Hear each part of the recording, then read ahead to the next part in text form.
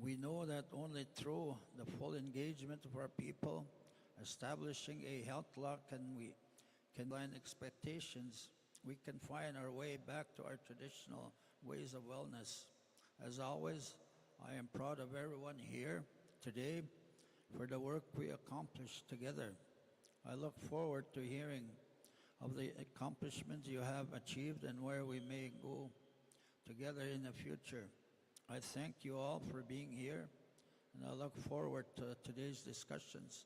With that, Chimigwich, again, I'm honored to have been invited to be here today with you people. Miigwech. Miigwech. Ako kinagagatit mina nisnabes kinis nagsukumakan Alvin Fiddler. Miigwech, Anna Marie. Miigwech dinagay Sarah gimsigain. Ay kagsabayam sigain nagbinigay nigamwat miigwech dinag. Kaya gumakanak nasyo na gwadya binawa. Umaga kamawad uskay kachihage uskad sa gad kinaganak miigwech gidnawa Gabijay. Miigwech for the invitation for me to be here, and I'm committed to be here for the full day today. I just want to first of all acknowledge SLFNHA, the management, and to say happy 35th birthday to this organization. I sometimes tell the story that SLFNHA was born in my home community of Mascaratam way back in 1989. There was a NAN Chiefs Q1 conference there. And I remember, in spite of all the busyness of that day, I was coordinating that conference. Chief Frank Beard had asked me to help coordinate that meeting. And I remember seeing Wally McKay there at that meeting. And one of my relatives, Peter Fiddler, who was one of the last surviving member of that team, of that group, passed away a year and a half ago. But I remember that meeting that happened in my community of Mascaratam 36 years ago. And Wally and his two fellow commissioners presenting their report to the NAN Chiefs Assembly at a small community hall we have in Mascaratam. It's not there anymore. And they presented their findings to the chiefs and to the community members. And the NAN Chiefs at that time told Wally and the two commissioners that they would only accept one recommendation from that report, and that was to create a health organization, which later became the Siwillikod First Nations Health Authority. And so I just want to acknowledge Wally and those that were part of that important work. To me, it was groundbreaking. Even though I was just a young man at that time, I knew it was important. And so that's how SLFNHA became to be, was because the NAN Chiefs Assembly accepted one recommendation from that report, but they also gave direction to this new born organization to look at that whole report and to create a plan to fully implement all the findings, all the recommendations of that report. And my sister Nellie, who is now retiring as a public health nurse, was the first executive director of SLFNHA. And I remember visiting her. They had a small office. I don't even know where, behind the old, so began this very important work. And so as I said here, I also just want to acknowledge my sister Nellie, because she helped get SLFNHA off the ground. And And I just want to acknowledge everyone associated with SLFNHA, all the board members, the senior management, all the staff, and all the great work that you have done over the years, and the great work that we will do together as we move forward. And so I just want to say miigwech for the invitation and for me to be here. Miigwech.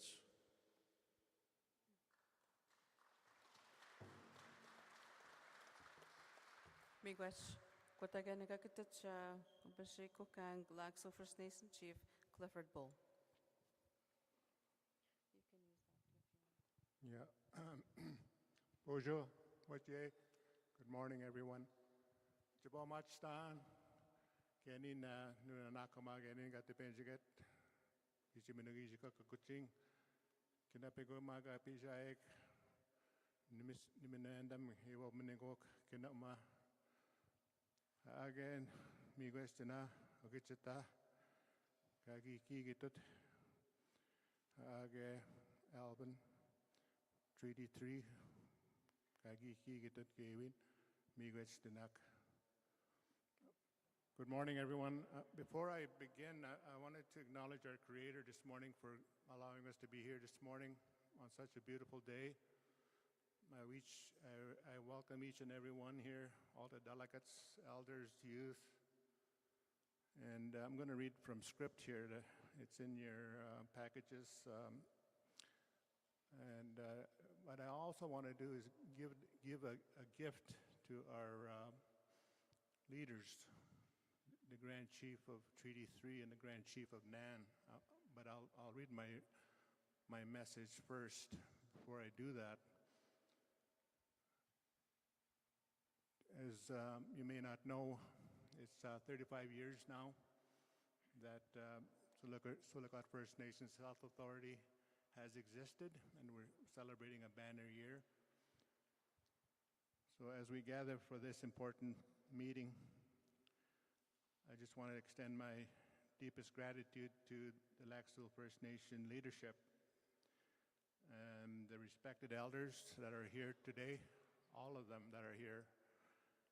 And I want to pay respects also to our drum group that opened this morning, the vendors that are here, the community staff that helped make this event happen. We appreciate their warm hospitality and contributions that enriches this gathering. Your support helps everything run smoothly and makes this gathering feel truly connected and welcoming.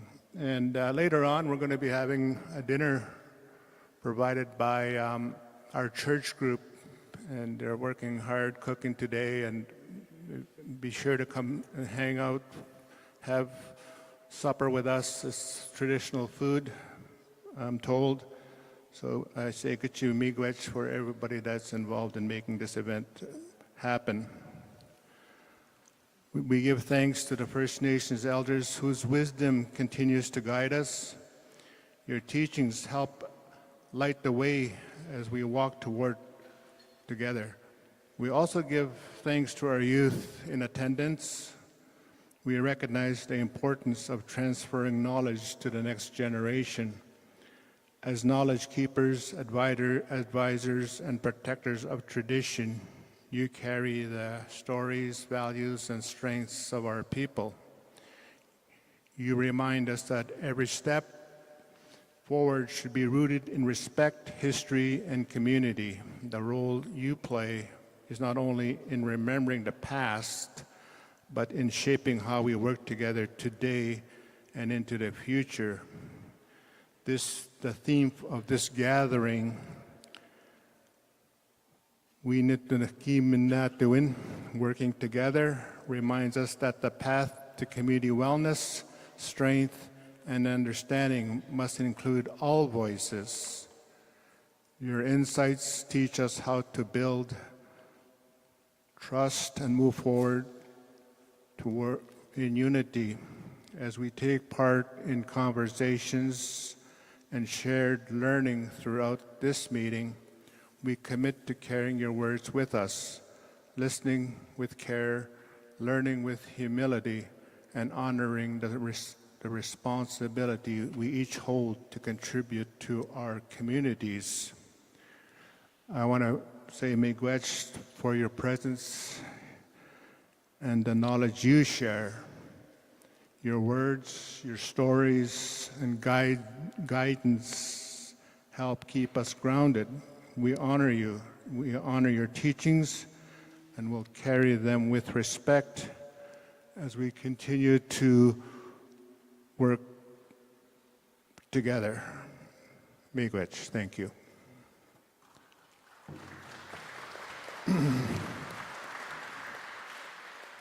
If I can have the two Grand Chiefs, my two Grand Chiefs, come step up to the podium. I wish to present a gift to each of them. Bijak. So we have an artist, as a lot of your communities have artists. We have an artist that's been with us for many years, Don Nigawans, and I want to give a gift to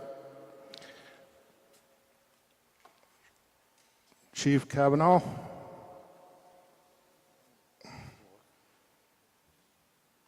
Which one would you shoot first, Fred? Oh, Oh, me.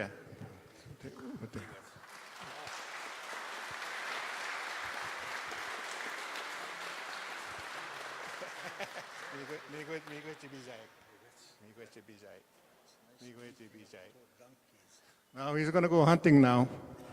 Get the moose there.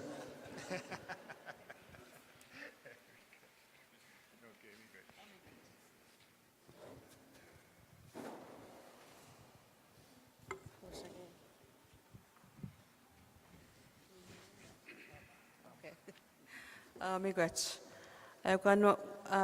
Muitam Ganagakatachuma, SLFNHA Area Chiefs Council on Health co-chairs, Chief Donnie Morris and Chief Clifford Bull.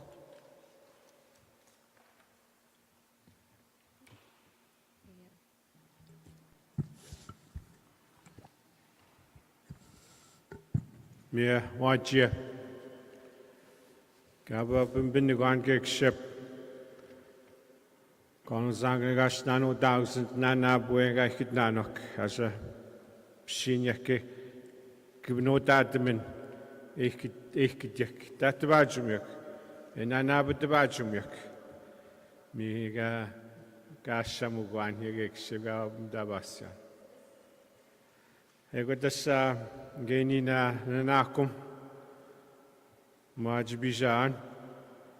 I got an ignition Chok Makanak, I got Magaga and those Nanakum, watching the neck. Minagigino Maga Piek, watching it now. I go where we don't keep it on Kayanamutek.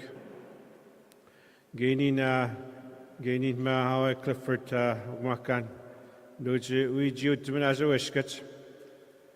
As a niche nagon. Kegon in Anaxkamak, Kitashikernam Eanimak. I got us at the Hoge Biak. Kibabe Tagapman. The Mamun and Dangin in a job Managok.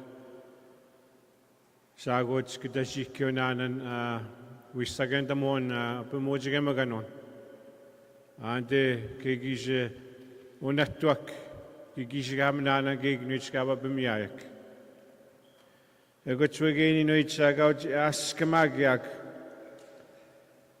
Sol Health Authority ukmakana gout askoaga. Ande kezmunashik animiskots naktwak kubmojgona. Msha azay kubmojgona. Ego game Misha Axonan Kanijnakskamakin Gegonan. Kanijga Gagwejiguakin Gegonan. Gwenon Antigots Debnamak. Ego das Antigots Debnamasiak. Kezibumon Dizyak. Kezmajiun Dizyak. Mohe Gauji Anmutek. We don't keep it on. Mam Shineg Nagon Mujigon and Gab Mutuk. Michigo Gabit sa hoa gain which Adatimandap min Ogmakanak and again is Magiak and Ojigiak Umujigon and Wanaugak. I got to go in Doja and Akum to go Megahidana, Gabit, Minigo again, which Adatimaga Ogmakanak, Georgia Skaga, Gonaka and Kinagnak, Winaga Jogma, Watchima, Umujigan.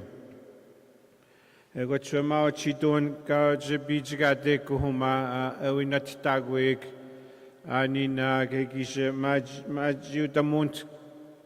Majudamun, egg, work Mojiganwa, Kinoa, Hogab Mojiganwa, the Sumudan and the Sap, Tajikon and Kautseg, Niganitamagig, Munyaon and Okumak, Egminona Shonok, Minokmakanesak.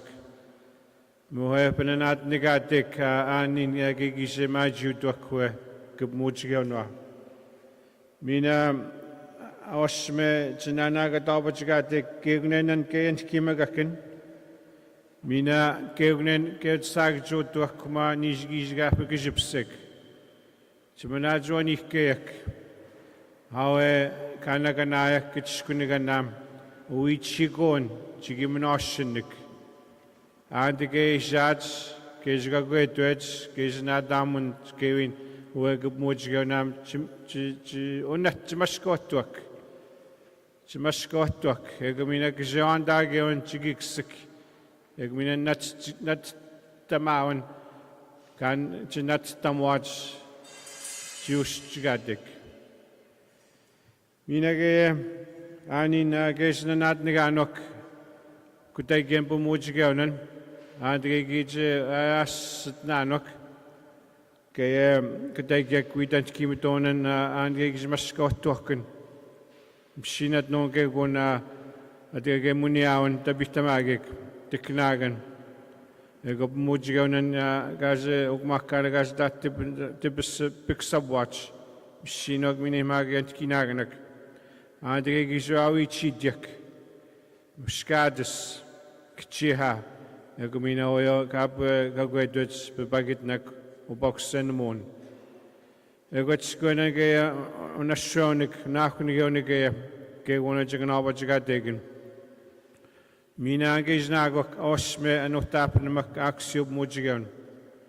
Mina gay on a shronan, on a tick, not at the mound, gay one, and Gizmina Tuck. Egumina and Shinio. Unendamon, Chiabatak, Majuduk. Egomina Gidanchnio, Ogmaunam, Egomad Bejikegun, Kinakumundonam, Megachwega. The Board of Directors, Vice Chair, Michelle Kakagamek.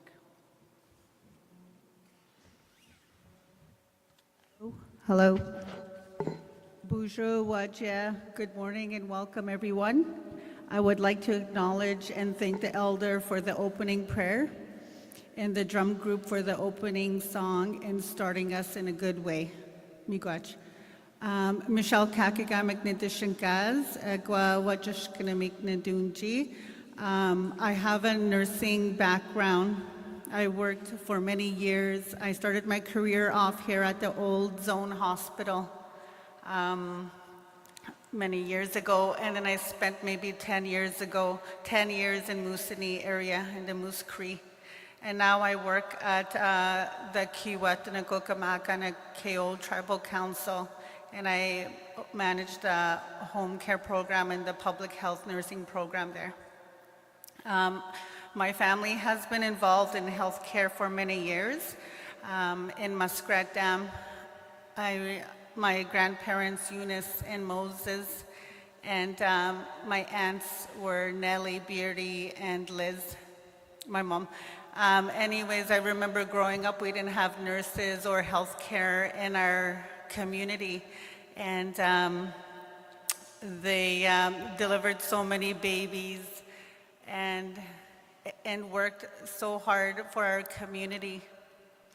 And I'm so honored to continue that work for my family and be a helper in the health field. Aside from my regular work, I also serve as the Sioux Lookout First Nations Health Authority SLFNHA Board of Directors as the Vice Chair. It is an honor and privilege to support families and communities in our region. Our board chair, Cynthia Fiddler, she was not able to make it this way. As you may know, Sandy Lake has been evacuated for a few weeks, and it was so exciting to see Tina and Maudie here from, they've been in Cornwall for over a month. So they're all starting to make their way home this week. The SLFNHA Board of Directors is made up of representatives from tribal councils and independent communities within the Sioux Lookout area. We look forward to continuing our work with the Chiefs Council on Health, youth, elders, communities, and health partners in the region as our efforts are all aimed to improve health and wellness in First Nations. On behalf of the Board of Directors, we would like to thank all communities and partners for the work that they do, as we believe that as a collective, so much can be accomplished. We would also like to take this time to recognize the hard work and dedication of the SLFNHA executive and staff. And there'll be a fish fry this evening celebrating the 35 years, and we hope you guys can all make it. Okay, get your miigwech.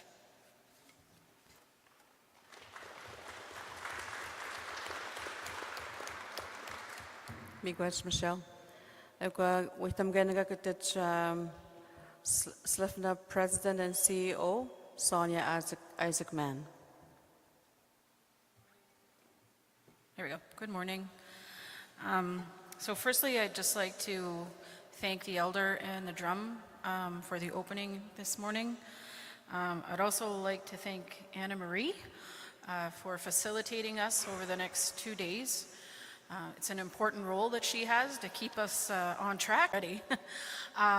Just, working towards what we're talking about today in terms of the future of the organization, but the future of healthcare for the communities that we serve. I think it's an important conversation that we're going to be having today and tomorrow, to hear from you in terms of your priorities and your advice and recommendations moving forward.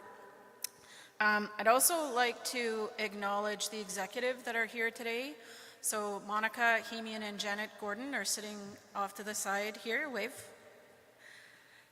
They sit on my executive team. We've been working hard to make improvements as an organization based on what we've heard from you. So I'll talk about that later on this afternoon. I'd also like to acknowledge the planning team for this event. So they're around the room everywhere. Some of them are in the back, some are on the side here, the IT team that's supporting us. And particularly I want to recognize the students that we have in the room. And they're sitting right here. Wave. They're working with us over the summer. I'm a very strong believer in supporting our youth to get into health careers. That's how I started. And I won't tell you how long ago that was, but it was a long time. I started as a student in our nursing station in our community. And, I valued that time and learning from the health professionals that were in the nursing station at that time to help me guide the direction for the work that I've been doing over the last 30 years in healthcare. So I appreciate that. I'd also just want to talk a little bit about recognizing 35 years of this organization, and Wally is here. So I'd like to recognize Wally as well.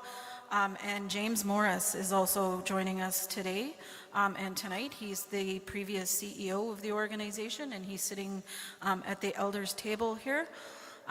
Looking forward to hearing his words tonight in reflecting on his experience with the organization.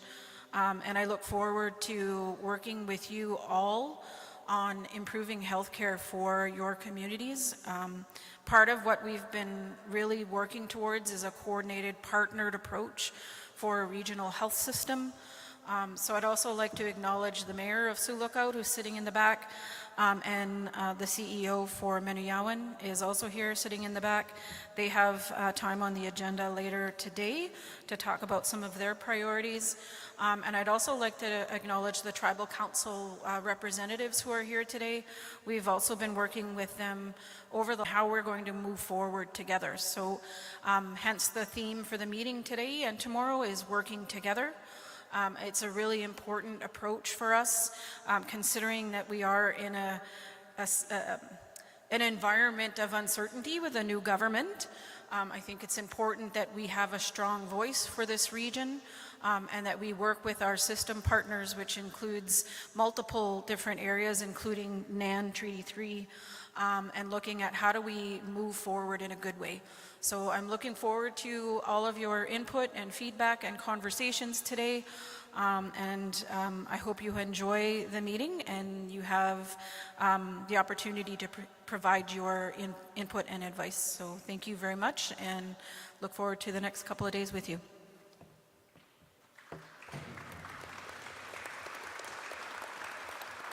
Miigwech, Sonia.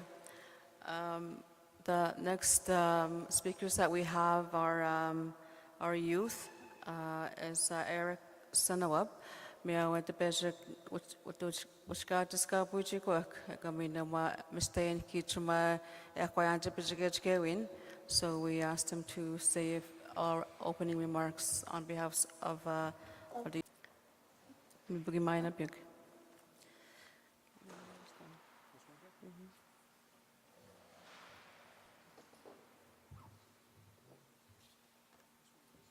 It's up to you.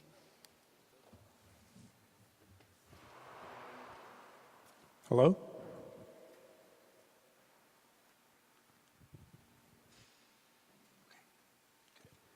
Bonjour. Good morning. My name is Eric Senowop, and I'm one of the youth representatives here today. I'm from Kitchener-Mekusa, Beninuag. I just want to start this off by saying how grateful I am to be able to attend events like this and all of the other opportunities I've received. Just want to acknowledge and thank the elder and drum group for their opening prayer and their opening song today, Miigwech. So, just a bit about me. I'm currently a university student over at the University of Western Ontario. This coming fall, I'm going to be entering my third year as in the genetics program with a minor in biochemistry. And hopefully afterwards, once I've completed my undergrad, I'm hoping to attend medical school and pursue a career in healthcare. So aside from my academics, this summer I am the policy analyst summer student here with SLFNHA, supporting their SPPQ team. So just on behalf of the youth, I just want to express all of my gratitude and my excitement to attend the event today. When we get together in events like this, it allows for the opportunity to transfer knowledge to the younger generation, all of the work that you guys do today. I just want to acknowledge how important that is when we get together like this. Like Sonia and so many others before me have been saying, where we came from, where we are today, and where we're going. Because like one day, and I'm sure every single one of you know this, we always tell the youth, you're the future. One day you're gonna have to replace us. And it's steps like this we take, inviting our youth to be here today, that really show it's more than just talk, and that it truly is steps towards a better future in our healthcare.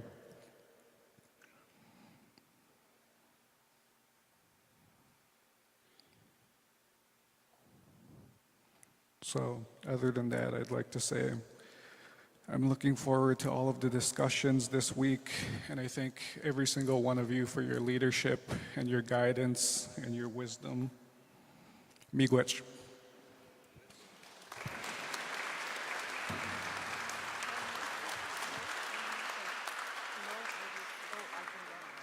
Okay. Miigwech, ga gegedien Eric, maat mentago si naga ga gudich gwyn bagad naganut bagi gegwanji gudich. Ega ha gen ga gudich gwayat basic ha gewin image Henry McKay. Ega tabi chakate hinga betu na hi mic ega wasa design.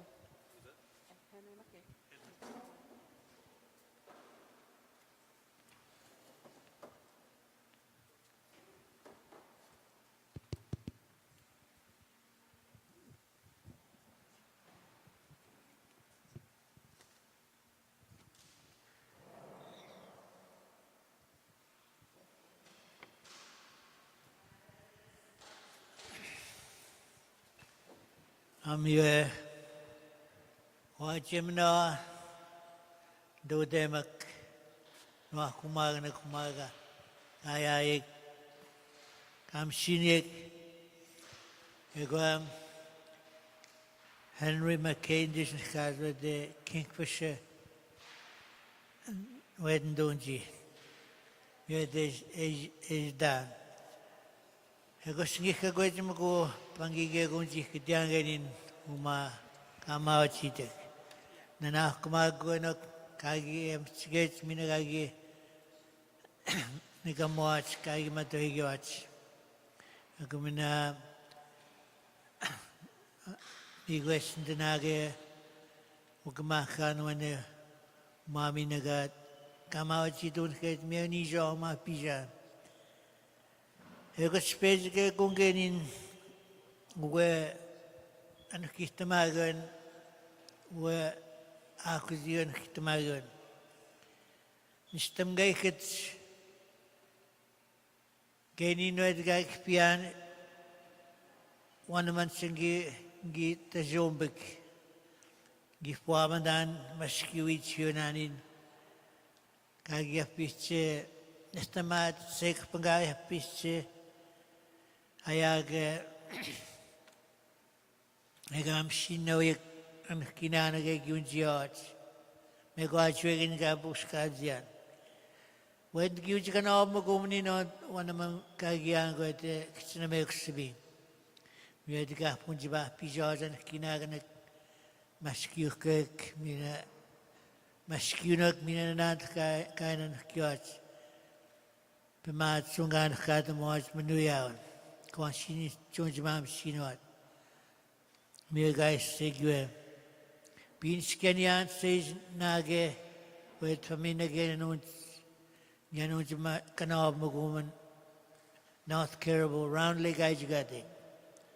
Amir Palmershun Skadegan you nursing stations kayagan no kitashkunana. Mir getting out guys gana. With count naga chigwa. Ego das no gumgagijak. Mishina yawag an kinaganak. Nanant kay nan kitamagiwat. Akuzi mojganing. Minuyawnink. Mina nanant kay nan kitamajoy. Kitashkunan. Kchihage naga chindo kaba mindo. Nogum shinatin gegun. Pamihiwewen akuzi upmojigewen. Nogum gagijik mejo abandaman. Ego tas mitskene jibakusen mian. Aushme chigene nang chigadek. Minuichun pimatsun.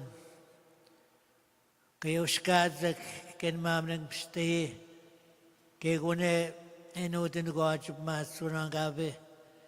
Gabe da takshum gegun ka da panamojin gaga kinamoj. Anige panigwat up matsunan. Yemste ayamagan chigina gadoedamak. Yue chigian kadamak. Yue nanang gegun unjiguan gaduska jimnanek. Amie kenino kamamet nendaman hue. Chikinana ka to endamek kan kademek akusiuk muchgion nanant kainan kik minaug mahkanag minaw na syunok. Geni kendana ne eni panigwad dos kazim nanak nanon tukanga das tamani man das kyo. Mo widan kimedek kaje kajo das kyonek. We akusiuk muchgion osmejigane chiganonje ankana agdog dan snimnanak ikchamna eyanum sek das kyonan. Kajnani ganit tamagiwats kitug mamnanek. Geni non eskamanum sendes kyunang ket tuch kayo yagawan juan yanuch.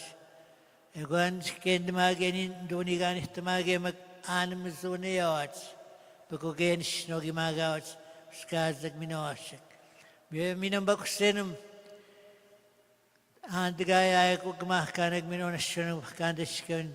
Sikih kagwe eskam setuek chui jikabu tadik nanja je chiki sendawi chai kutashkan megawat kan medak kidan kin maganu aginoa ugmah kanag minum nasunak isek chiki tuota megwe miye minambak senmon chiki jawaban namani nendaman kendani nugum nan kan kyunang gayagan aku zimuchkan Emigo आज के गुण आंध के उन्दाज के उनके समझौए के तुखांगा बियन कितमा के आज के उनका इजमान से तस्के उन्हें उनके समागन आज के किताब से के उनके कितु दम आज के निगान इतमा के किसकुनिगन चिके बा मेगो आज के मुस्लिमा में ने जिगन गाय आज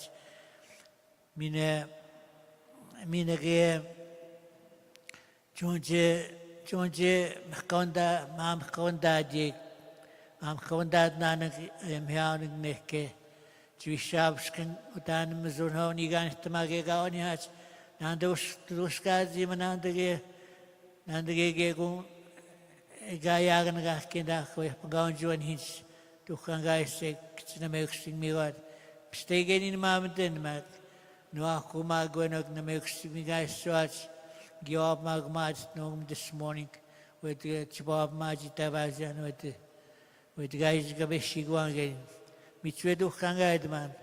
Kagawan Juawich Gabo Stadiuk. Kinoagaug Makano Mino Nashunik, the Skungai. Chimama which Gabo Stad Nano, get this Sona, Chiganunja, Kistomina, Chiganunja, Ayambak Mascauzini Madiskuning.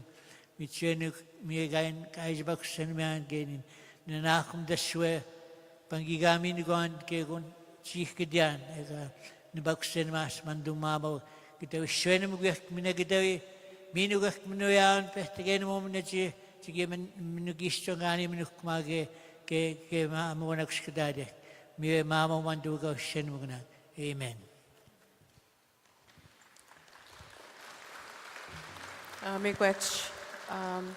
Miigwech kaki wawin tamagian kakin nongam kaki kiteng nanakamuko. And we have gifts for our grand chiefs and our chiefs kamin kagishwa kitikchihamnan. Wate ajopi tunan tinan nominum wellnan.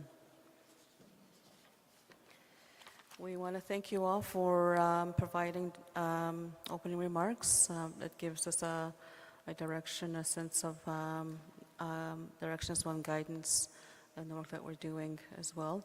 And I want to thank the elder for his opening remarks. He highlights the important work that's happening and also highlights the approaches and practices and the ways of doing our things in the communities. And also he also shares various perspectives and things that you'd like to see moving forward within the work in health.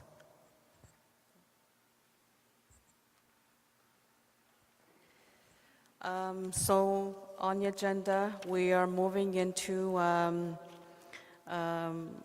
our break. So we have from 10:30 to 10:45. Madasyap tahima unjamaje takapchinanuan kwa Yan, 15 minutes break kanyaman. When we come back, we have First Nations political partner health highlights, and from Council Treaty 3, and also within the Anishinaabe Nation, and moving on to municipality of Solacode, know that we're moving ahead. Mia Minagok. So we'll see you back here at 10:45. Miigwech.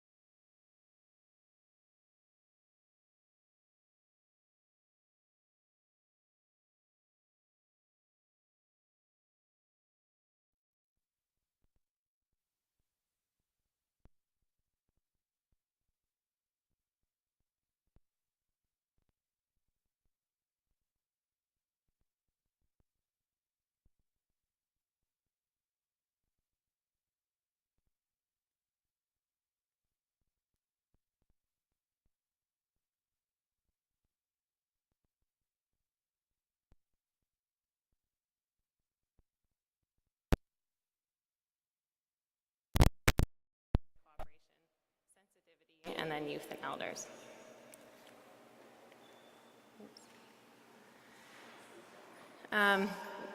The health unit held a large elders gathering and invited leadership and directors from the 4 directions. This was the Black Bear gathering, and this was everyone's voice that came in, the elders' voice that came, and the leaders, and some of the large themes that have emerged from all of our engagement. So the main themes were education and communication, access, equity, and governance. Any questions? Some of the current work and key priorities from Grand Council Treaty 3. One of the key messages was there was a need for more healthcare providers, and so Grand Council Treaty 3 established the Anishinaabe Health Workforce.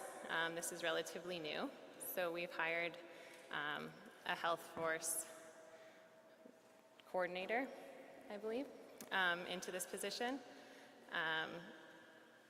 And the Human Health Resource Table has been established.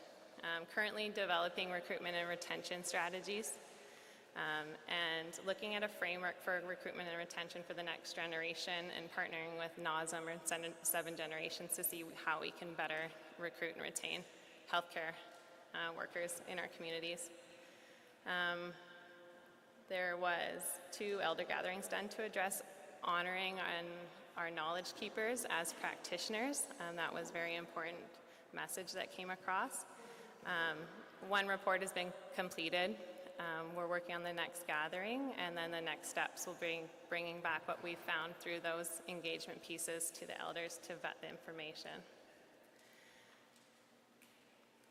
Health analytics and data governance. The committee, we have a committee, it's ongoing, and it's comprised of health directors and organizations from each direction.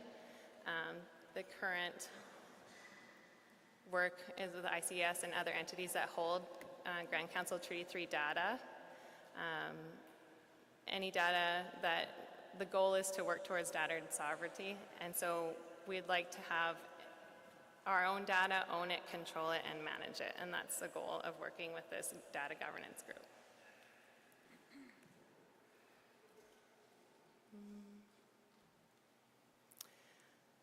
Accessibility, so cultural safety and trauma-informed training for in-health services is a big goal of Grand Council Treaty 3.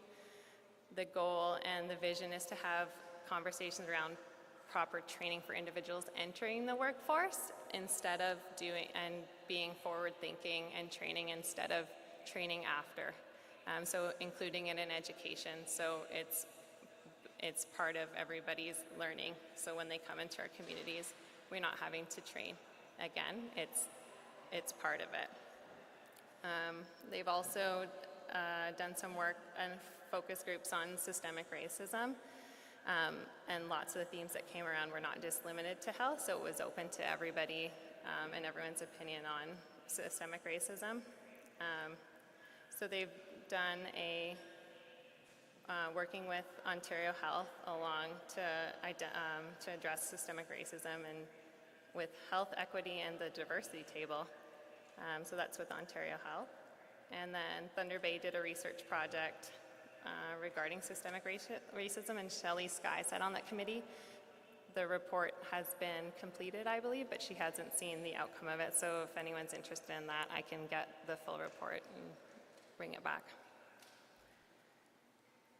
Infrastructure and technology in communities. Grand Council Treaty 3 is working to connect everybody, or working alongside everyone to connect to e-health. So their current work that needs to be done in the communities to find out what everyone's needs are, what technology is already established, and then find funding to help with the technology advancements. And then travel and transportation has been a big conversation with Grand Council Treaty 3, Manitoba, and the federal government to discuss our concerns.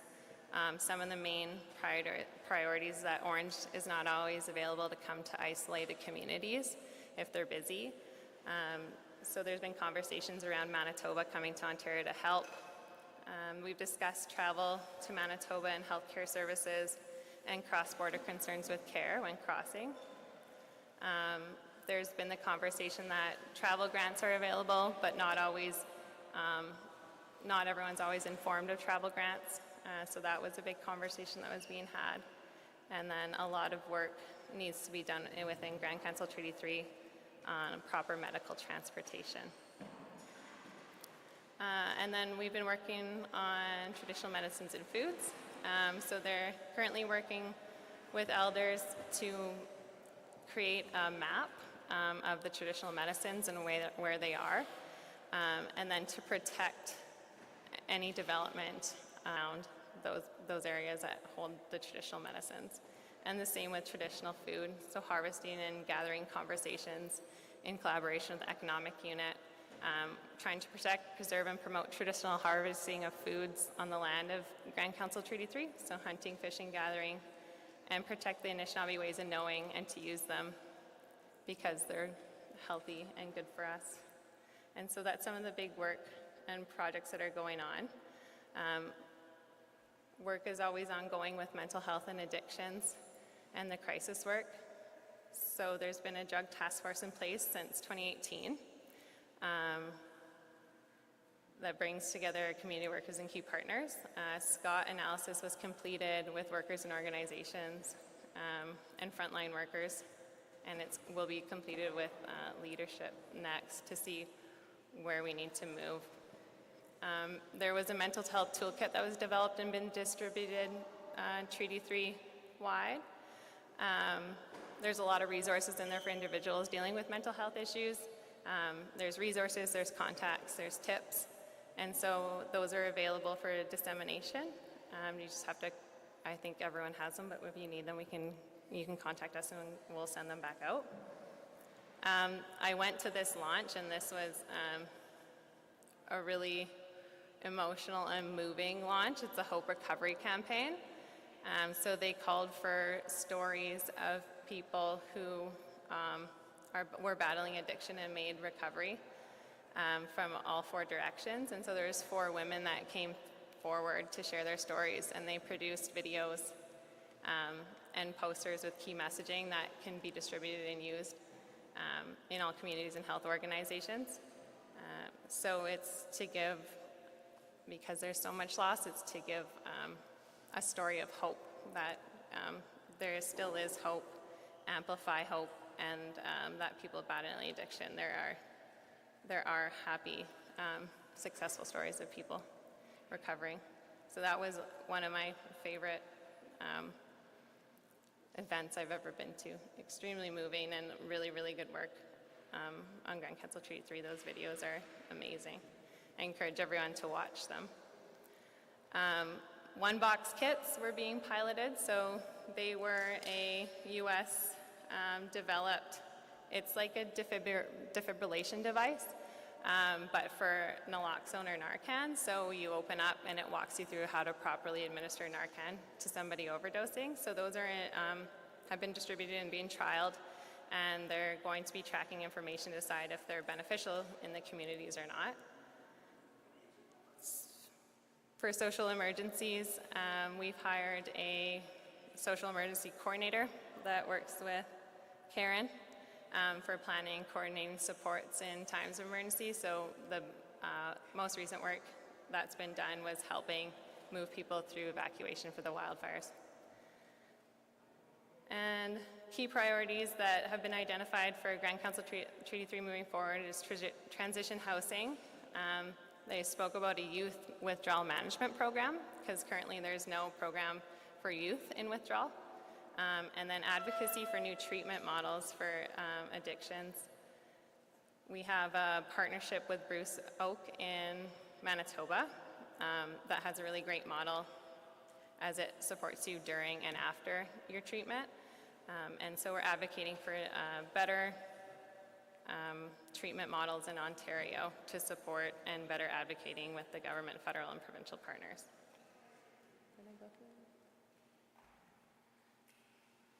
We have a youth in transition table. It's allowed for advocacy on key issues affecting youth, including potential for establishing a youth-specific detox center within Treaty 3, The work is ongoing and will be a priority for the coming months. And policy development on gender-affirming care. So the Child and Youth Policy Analyst is actively drafting policies to address service gaps for Two-Spirit youth and those seeking gender-affirming care. This includes conducting conversation for a long time, and sustainable funding has been granted by the Ministry of Health. So our next steps are looking into, we've had a summer series planning last year, and then an elder gathering is going to be planned for within the rest of this year to get the feedback on what we think we need in the communities.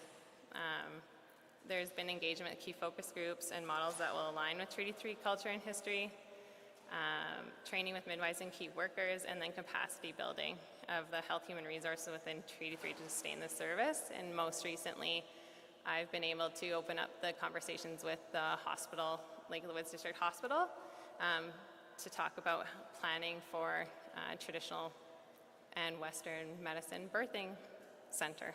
So that's it from me.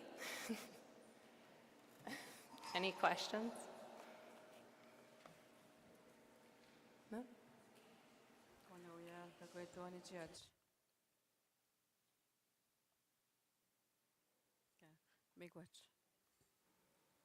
Thank you, everybody. Our next presenter is First Nations political partner, Health Highlights, and Shabieski Nation Grand Chief Alvin Fiddler.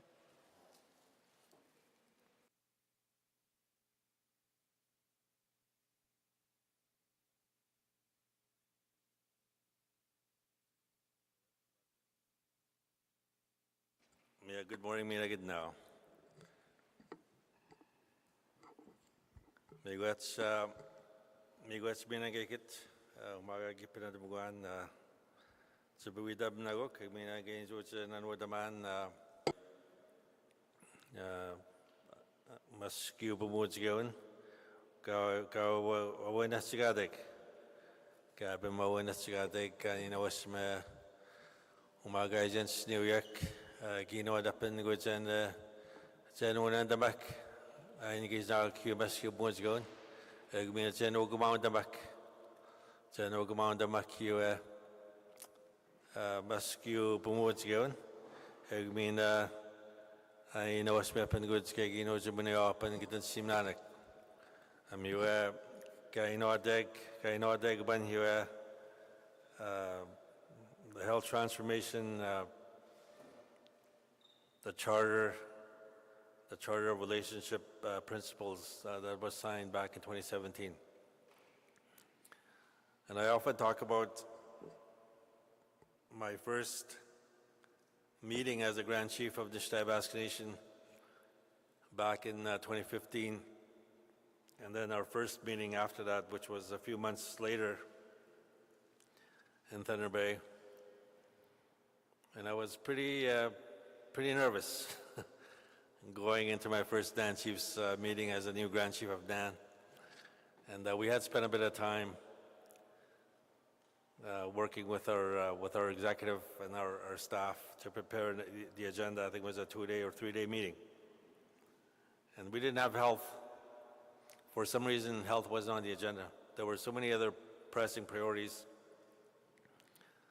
And I remember I call him my little brother, Saul Mamakwa was a proxy for Kingfisher at that time, representing his community.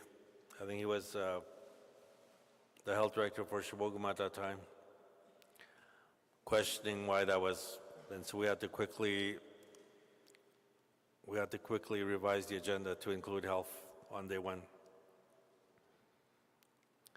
And it was at that meeting that chief after chief, leader after leader spoke about just the inequities in health and just how the gaps continue to widen at the community level. And it's something that we've known all this time, that the healthcare system as it was designed and was being administered, was never designed to make us well or to keep us well. And I used to think about the two-tiered system every time I drove by the old zone hospital on 7th Avenue. I was born there many years ago, and there I was reminded that that hospital was designed just for Indians, that it was a two-tiered system, and our system was far inferior, that it was never designed to meet the needs of our communities. And even though that old building is gone now, I think the remnants of that two-tiered system is still very much alive in this country and in our communities. And that is something that we are working very hard to change.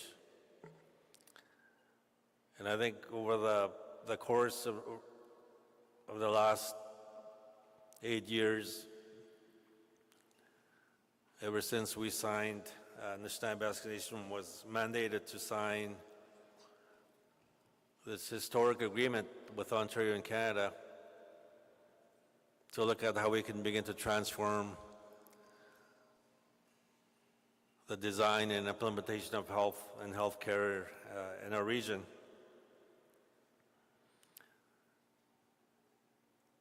And I think even though we've tried very hard, we haven't done a good enough job to even clearly define what does health transformation really mean. And we've tried to design booklets and pamphlets, even in the language, to try to explain to ourselves and to our communities what does it really mean. Because I think in order for something to really truly work, we need to understand, first of all, what it is that we are trying to do. And so we worked hard to even come up with a definition of health transformation that can gawin tuguju na bakegon eskabega iseg en sitadyak gagun gagun atuak egmina engaging kadamakiwa megan guys we damagwaban here up in with the margin kadek you and kiwen Maskew Owen at Sigowan, Yogawi and Kadek, Kino what the good June in the back, Egumia June and Kadamak, Egumia Joe Gamount the back, Kino what the good Joe Gamount the back. You must go not to go. Gawi up in the woods, Gawi and Kadek. Mugagim must not Zagban, you had a Kumadon. 2017. And you may recall that a year before that, or a year and a half before that, the Solacott First Nations Health Authority declared an emergency on public health. And that was joined by the rest of the Nan Chiefs. And that's the declaration that we issued sometime later at a regional health forum in Toronto. And I remember sitting with a number of chiefs, including Chief Clifford Bowl, when we were doing a press conference to even try to come up with the name for that document. And that's where the name Code Blue came from. Somebody in the group said, why don't you just call it Code Blue? Because that's the code, or that's what we hear in the hospitals when someone is in severe medical distress, that they need help at that moment, or most likely if they don't get that help, they will die, they will pass away. And so that's the name that we gave to that document that led to the statement of principles a year later. And so the work started at that time, a year or so later, when we hired Ovid Mercury, some of you may know him, to be the lead of this very important work that NAN was mandated to do by the NAN Chiefs Assembly.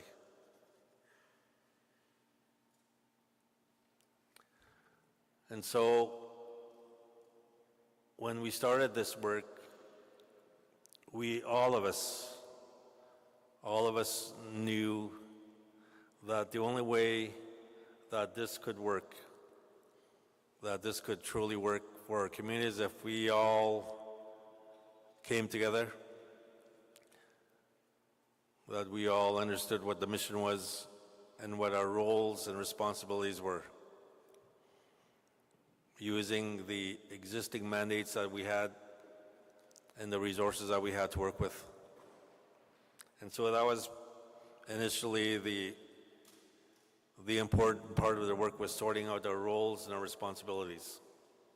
In the Anishinaabe Nation, all of us understood that the Anishinaabe Nation would not be the one to drive the process, but we would be there to facilitate the process.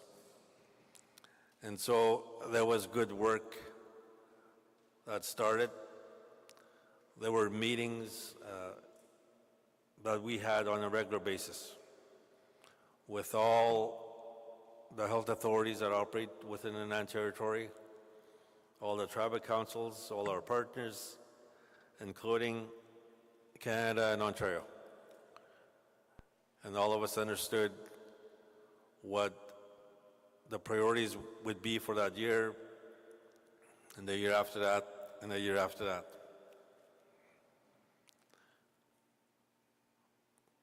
But somewhere, I think that's where we are today, is that we didn't follow that process that all of us had agreed to.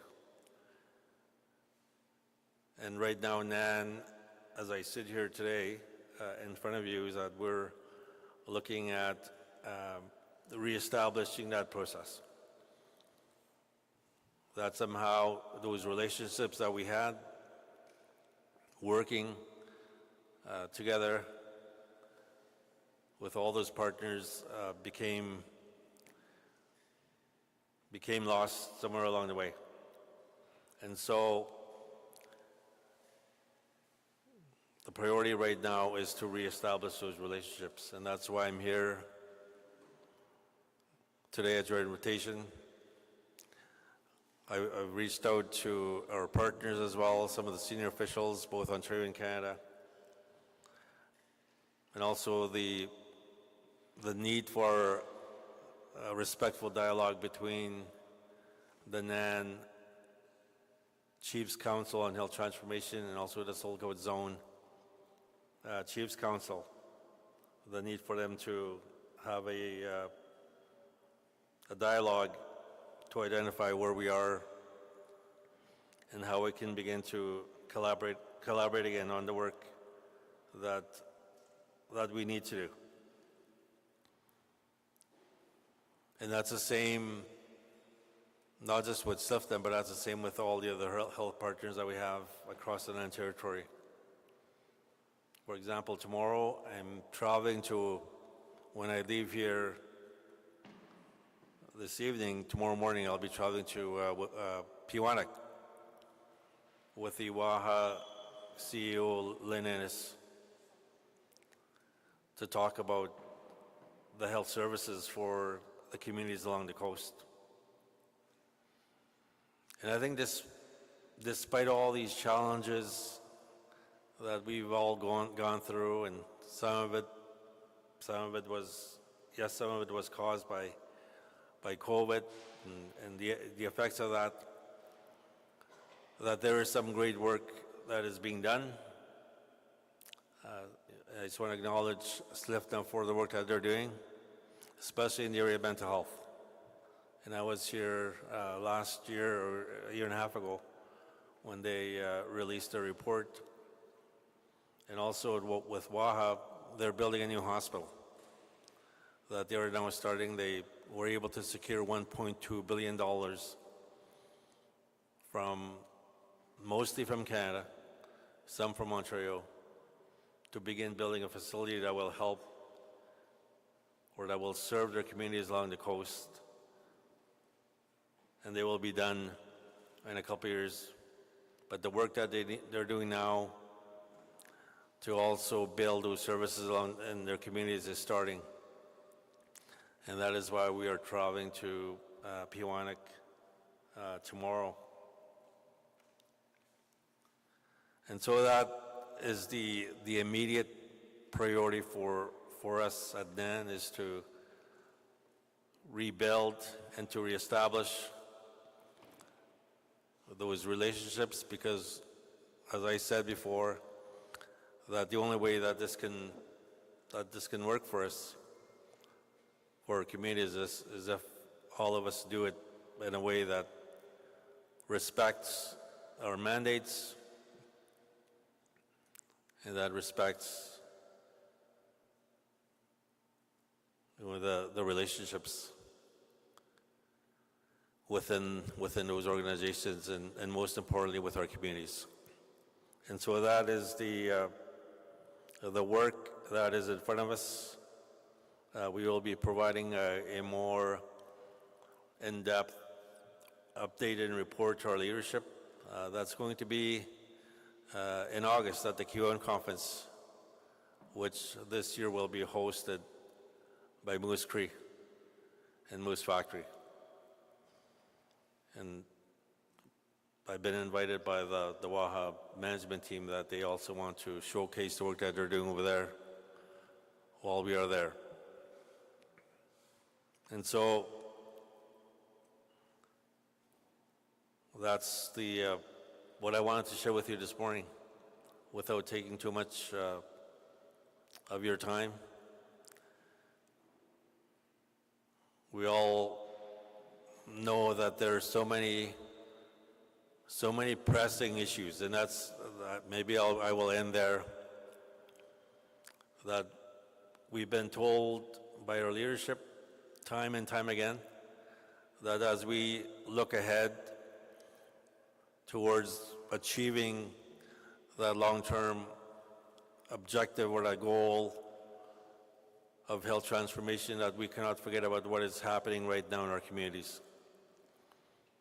And that is something that I remind the team I work with to be mindful of that. Because as we work towards the bigger goal of health transformation, we know that there are some acute and some very pressing issues and priorities and concerns, whether it's non-insured. And I was reminded of this on Saturday morning. We were on our way to, my family and I were traveling to Onigamik to attend their annual powwow, and I was getting text messages from a family that was stuck at an airport in Thunder Bay. But they didn't know how to reach anybody or how to catch their plane. And we know that there's so many stories like that every day. As chiefs and council members, you get those calls. Or just issues around mental health and addictions. And what I wanted to just share with you here this morning, and just to say miigwech for inviting me to your assembly, to your gathering here today. And I hope we're invited.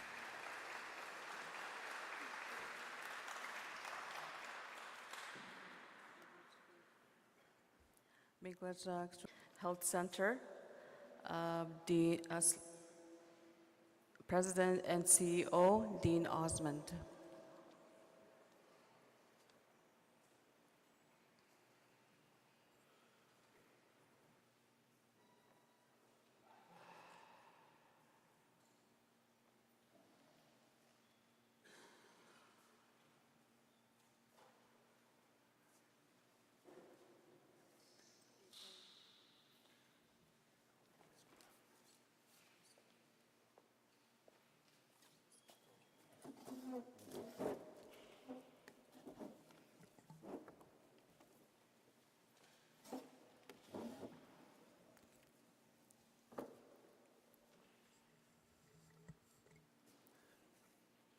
Good morning, everybody. I hope the voice is coming through clearly. And I want to acknowledge the translators as well. I was able to use that service. I read a book, Endangered Languages, some months ago, and the author said that English is like Walmart. It's big, it's convenient, it wants to be everywhere, it wants everybody to shop there. So protect your language.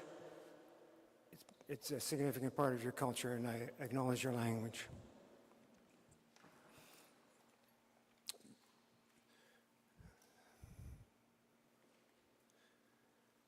Maybe I'll get rather than twist my head around, I'll turn the pages here.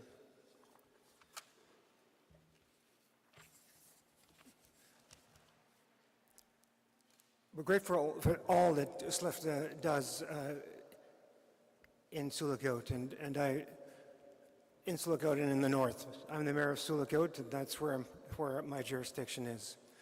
SLFNHA has become the largest employer in Sulakot. It owns buildings and it rents buildings, employs staff who live and work in Sulakot as well as in your communities. There are tremendous economic spin-offs from all of that. And there are direct health services in Sulakot because of SLFNHA.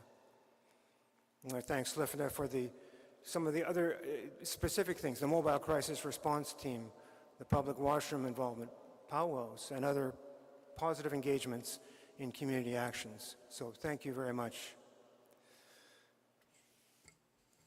My goals today, and I'm going to take this conversation to the nitty-gritty level of the streets in a way, but I do it to inform, to better support the people at the heart of the matter,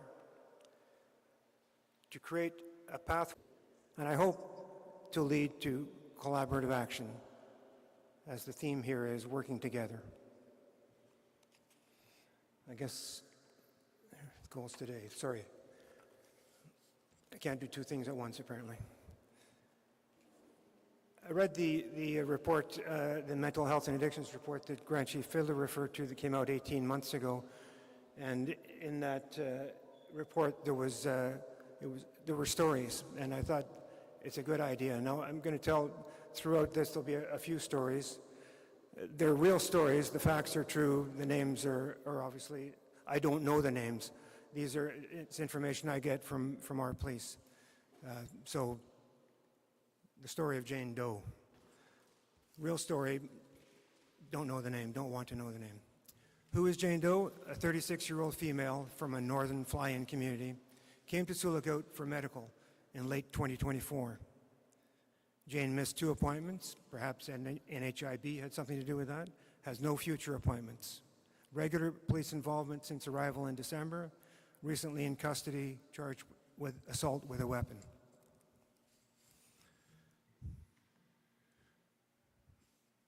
Jane has had 47 encounters with the OPP since December 22nd, 2024. The majority are because of alcohol and addiction. Typical occurrences types are Liquor License Control Act, disturb the peace, assault, bail violations. Jane's story is very common.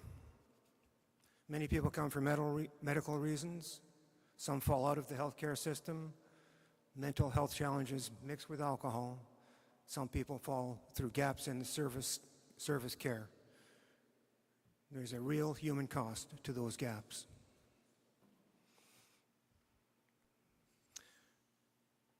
This is a graph. In Sulakot, there are hundreds of people who have encounters with the police each year.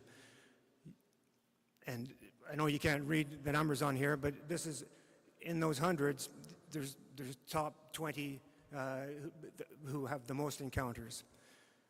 There's top 40, there's top 60, etc. But the top 20, CF call for service offenders in Sulakot,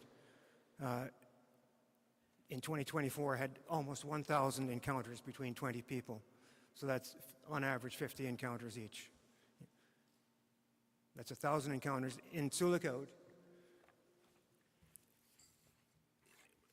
The encounters are surprisingly getting, male and female are getting an equal share. Years ago, these two lines used to be The female was the blue that's 2014, and the red is male. As the years have gone by, male and female have become, it's almost 50-50. And unfortunately, other trends are it's getting younger and younger. We'll just talk encounters with police. I use that term, calls for service. When we use that term, it means it's been a documented, registered call for service. If somebody's been charged with something. Typical calls for service are in main categories. The Liquor License and Control Act has multiple subcategories: drugs, Mental Health Act, Violent Criminal Code, property crime, operational, which covers a whole gamut of everything from damaging somebody's automobile to there's about 100 different categories in there. Traffic and assist other agencies is another category. So it might be an ambulance assist or go to assist an agency that requires help. This is a graph of the calls for service from 2010 to 2024, the police encounters. In 2010, at the left-hand side, there were about 7,000 encounters per year. In 2024, there were over 12,000 encounters per year. So that's as if every man, woman, child, and baby in Sioux Lookout had 2 calls for service per year with that base population of 5,500, 6,000 people. What are the typical police encounters? Here are the 4 most common. Arrests, 3,822. An arrest is any incident where police take a person into custody. This can range from minor offenses such as violations under the Liquor License and Control Act or Trespass to Property Act to more serious criminal matters like assault, harassment, or other charges. Someone can be arrested and released and not lodged in the police cells. The Liquor License Control Act had almost 3,000 calls. Of the 12,000 calls we had, Liquor License Control Act was about 25% of them. That involves any incident under the LLCA, the Liquor License Control Act, in our area. In our area, this typically includes highly intoxicated individuals in public who pose a safety concern and have no place safe to go. It may be a safety concern to themselves or to somebody else. In these cases, the person may be taken into police custody until sober. There's nowhere else to take them. It can also include situations where people are drinking in public but are not intoxicated to the point of arrest, or when individuals can be safely taken to a shelter or a family home. Assist public, 1,000 calls, 1,000 out of 12,000, is a general category used when a situation doesn't fit into a specific police call type. Someone at a private residence or business who is not welcome, often due to their behavior or condition. In our area, these calls frequently involve individuals under the influence of alcohol or drugs, and police are sometimes contacted before the person is directly asked to leave.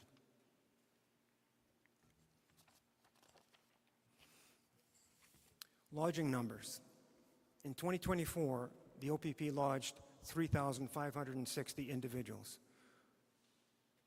Most of these individuals were Indigenous. Most people lodged in cells had not committed any criminal offenses beyond being intoxicated in public. Common occurrence with arrest, lodging, LLCA, assault, domestic assault, breach of undertaking. A typical lodging, an example of the summary on a Liquor License Control Act occurrence. So the summary is the police record of it, and this would be written by the police officer. While on general patrol, police observed male lying outside number Front Street. Police approached male and performed sternum rub to wake him up. Male displayed signs of intoxication. Police arrested male for public intoxication. Police transferred male to detachment and lodge until sober. There's nowhere else to take him.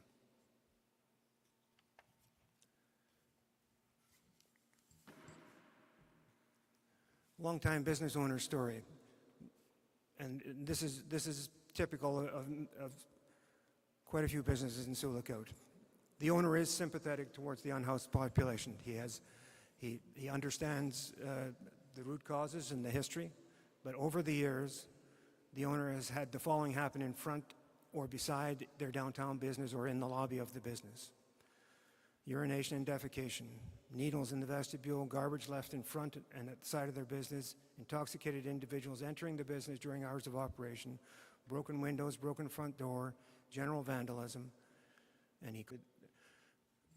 I wasn't keeping up with the slides. Can't do two things at once. So with SLFNHA's help, with great input from SLFNHA, we provided public washrooms in the downtown of Sulikout for the unhoused population and to help alleviate, give them some dignity and give the downtown some dignity. Unfortunately, when people are in, some results from all of this, a loss of dignity for everybody. Victimization of the most vulnerable, including those on the streets, victimization of females for certain, of young people, and generally of all people. Contribution to continuation of intergenerational trauma, personal tragedies, an overload on systems, and burnout of caregivers. It's not easy work, and I respect everybody for it. Sulikout is different. Sulikout has 100 times the Liquor License Act occurrences than the average OPP municipality. The OPP places 300 municipalities in Ontario. There's 444 total municipalities in Ontario.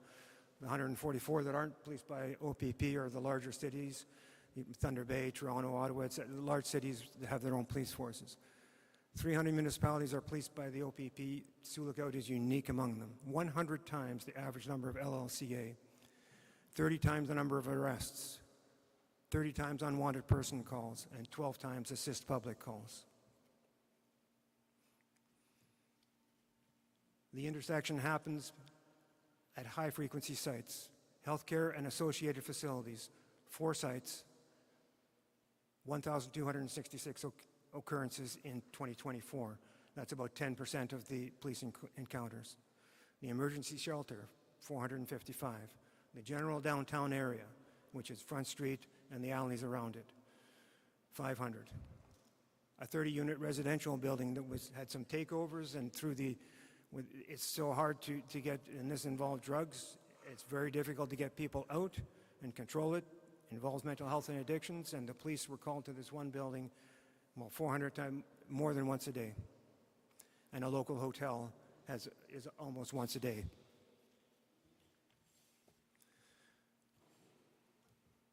What we as a community have done, municipal-led initiatives such as the tables and committees, the situation table, cold weather committee, the community safety and well-being plan. We advocate with the provincial and federal governments. We've had LCBO closure days. We have had control of encampments, CCTV programming, and the CCTV isn't to watch, it's to help solve crime and also to help address when people go missing and abductions. You can get on it, and it helps incredibly. Assist OPP with the administration of victim services grant, communication with agencies for prolific calls for service. Municipal advocacy. We have advocated for mental health and addictions programs and support for people in the community from my time as mayor 2014 to 2025 with letters to the local MPP and meetings, and with the MPs, with delegations with different provincial ministries. And it's 14, 45, 20 briefing notes. Twice a year, every year, I go to Toronto, Ottawa, or wherever the conferences are. We have meetings and delegations with the provincial ministers and present briefing notes on the situation in Sulikout, seeking for things that we can't directly be involved in, treatment centers, detox. Municipalities don't do that, but trying to raise awareness so that the agencies that do deliver those things will be better prepared to get them. Have we had a lot of progress? Through SLFNHA, we've had some progress. And I thank you for that, but not a lot in terms of the province helping our municipality. LCBO closure days, just mental health and addictions. The 7 bars, the 2 red are Sunday and Monday, and then the 5 on the right are Tuesday, Wednesday, Thursday, Friday, Saturday. and it's just showing the number of calls for service total on those weekdays. When the LCBO is closed, and we advocated, we can't control the LCBO. We advocated through the OPP and LCBO to have closure days, and we got Sunday as a pilot project. It worked. We asked for an extension to Monday. They cooperated, largely because they're short of staff. The province makes $2.5 billion a year profit from LCBOs. They want their profit. So they're not doing this. We can ask them, but we can't force them. But when the LCBO is closed, calls for service go down 50%. This is from our police inspector. If I get this right.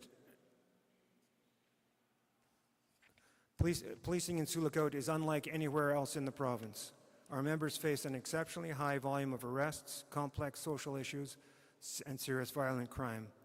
Alcohol is the driving force behind much of the harm we respond to. When the LCBO is closed, our calls for service drop significantly. It feels like we are policing an entirely different community. What others have done, and this includes SLFNHA, the Mobile Crisis Response Team.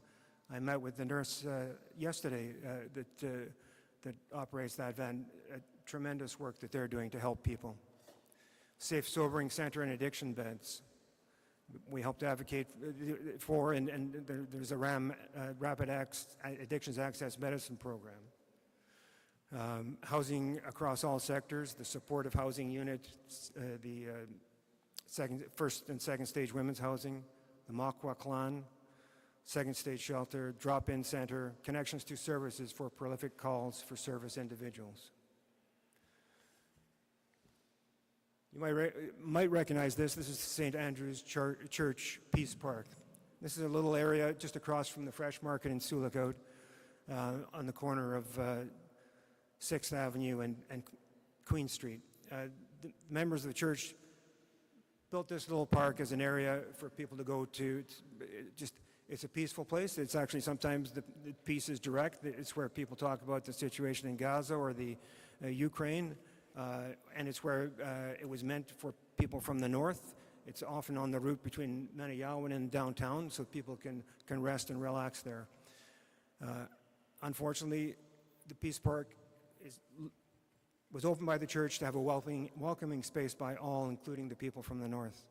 But too often, the park has now become a place for people to fight, drink, or become ill. It's situated right behind the church and then a residential neighborhood. There's a house there, and there's a house across the street. And it's on the edge of the commercial and between the commercial and residential areas. Security measures were added to keep the park open to the public, but the church people who run it are my age and older. They're getting tired, they can't handle it anymore, and they may be forced to close this Peace Park. Again, the intersection of mental health and addictions. What are the trends? I'll just quickly go through these graphs. This is the number of the Sioux Lookout airport passenger movements, and you see the dip in COVID, and it's going back up. We have about 150,000 passenger movements per year through our airport. I like to say that when you compare that with Toronto Pearson plus the Billy Bishop Island Airport, they have 40 million passenger movements. For a base population in the GTA, the Greater Toronto Area, 5 million, that's about 8 passenger movements per year. Do the math for hours, and for a base population of 6,000, we have about 5 times the passenger movements per year that they have. It's about 30 passenger movements per year per capita for the base population, and that's a good thing, but it understates how busy we are as a hub community. Busier than Toronto, well, no, on a per capita basis, busier. This is the land ambulance calls for service since 2009, and you can just see a gradual tick up, and it went down in 2024. Some of this is due to changes in service, change in the way Orange does things, but the general trend is up. And a few years ago, KDSB told me that the trend, it was growing. Female youth was one of the most significant upticks. The next one is emergency room visits at Manayawin, and you can just see over the years The dip again, all of them had the dip for COVID, but the numbers are going up. We're at about 25,000 per year now. Emergency shelter stays, 2014 to 2024, you can see again, this is just an upward trend from about 5,000 per year in 2014 to about 12,000 in 2024.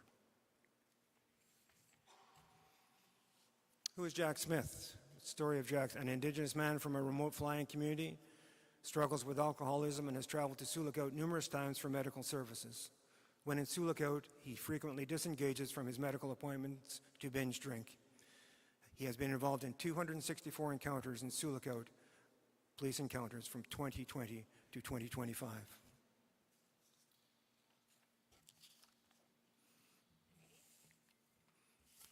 Jack has been arrested 110 times.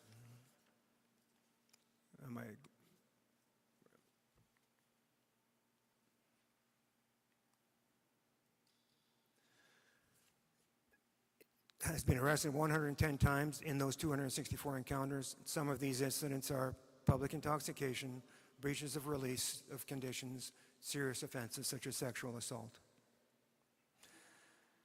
Our police inspector wrote to me and said, "This case highlights a broader systemic issue.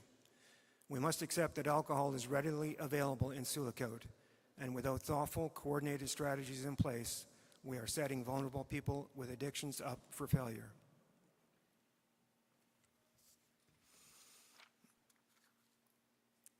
Associated issues are jail releases, people being released from jail in Kenora to an address of the Sulikout Emergency Shelter. Health travel troubles, and I think that that's a topic that's been of great concern for you. Intoxicated, not welcome. There's really, when you're out of town and you're in that state, there's nowhere for people to go. They end up at the police cells because there's no facility, no service, nowhere else. Or they end up sleeping in the rough or other places. Alcohol availability. The LCBO is not going to be closed and removed from Sulikout. Alcohol will be available in Sulikout. That's a fact. Lack of supports, absolutely. Lack of affordable housing, community safety and well-being.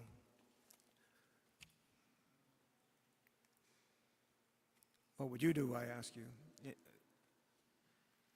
I ask you innocently because we're doing what we can, but there's a situation that we need your help. And as per the theme of today's meeting, let's work together.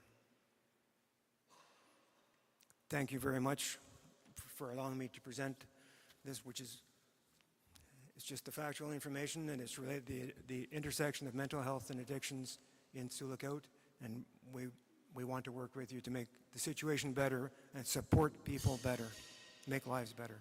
Miigwech. We have,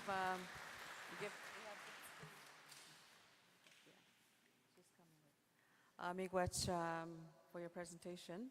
Well informed and good to know on the work that's been done.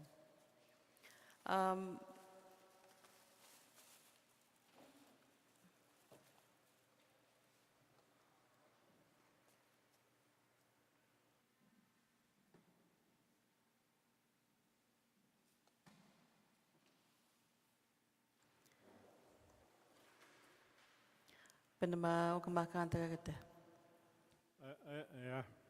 I just want to ask two questions with this presentation. It's nice to know the numbers. So is this for the overall population of Sulikout or us coming to Sulikout is my question. And how much revenue do we bring to the town of Sulikout is my other question. And number 3 question is I would like to have TVs in the terminal so we can look at sports news, because sometimes we spend 6 to 12 hours sitting there with delays or mechanical problems. To your first question, Chief Morris, you're asking these police how much are people in town and in the north? It's all people in town. 95% of the encounters involve people from the north, but they're happening in Sioux Lookout. I'll answer your second question last. Your third question, my understanding is large TVs are either, I thought they were purchased and they're coming to the airport very soon. I know that the airport manager talked about that, and that if it's not, I thought it was there already, but it's coming. And to your second question, how much economic spin-off I don't know. It's immeasurable. The municipality of Sioux Lookout, when I came here in 1985, many thought it was dying because the military had left town. The Russians apparently weren't coming across the Arctic, although maybe they're going to do that again now. So the radar base was shutting down with a loss of jobs. Cabooses were cut off trains with a loss of jobs. The logging industry was in a downturn. And for me, starting an engineering business, I saw nothing but opportunity. And the town did not die because of the north. The municipality of Sioux Lookout is what it is, exists as a thriving municipality because of all the northern communities and our role as a service hub. Can I put a number on that? It's the raison d'etre in many ways. I'm sure we have some American tourism and we have the CN rail and whatever, but why the municipality is as thriving as it is because of the north and the service that is done there, the investments that First Nation people and communities and businesses have made in Sioux Lookout. I look at businesses throughout the town, whether it's a small chicken chef or airline, big airlines, small airlines. I look at investments now in hotels and conference centers that are coming, and the people who live and work there. It's Chief Morris. I can't put a number on it. I hope I've acknowledged what it is, though. It's the spine. It's the heart and soul of Sioux Lookout.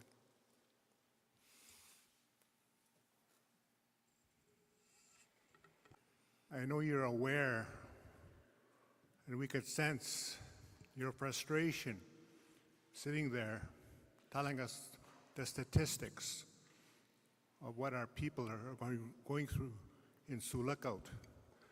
And I know you realize the same thing is happening in our communities. We are dealing with the same issues what you're dealing with. And it almost felt like our hands were being slapped when you were presenting. And I know you don't speak like that, but I just want to tell you that we are in the same situation. We value human life, their dignity, and that's what it brought. But somehow we got to live together, because nobody's going to go back on that ship, let me tell you. We got to work together. We're here for the long run, so we should work together. And I agree with you totally. Miigwech. Miigwech, Chief. And I've known you long enough, and I hope you've known me long enough. I acknowledge all the historic wrongs that brought us to this situation. And am I frustrated? Yes. I can't fix it. I can't do big, broad, sweeping changes. I'm the mayor of a small town. And I'm looking to work with you to put a Band-Aid here, to put a Band-Aid there, and make people's lives better, to support people so that there's improved dignity for everybody. And I'm not blaming any viewer, it took a lot for me to think, do I want to make this presentation? But I want to inform. I do. The situation we're in Sioux Lookout, we're not willing partners in people losing their dignity. I want to be willing partners in improving dignity. But we are small. We don't deliver health care directly. Our encounters with it are, and I use the police because that's what it's left to. That's what it came to. There's no other services or all these gaps, and people are there. They're suffering, and we all suffer for it. And I appreciate what you said, and this has been said with utmost respect, and I apologize if anybody takes it otherwise. Miigwech.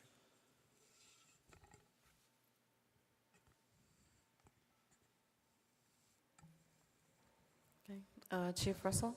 Wesley?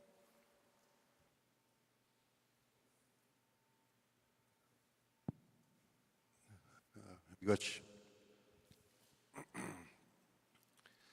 I just wanted to highlight concern, and I think the First Nations collectively, as well as the municipality, need to collaborate on addressing an issue with our OPP. Just recently, our Grand Chief, it's not so much the violence, it's the issue of police burnout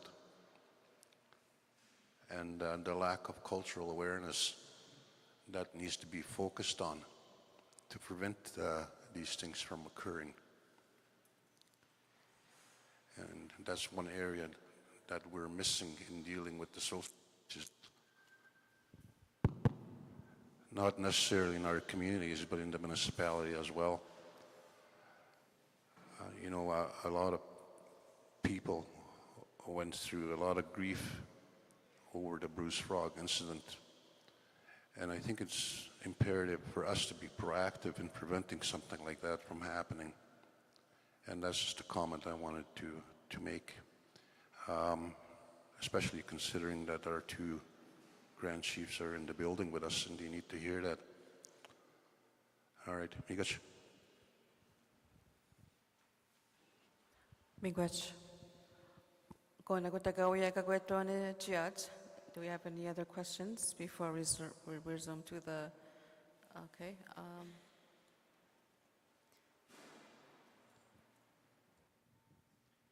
I just have a comment. With every negative report, I'm pretty sure there's also a positive aspect, and that's I'm pretty sure we pour millions into the economy of solar code. As an abiding citizen, a non-drinker, I spend a lot of money in your restaurants, your hotels, car rentals, you know. Our people need healing, that's the bottom line. Absolutely understood. And I remember about 10 years, maybe 12 years ago, I came to SLFNHA AGM and did a presentation on the huge economic benefits of our role as a service hub. And I'm sorry that this one was what it is, but I wanted to put this part out there as well. It's a frustration that it's more than a frustration. It's a sad story that we all want to make better. Hi, I do have a comment too. It's in regards to, you know, despite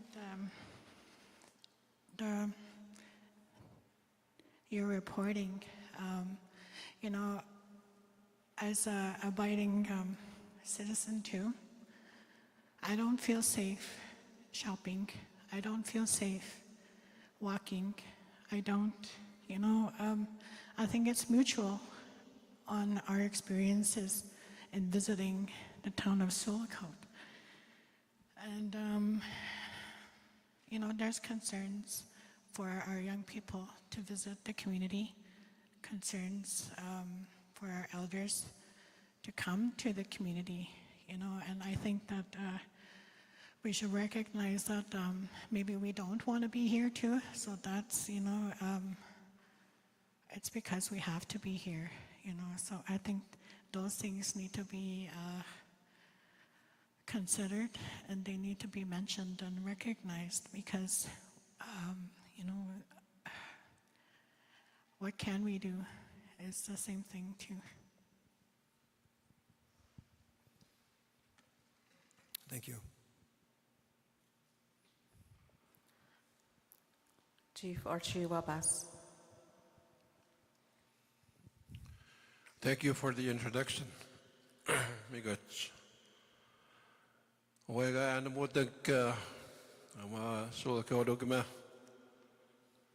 Miwino do tawacham tuosak. Eyawach ewana kitamawach kegunan.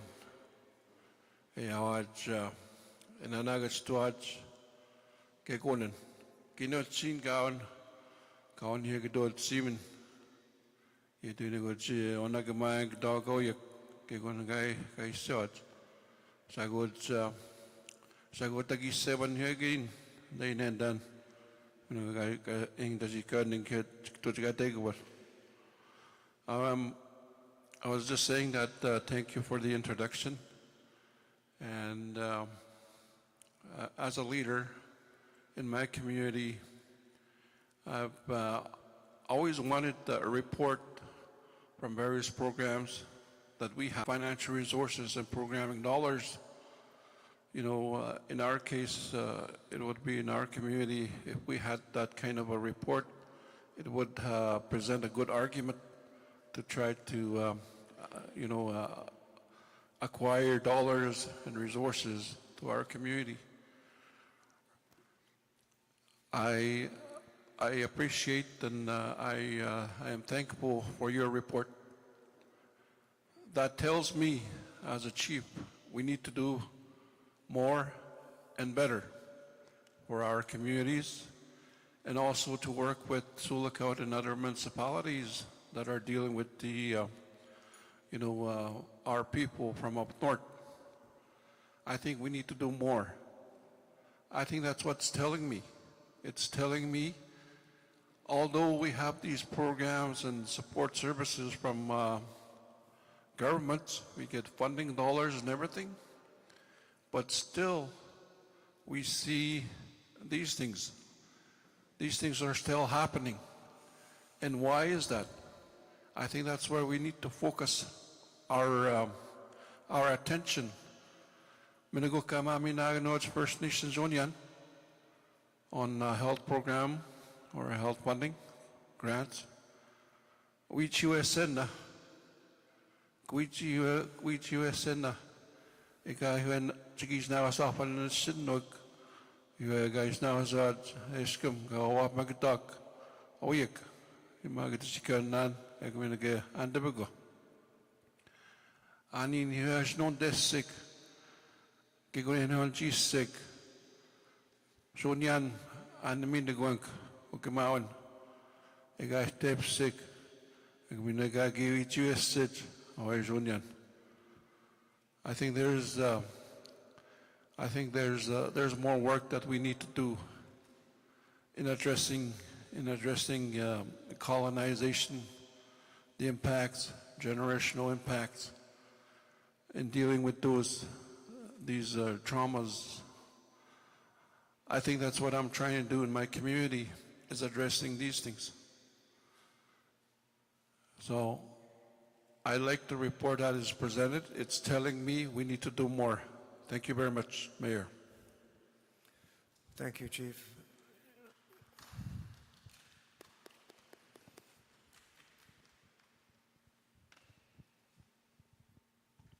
Hello, good afternoon. My name is Brenda Fox. I'm from Michigan First Nation.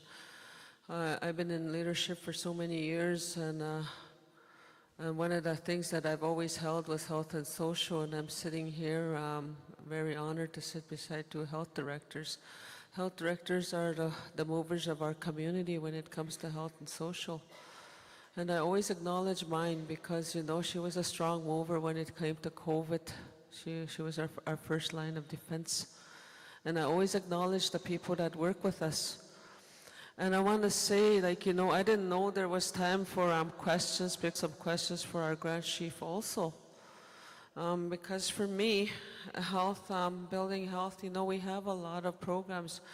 And we've structured our health and social programs in our community to meet the needs of our people. Our programs are designed the way that we want to design them to work, but it's up to us to work them. And the reason why we're saying that is that we need more. We do need more, and we do need to work together. All these reports are always going to come up because we are not getting to the grassroots problem. And what we recognize in terms of recognizing a grassroots problem is more specialized doctors. We rely on doctors that are only that have general medicine. We need addiction doctors. We need specialized services. We need And I'm going to say we need more people trained in the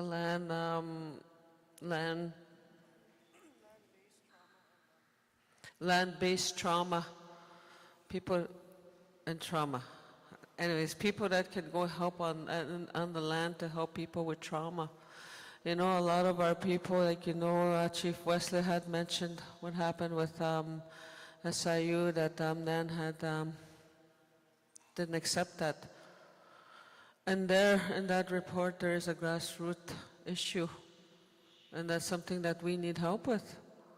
We will continue to work with our people wholeheartedly, with our hearts on our sleeve, but we still have to get to the grassroots of what the real trauma is. And we can say and do, at the end of the day, you know, it's about structuring. Where is the structure for the health transformation? Where is the structure? I see the structure for SLFNHA. How do they work together? How do they work with these municipalities? That's how I think. I'm a visual person. I have to lay out my path in the morning because you are only given one day. I have to lay out my path in the morning, what I plan to do. I may not complete my task for that day, but I've already had a vision. And that's what we have to do for our people. You know, non-insured, the non-insured issue, that itself is a lot of our patients are missing out appointments, and you get, I think if you miss 3 appointments, you're out. That's not acceptable. And we have a lot of people that are going on dialysis, and I know that SLFNHA is creating hubs. You know, we're looking for a place to do home dialysis. You know, those are things that we need to plan, and I'm pretty sure there was a strategic plan you were working on, right?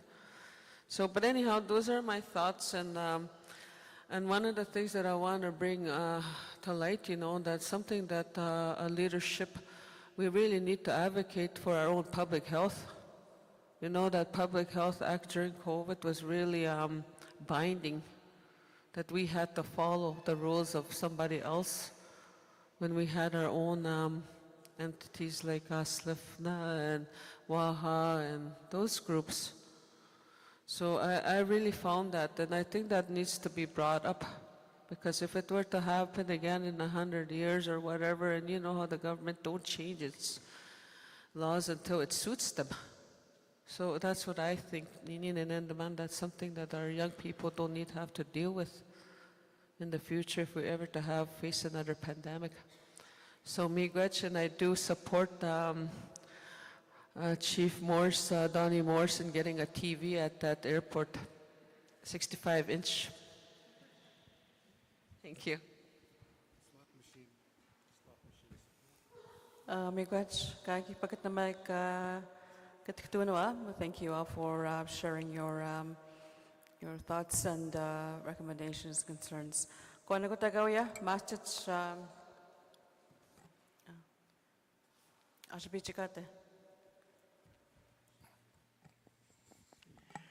Good morning. Again, Mahatman Magayan, and that's the man Maga nakapagit ng gatigin kikindamaunan, umagod with you, Yakmaskib Murtikanan.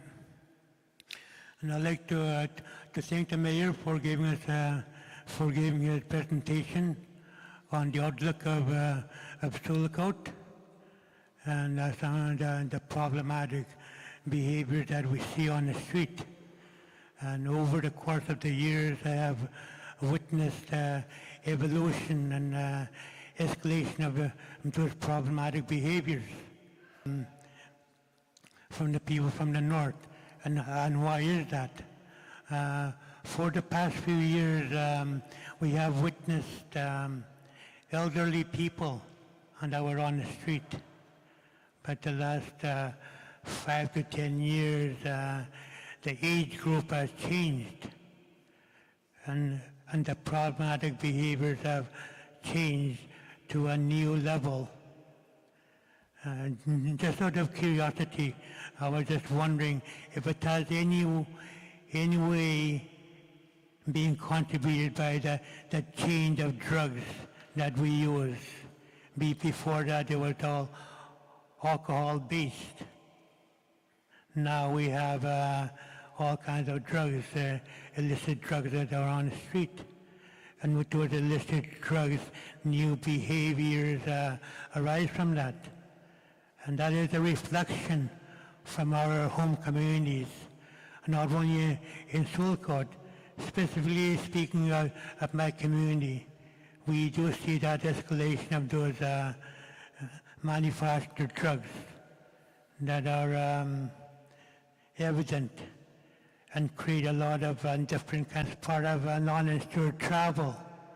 A lot of that people that are addicted to these drugs in the far north, when they have a travel warrant that's at their disposal to come up north, to come down south, Sulcott or in Thunder Bay or in Winnipeg, they jump at that idea as soon as you arrive here. Drugs are available, readily available in Sulcott or any other major city that you go to. And a lot of these people now that do that are, it's evident, are younger people. And I'd like to acknowledge Treaty 3 for their presentation on midwifery, which is very important to reclaim our inherent rights and our doings, because part of that midwifery process is that when a child is being born, it is sheltered, support systems are in place, grandparents, all these relations are in place to foster that child to have a healthy growth span and whatnot. It's instilled with their spiritualities are in place. And we have lost that. Maybe we need to go back to explore, to reclaim these important traditions that we have, and just like what Treaty 3 has, that midwifery. And I'm very happy to say and be able to speak on that, because my late mom was a midwife and also a mortician. All these important spiritual activities were taking place in the community. We need to reclaim those inherent rights back into our community. And Miigwech, I appreciate all the presentations, and I hope to be here for the rest of the day to get more information for our programs. Thank you.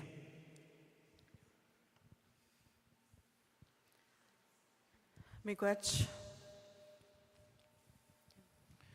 Miigwech. Now bitang digogish kamansin do dem. I'm Chief Bill Pettiquin from Wabaskang First Nation.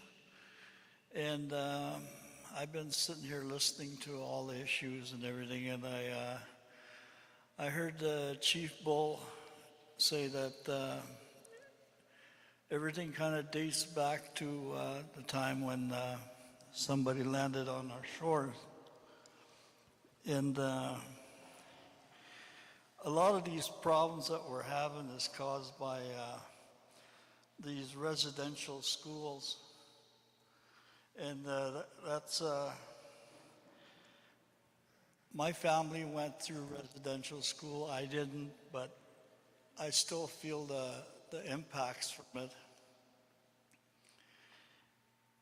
And that's what our people need, is that healing from the residential school. And alcohol is just adding gasoline to the fire.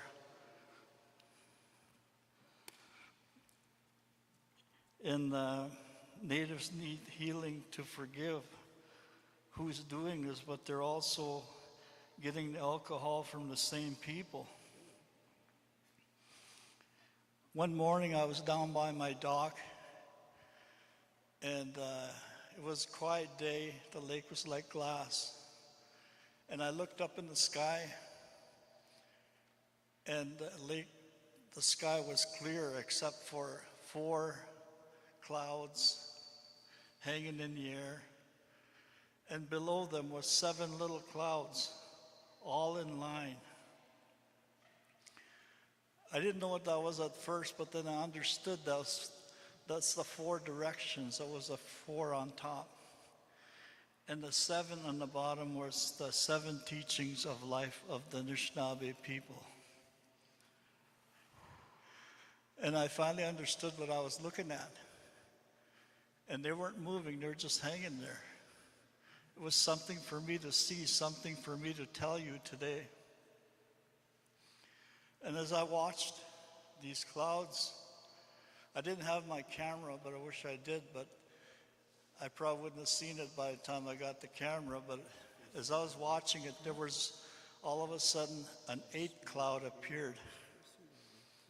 And I looked at that 8th cloud and I was wondering, there's only 7 teaching. What's this over here?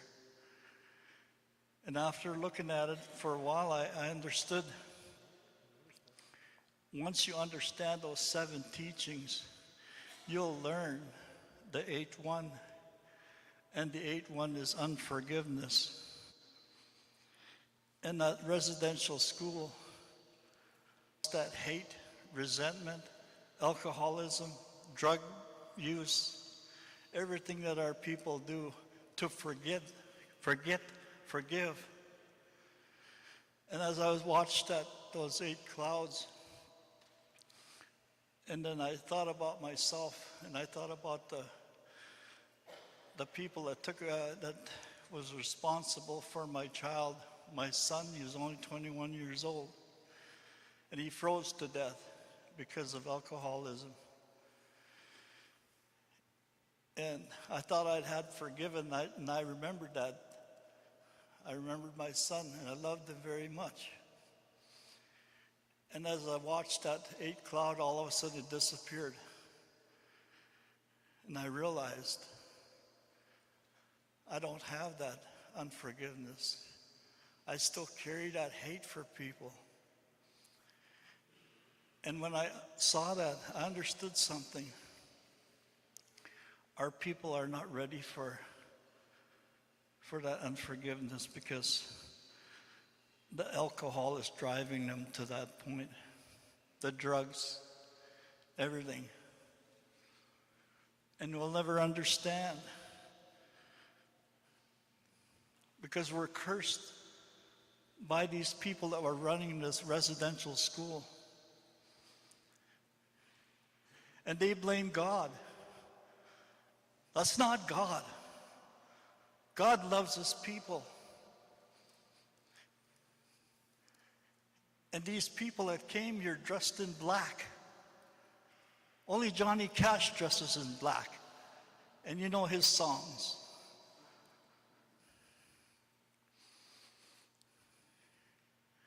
And it hurts me every time I think about it and I watch these elders suffering from this.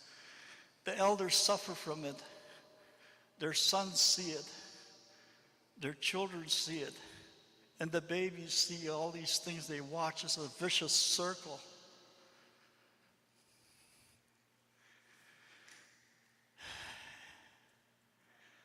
The child from the east and the south is the young boy watching his father drinking. And he starts to drink. And the father, he sees the grandfather, what he went through in residential school. All the hate, the resentment, the beating of his wife, the beating of his children, everything is learned by that. When I was young, when I used to see my dad beat my mother up, and he beat her bad, and I said, I will never be like that son of a whatever. And I turned into a carbon copy of that man. A lot of times I hate myself for what I did one time, and I learned from it because I saw the hurt in my children's eyes. And we need a lot of healing. We need that 8th cloud We need that unforgiveness for us to move from this place to another. And this alcohol and drugs are not helping us. They're not helping our people. And there was a reason why I saw that vision, is to come and tell you all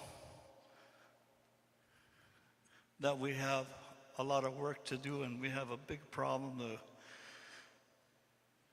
because I can feel it in my heart right now. I feel that hurt and that pain for our people because I see what they go through every day. And I see what their children see, and what their grandchildren are going to learn. Unless we forgive those people and learn how to live a normal life without drugs and alcohol, they'll see a change in us and they won't follow the same path. I always tell young people when I speak to them, struggle to be a leader. Anybody can be a follower. And they follow those people that drink, that take drugs. They follow right in just like I did. I did that for 27 years till I realized there's a life out here. And some elder told me your people are going to need you one day. And I've been chief for the last 5 years now. I understand why. And I understand why I'm standing here today. Because I needed to say something. I need all you to hear. And I hope this touches home. I hope this touches your heart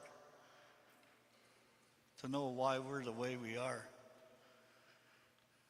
Because we're followers. And it's time we turn into leaders.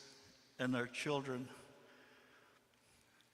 my grandchildren, they amaze me. They're finishing their high school, they're going on to universities, they're going places because I keep telling them. Just like my son, when he was young, I told him there's a better place in life. And he asked me, where is that?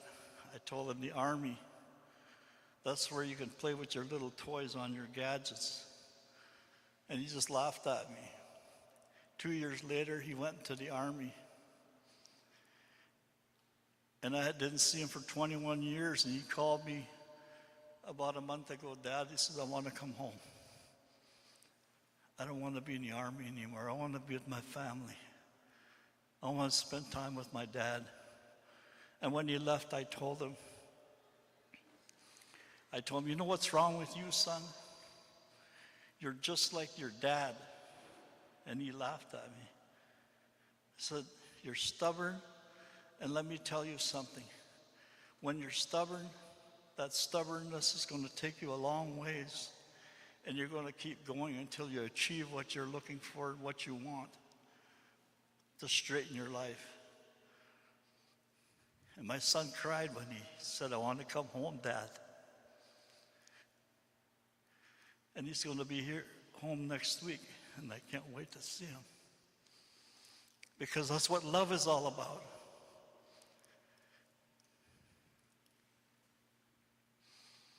And if you love someone, you'll let go what you have. You'll let go of your alcohol. You'll let go of your drugs. Wife, she was in Winnipeg, but I kept thinking about her. And I fought for my life for her. Because I wanted to be part of what we have left of our years. I'm 69 years old. And I want to see my grandchildren not see who I was. And when I see them, I'm the best thing since ice cream. Not alcohol or drugs.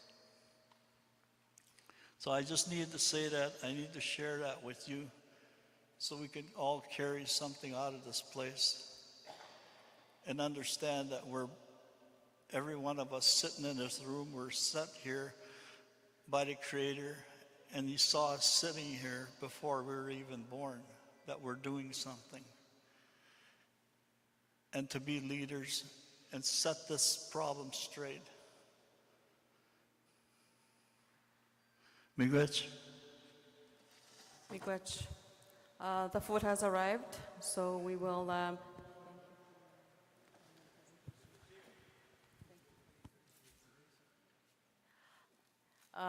I want to thank you all for your comments, recommendations, and your stories and shared knowledges and your wisdom. It is now 12:30. What that means, we will have a half-hour lunch. We are pressed for time. We have a 5 o'clock dinner banquet to get ready for, and that will happen here. So the staff have do some rearranging here to get ready for the banquet. So 12:30, we'll have lunch now. Hanggang na Henry Jawentang, Henry McKay, if you can give him the mic, the elder. Panama Jawentang. Panama Gegun Nuikit. Panama Gegun Nuikit. Before we anything else, I have a presentation to give to the mayor. My neighbor, my friendly neighbor over the mountain. I'm going to come up there and present it to you, Mayor. So if you can just wait for me to come up there. Miigwech.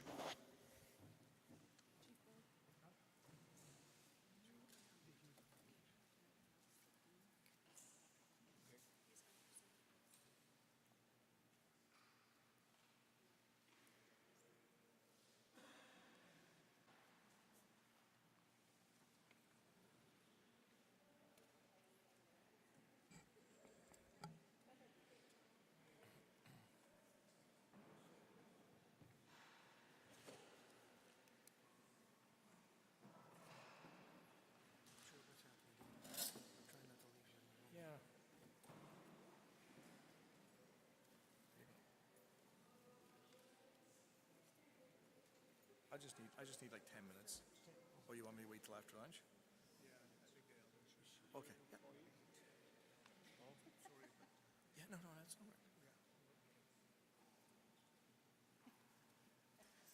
all right. Before we move on with the lunch, we have one more presentation to do. So that'll be after lunch at 1 o'clock. Pinamangay nun awit sa wantag medjum da. Henry McKay.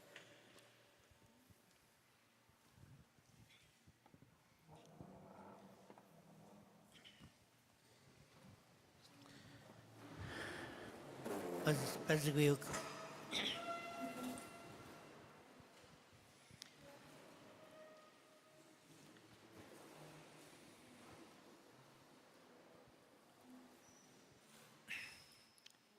Heavenly Father, God of Enchkin, do much of Jesus Christ. Ksheman Dominan. Kinanakung ko gyabach. Page Ganesh na kamin siyang gizga. Minamijim gamin siyang. Nistam gagustuan go mijim yang gyabach gabach tuang. We thank you, Lord. Showing the manu mijim ga. Gao no tap na mangs. Minute showing the matoy gunok. Gago hans tuang. We mijim. Pakusten mo gari ben skin kishwa soning. Tuman shkawiak. Emmanuel nak minute shak nak. We know Jesus Christ God the Beniguak. Amen. Amen. Miigwech.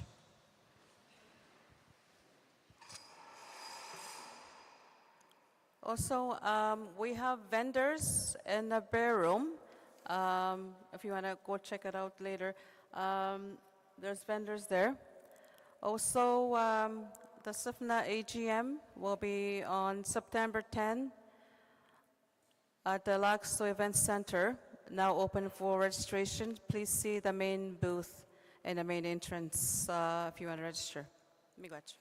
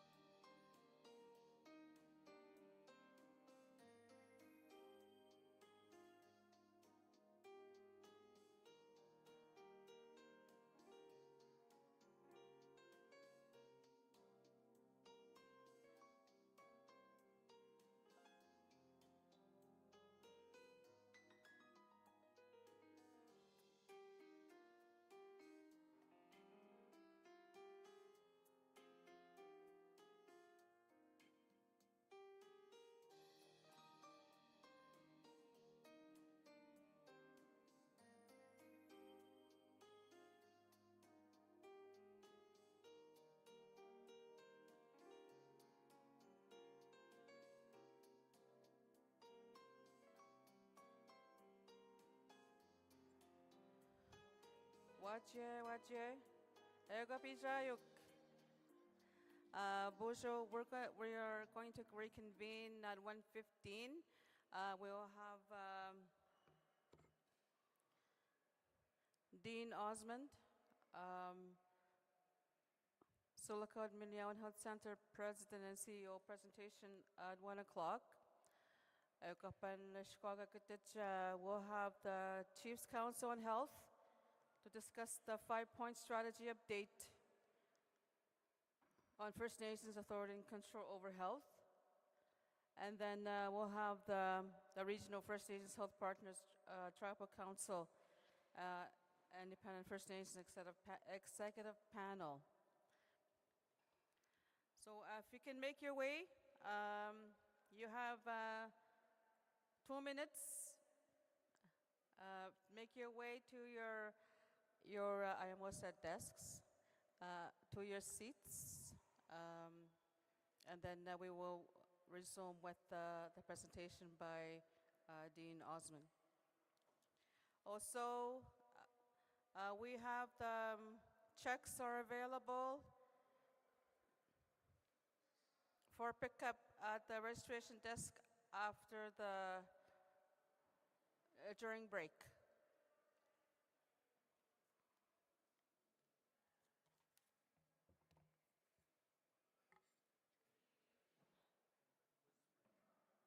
What?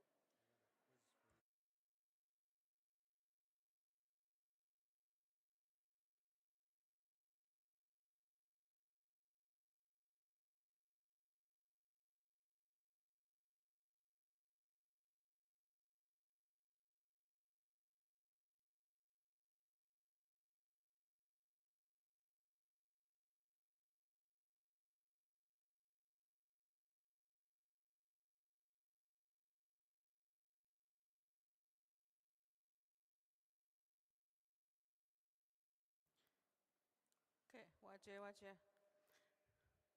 Okay, so we have Dean Osmond here ready to present. If you could make your way back to your seats. And after his presentation, we'll have the CCUH update and move on with the regional partners presentation for the panel as well. And then after that, we have the Cat Lake presentation by Chief Russell Rusley, and then we'll have a short break.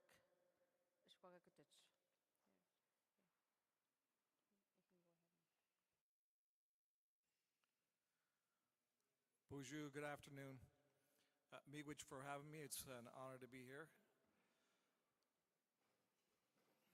So I'm just going to start just talking about, we talk about the inequities in healthcare and some of the things we want to see closer to home, and I'm going to start with Schedule 1 facility. So you heard a lot about mental health and addictions, so I just want to talk about our Schedule 1 facility, which provides inpatient treatment for those, and it's only the adults that can go there, and peds and transitional youth have to go to Thunder Bay. Both of those facilities are always in gridlock, no bed capacity, no ability, so we end up holding them in our emergency department. And I'm just going to go through a couple of stats with you just so you can see the need and what's happening in our region. So our patient visits related to mental health and substance use account for 11 to 16% of our total emergency visits. And that's compared to 2 to 4% for Ontario. Our rates of mental health related ED visits were 1.3 to 3.2 times higher than that of the Ontario average, and 0.9 to 1.9 times higher than Northwestern Ontario, which includes the 2 communities that actually have a Schedule 1 facility. The rates of substance use related to ED visits are between 4.4 and 18.1% higher than the Ontario average, and 1.5 to 2% times higher than any of the Northern Ontario hospitals.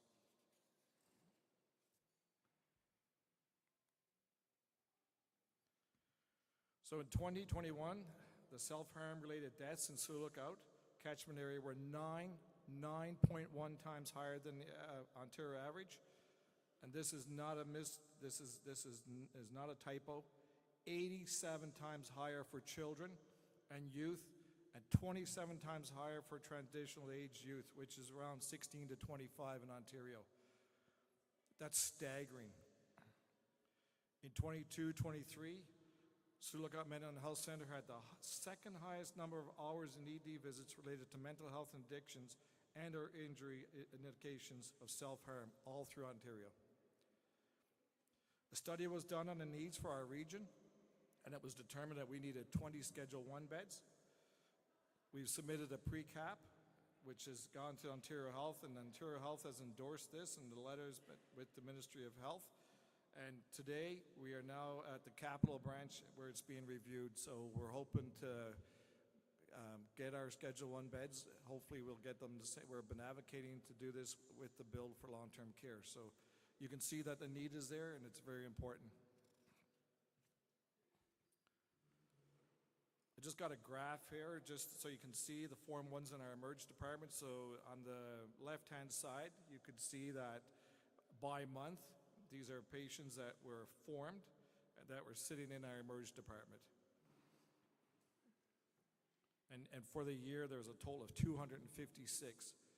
And some of these patients, which I'll talk about in a second, you know, are in sometimes up as long as 6 days being held in our emerge, just because there was no beds in Kenora or Thunder Bay.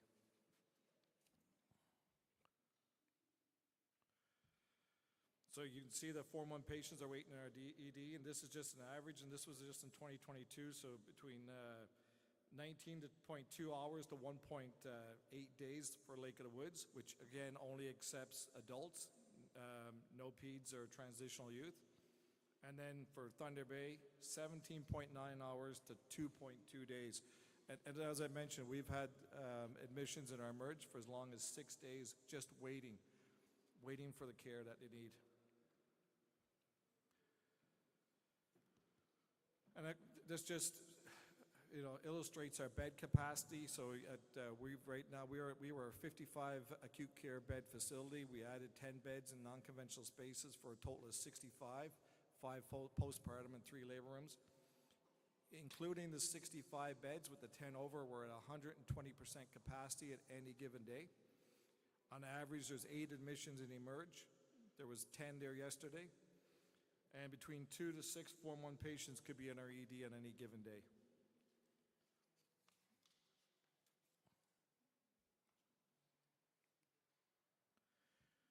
Okay, long-term care. As you know, part of our issues with our capacity is our ALCs, or alternate level of care patients that are sitting in our hospital waiting for long-term care bed. And that averages anywhere from sometimes 30 to 34 patients, but it averages about 52% of our inpatient count is sitting in a bed that they shouldn't be in. They should be in a long-term care facility. So Lookout was approved to receive $2.5 million from the government to get architectural and mechanical drawings done, which we're already down that road. And we're hoping the Form Studio is the architectural company that's putting this together for Menoyawan. And once those drawings are done, they go out for what they call Class A estimates, then back to the ministry and hopefully for approval to go to construction. So the proposed facility is going to be located on the same property as the hospital. It'll be immediately adjacent to the hospital building and connected through a corridor. So you can see there on the map, if you look on your top left-hand side, you'll see the red. It's just they've got, that's not how it's going to look, but it's just where the building is going to be located.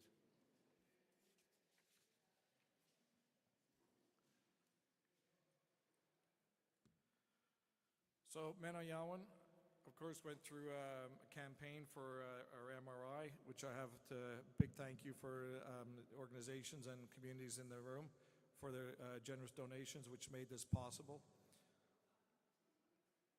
SLFNHA, KI, and LACSU will be being a donator as well, and a very generous donation, so we really appreciate that. Marco Lodge as well, so thank you, Miigwech. So we've awarded the RFP. GE Healthcare is the company that's going to supply the MRI machine itself, and SDI Canada is the company that's doing the build. The MRI suite's going to be located right in the ambulatory care, just by the entrance there, and it expands off the DI. So when you're in the hospital, you just in the DI hallway, you'll exit from there into the MRI. We're supposed to begin this month. We're still trying to get somebody to do the concrete for the pad, so that's what we're waiting for now. That's the holdup.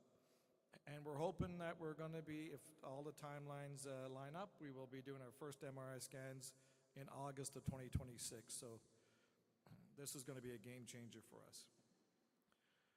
Again, the implementation of this MRI is going to close the health equity gap for people in the Sioux Lookout catchment area by reducing wait times that require MRI, eliminating the need to travel to Thunder Bay or Winnipeg, improves access to healthcare services, and improves the quality of healthcare services and the continuity of care for Sioux Lookout Mental Health Center patients.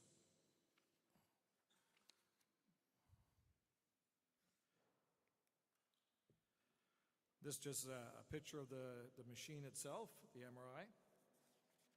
That is the actual MRI we're getting.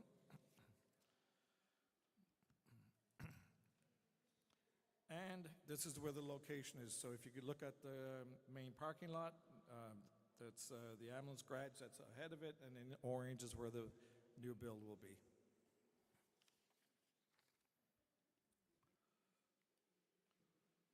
And this is just an aerial view, same thing. So you can see the MRI build that's going to be out there, jutted out from the parking lot.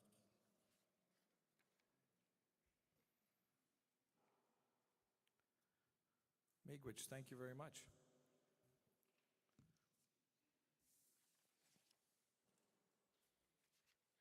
Miigwech, for your presentation. Konay kakwetuhan ni Chiach.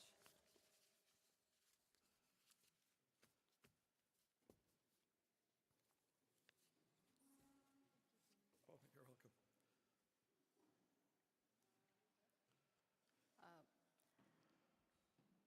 Okay, we have a question here. Chief, comment.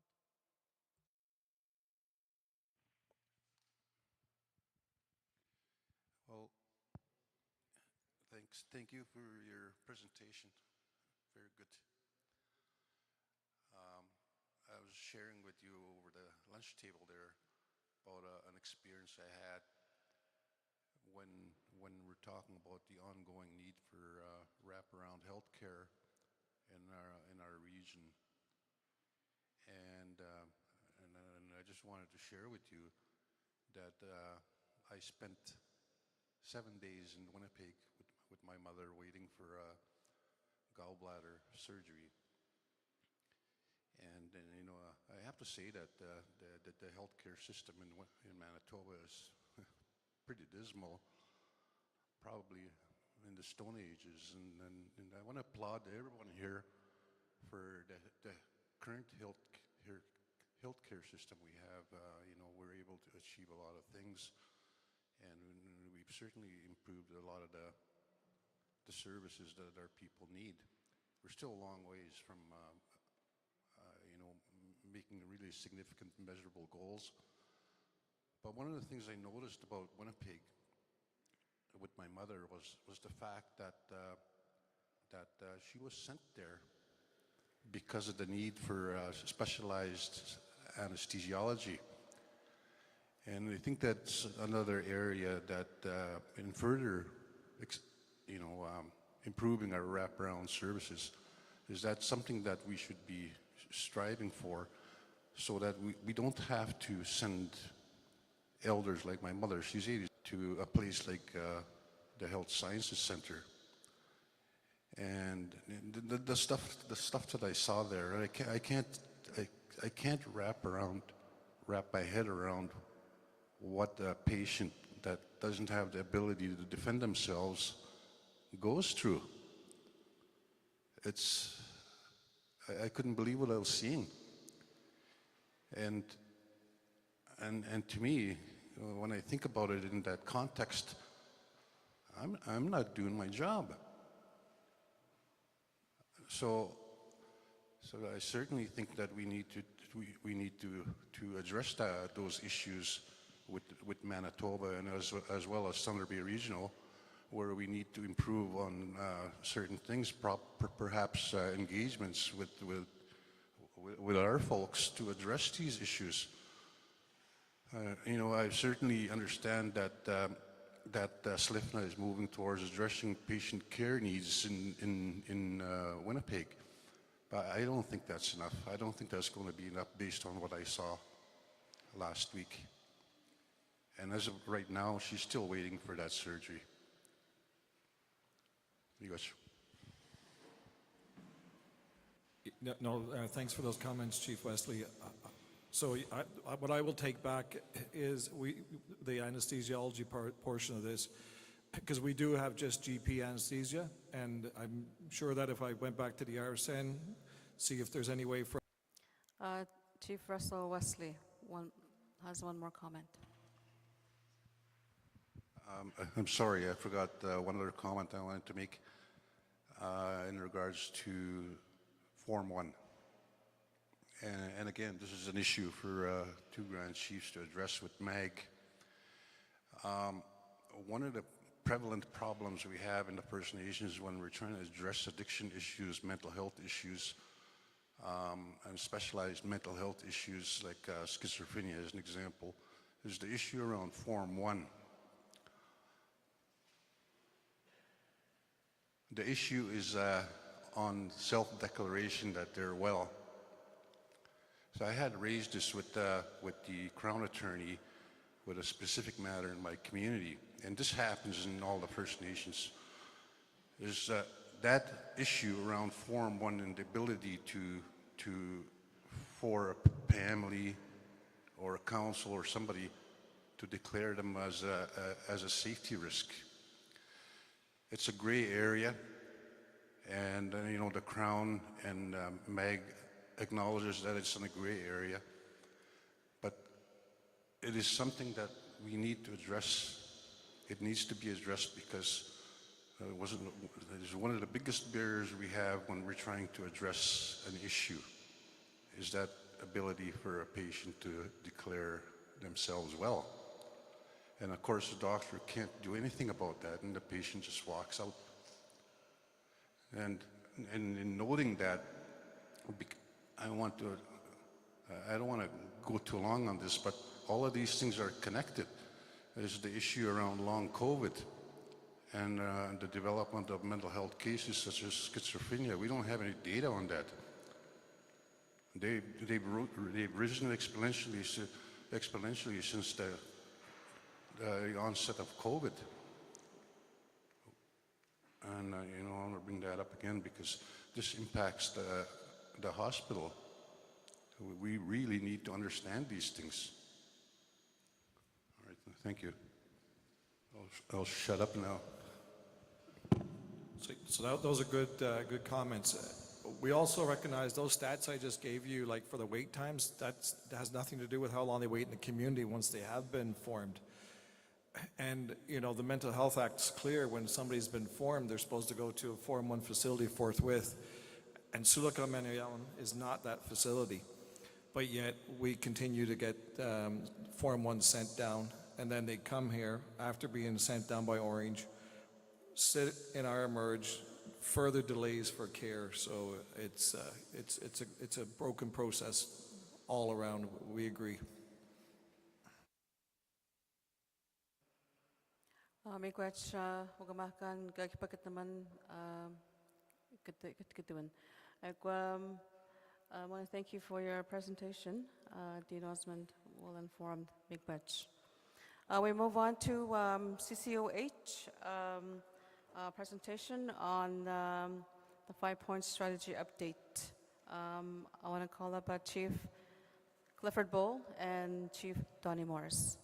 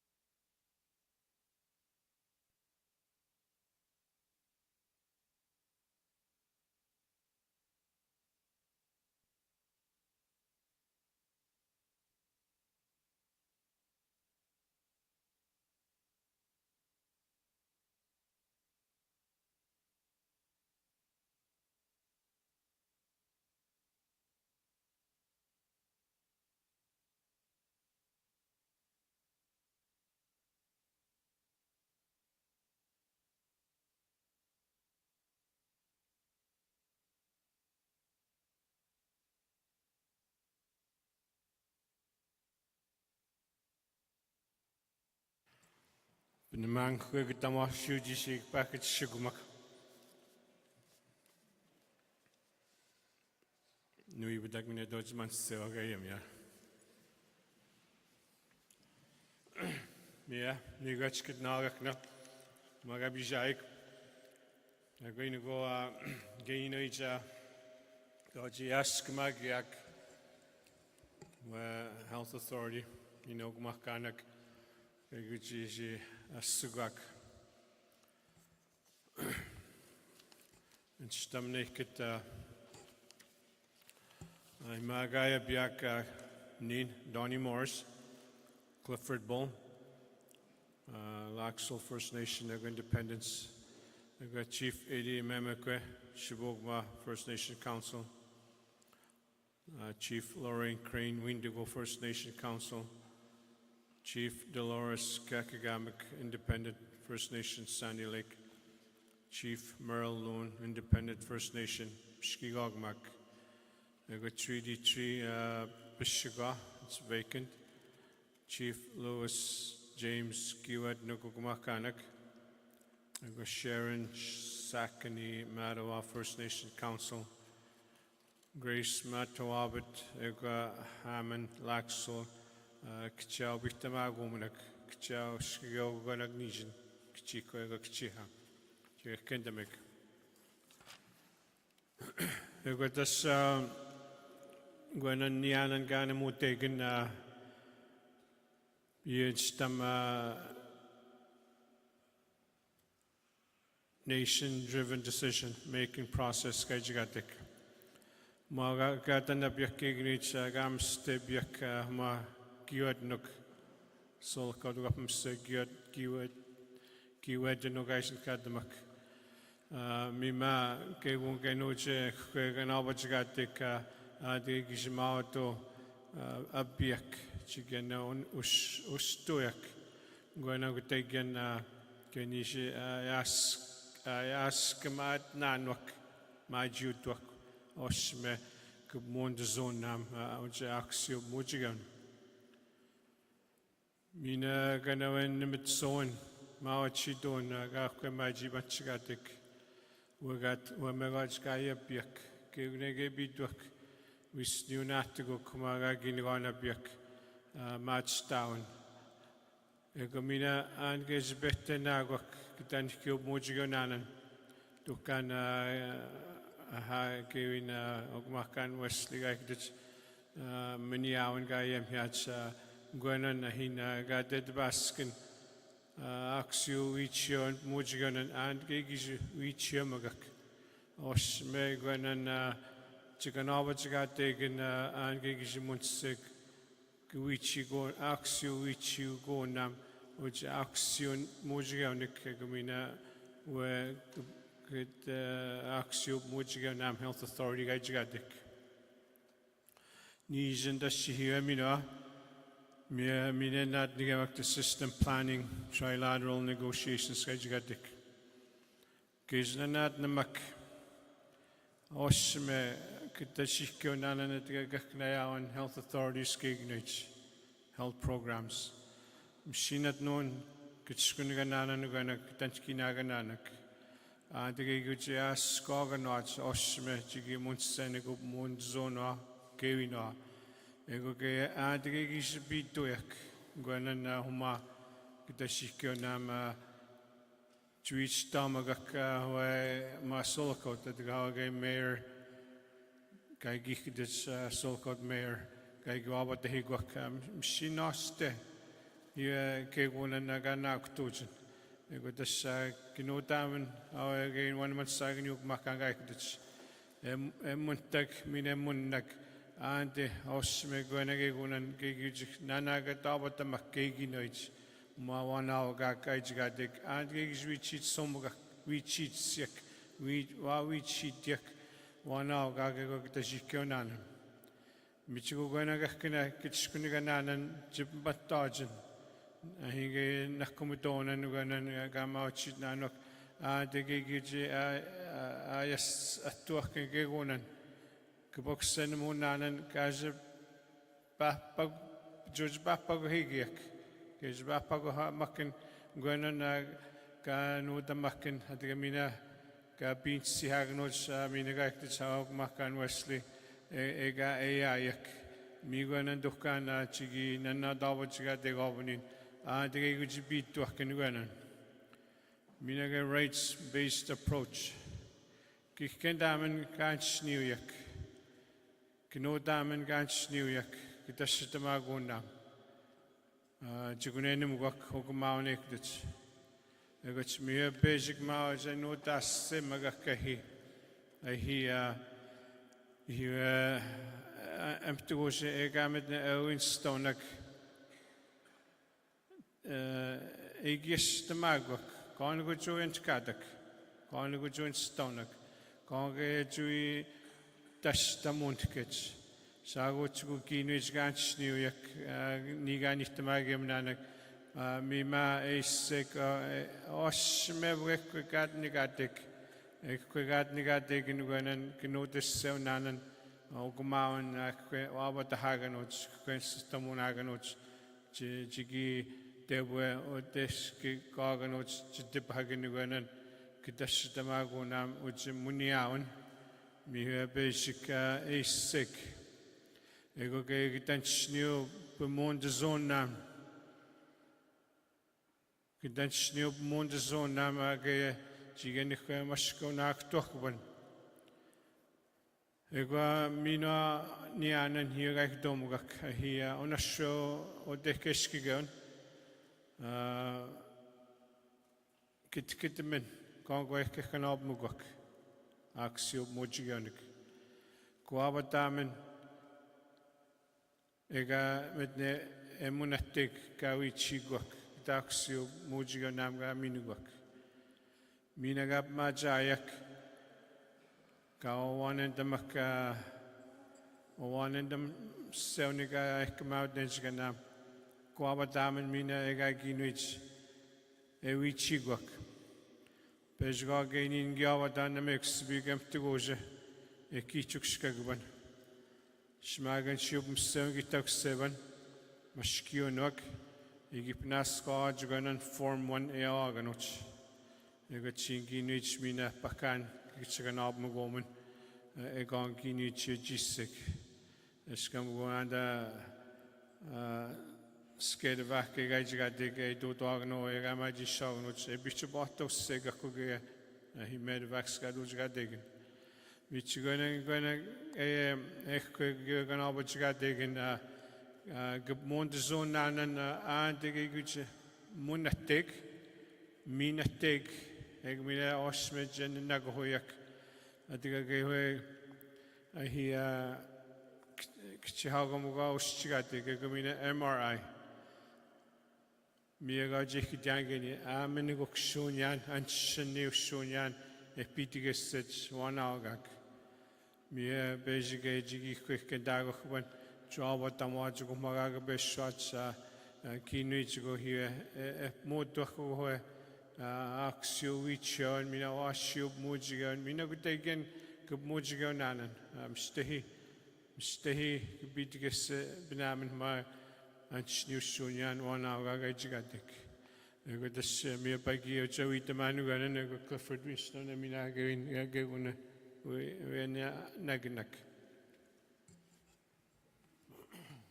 Miigwech, Donnie. Mino, getting in the vision done away, Miss Nagan. Nanan, Kachi Boken, we're not going to get on the vision done, the Shinjikate Nogam. And in my account, Jiang.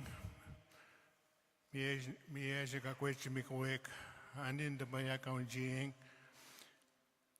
kana with this settlement kia kubenanyon June 2022 kia kubenanyon minoge kia kubenanyon mino ni jinon ki mama uchige oyak katipente mohat mi iwe nakunige miniawen 2023 Minotas Ugimakanak Kchia Ak Minogi Akubiok June 2024 mi tashmina gunesh ma ka ujima kak kage hopiot kage tantesh moat mi owe onakunegeun mineawen onakunegeun mishkiki nakunegeun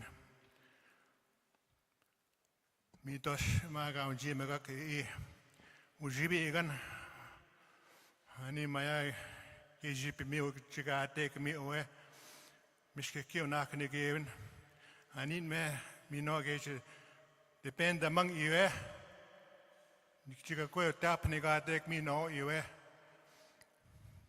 ki na wan chipi mi doing mi iwe ga gi unji me ga ki ma mi no tas ni jinon mi no ga gi akubana nyong mi no masnegan ma gi unji me kan nanan mi no ma ga ji bogen in onakenige onan kita sinjikateon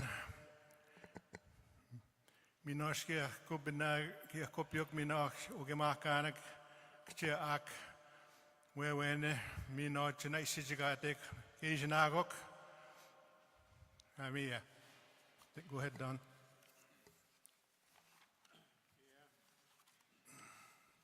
Mi bugo genina Kaujikitiana Wagabojo Okskayak Maduskayak Kagwedonan Paksenjagadik Jibagnigadik Gwenagaya Anige Juidat Kimit Nanok Munyawaga Tribal Councils Ego Pejikako Kaya Kitkitaman Antigizmajutok Antigizmajun Dizyak Unachigeon, Agishnagok. Mina kita jikyon nanan job maganoj niganita magig.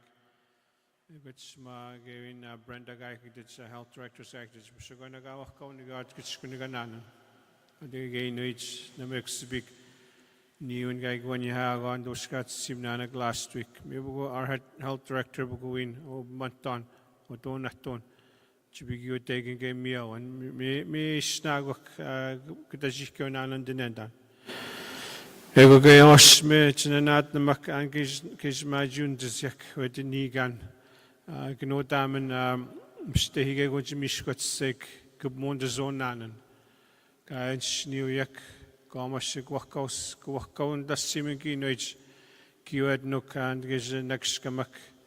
Gezemones kamakwe bell 5 go C5 guys got digging gwenan unakunagonan komashige go gitato simige ginage axio mujganik jene ojdabugan shniona shona gayeten takhkajgade pejgagijgak egoch muhagenina einendamana uagajmajujgek ekwe bemwach tuak nakumudonam ugumawan Mia Mao Jimashkotik.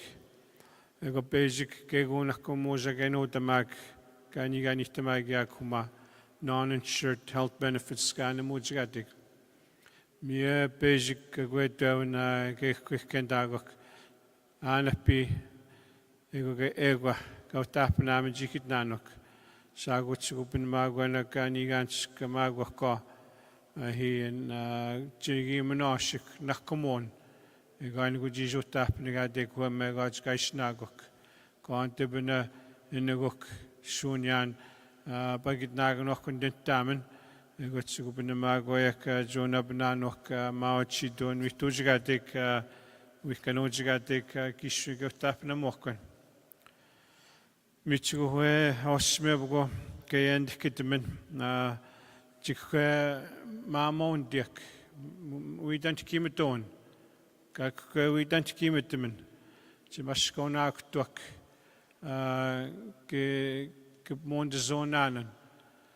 Te bue huegagishgak pakan unatewan ke zone anan. The health authority, the Kanagan tribal councils, segregation tokanamics week health program kakana health program with Diana Kedashikyonanan. Mige Ashub Mujionage and the Meg Nagon eno ustuak keeginoits agis mundisyak. Michigo hue pejike guna ahi chu ushoyak chustuak agis nago keeginoits imagine disyak nigan. Wabak goet shinigan. Wasabugno jinabiak gochin kinuits kitchen kage abastu simen where as a guavatamen pi musata makutana kakiok where gani tamagak apago pagi catch skamagan pagi bugo majaman Bejwan kibapi doman kitkidonanan Kumatsonanan, Kamatsihigwak, Ogumawan, Kubitoman, as it's Wagabi Bimamu Skayak, Anaja, Onatamasiak, Health Authority going Janish Maju to Janakskak, Guanagan, Bugwek, Sagan, Gagon, and Emptuja, Kajaganab Mugwak, Kawijaganawatak, Kumunia Nam, Minakamet Nigo Nam. Mina kita shikyonanan at giyod no gay kityak dependaman na kagay kityak. Migo na gay mao to kanabot chikatigin. Ego chuga ego na kahaka 3D3 magaj dependang zwaj kaya migo gay na bu in the box and mago kay na chigi kignawach onen na kaya bihtagwach. Ega pakan chiganab mitsyak. Gijamunen dan ma nan ukmakan lega 3D3 ukmakan ga watch. I mean chuk makanak go napits moja ki kwa da simen. Ego se einen de man ega kent mak wiji en snimu mai kai gwenak. Pakan napits guji nendam na du pakan swatch. Ego da si akson gagnabotamak. Bejgon. Gedot negomen akson gajgadik. Mamet nejga akson. Achak akson egumina mamet nejga akson. Napet sane manonugana na hogagijga kinwitska nakskamak. We gainina bagi here garbage goja wikitian gots bejgeka gema kchok makan bich alven. Me aja gainwit sena tentamak chiginui tentkimiton anasagakasik. Kon napets giwaba mit simen. Nijo mojganan. Kchip mojganan ganan health authority gon nan gajgadik. Shawan. Ego tsaje paksenum yaga ka bitamagya kima chigi anunategen kijigan tibegan chigi jo aba mityak jenigat nigadekwe kiwet nuget gaya kinoich shehe bagi mina jo ikhtian.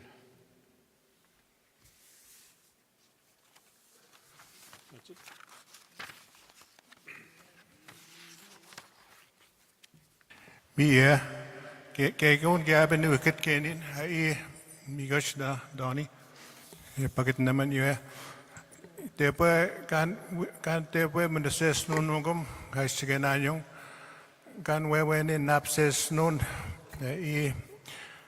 kai sigeyang mi kai kitut kewin a chuge makan namatapet alpen mi ai kitut kina bego chunukit mot weweni kani basic china nagatstut kina bego anish skunagan gegaya wat snabek chupakit na mot anin ejima sek mi we ani guys are weeks doing chimino sek mi genin is misoen the man genin chimino sek we health transformation guys in Chikatik working with NAN and SLFNHA and to tie things together and align ourselves so we have strength and we listen to the communities and hear them out and find out what their issues are. The voices come from the community. They live there and they know what their needs are. And we work with NAN, we work with the chiefs, tribal councils, and do this health transformation together in unity. So for the greater good of all our citizens in Sulakaut and wherever they may be. And I think that's a good way to go forward, working together. It's always best. Miigwech. Thank you. Okay, miigwech now. No questions, please. Just kidding.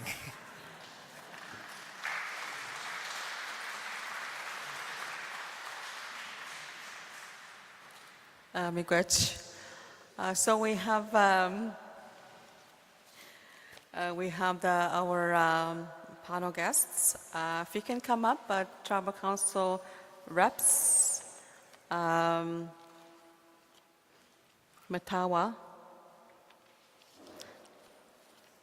Agapishak.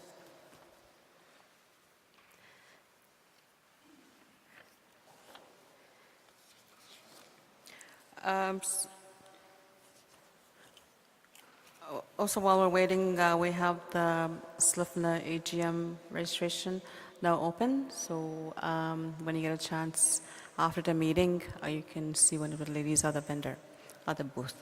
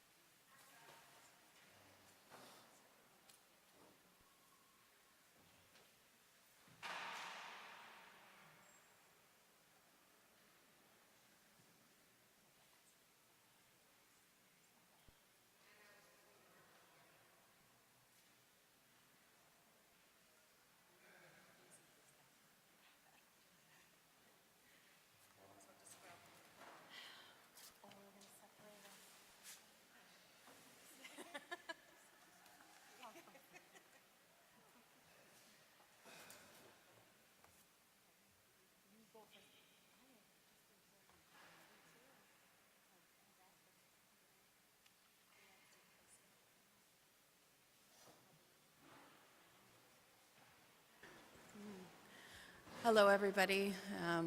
My name is Armanda Parkinson. I am the health director for Kiwetatokomakonic. I was just asked this morning to join this panel. I mostly blame Michelle Kakagamic and Jennifer DeRogier. So I am definitely not prepared, but I was reading over some of the questions that were presented for the Tribal Council and Executive Director level. The first question was reading, what does First Nation authority and control mean? How does this happen in the region? And how do we work on joint priorities? So I had a little bit of time to kind of jot down a few things. One of the things that I wanted to kind of acknowledge is the concept is deeply rooted in principles of self-determination, cultural relevance, and community well-being. So as we think about our First Nation communities, they want choices on how our healthcare is delivered in the communities. Tailored services should reflect the individual community's priorities, traditions, and ways of knowing. Trust and accountability. Mainstream health systems have failed First Nation members. We all know that. That's through systemic racism and neglect. And I think neglect is a really big thing that we experience in our communities. The capacity building, running health services creates jobs, employments, and develops skills and builds infrastructure. As we all know, infrastructure is very limited. So I can only really speak on behalf of the KO Tribal Council from when we think about taking over our health care and being in control of our health care. One of our examples is the nursing devolution that KO had implemented in partnership with Deer Lake First Nation. So the nursing transfer and what we've really come to recognize over the last 5 years, as well as ISK, who has come to the table, is they highly underfund us for this nursing devolution, where we find that ISK is increasing nurses in all of the NAN communities except for the transferred communities. So it's really hard to take control and have full control over healthcare when our communities are highly underfunded. Another, things that just kind of come to mind is our salaries and grids.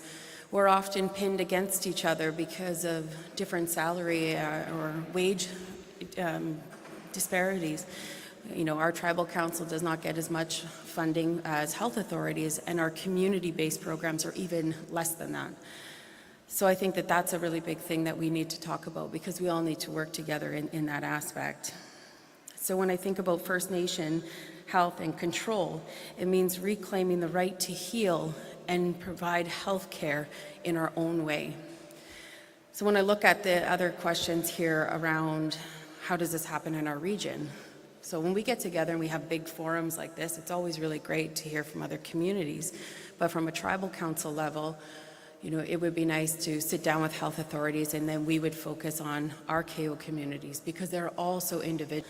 We look at different priorities and we identify what's going on in our communities, but how do we find the similarities? Because the service gaps are everywhere.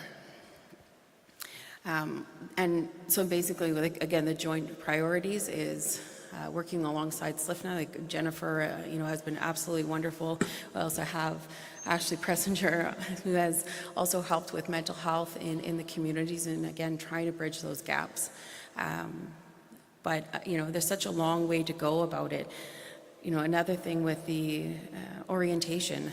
I know orientation comes from tribal councils and health authorities, but when we bring in allied professionals, are we sitting down with our First Nation members and asking them to help orientate the professionals that are coming into their community? Like, all of that needs to be taken account as well. So from a tribal council level, it is up to us to ensure community engagement and engagement with health authorities. But also, since we are service providers, it is really important that we advocate for each community member's individual health care plans. And that's just essential. So I wish I had all the answers, because I know that we talk about health transformation, we talk about community engagement all the time. Not much has changed. We still have infrastructure issues, mental health addictions, lack of funding. So I wish I kind of had more of an answer for you of what that would look like, other than the fact that, better communication with our neighbors and other stakeholders and partners. Thanks. Thank you. Good afternoon. My name is Wanda Adlukan Sugarhead. I'm originally from Yamatang First Nation. My father is Stephen Adlukan. My mother is Jane Adlukan. I come from Alec and Francis Adlukan and Edward and Clara O'Keefe. I'm just gonna say that I'm honored to be here to speak with everybody and just to share. I'm going to share first my thoughts and as an individual, and then I'll go into some of the stuff that myself, Paul Capon, and Jason Beardy put together. That's from Matawa First Nation. So it is an honor to be here today as we continue to strengthen our path toward First Nation health authority and control, an approach rooted in our values, traditions, and inherent rights to self-determination. As we take leadership of our own health system, we must recognize that the challenges we face are not only clinical and administrative. They are diverse issues, deeply woven into the social fabric of our communities, shaped by history, identity, and lived experiences. First, we must talk about inclusivity. Sorry, I haven't. When we say we want health systems that serve everyone, we must truly mean everyone. The elders, the youth, the two-spirited, the single parents, those living with disabilities, and those who often feel left out of decisions. To be included in health means building systems where every voice matters and no one is made to feel invisible. Second, they are not simple, they are complex. Health isn't just about access to clients or services, it's about the impact of intergenerational trauma, land displacement, food insecurity, housing, racism, and care. To lead with authority, we must carry a deep understanding of these layered realities and move forward with thoughtful, culturally grounded solutions. Third, we must honor differences. Each person, each family, each nation walks a different path. What works for one may not work for another. As we design our own systems, we need to stay flexible and responsive, ensuring we are not doing the same thing as the colonial models, but recreating approaches and that reflect our diversity and unique identities. Fourth, we acknowledge the potential for conflict. Diversity brings strength, but it also brings different opinions, values, and perspectives. This is normal. What matters is how we navigate it, with respect, with dialogue, and with a commitment to unify and not unify. We must create space for hard conversations so that we can heal and move forward together. And finally, let us not forget the opportunity diversity brings. When we truly center people's voices, we unlock innovation. We find better ways to solve. I do that? Oh, yeah. Sorry. We build systems that aren't just reactive, but are preventative, cultural, and connected to the land. Diversity is our greatest strength because with it comes wisdom, resilience, and the chance to rebuild health systems because with it comes wisdom. That truly reflects who we are. So today, as we speak about health authority and control, let us carry these truths forward. Let's lead with inclusiveness, I'm just going to say. Let's embrace the complex. Let's respect the differences. Let's navigate conflict with care. And let's seize the opportunity to do something truly transformative. Together we can be strong and then claim the spirit that our health needs, like to shape the future for our children. Those are my words. So First Nation authority and control, health means that First Nations have the inherent right and responsibility to manage and deliver health services for their people based on their own laws, knowledge systems, cultural values, and community priorities. So there's key principles. There's self-determination in healthcare. First Nations decide how healthcare programs are designed, delivered, and evaluated, ensuring they reflect the needs, the traditions, and the language of the nation. Cultural and holistic approach.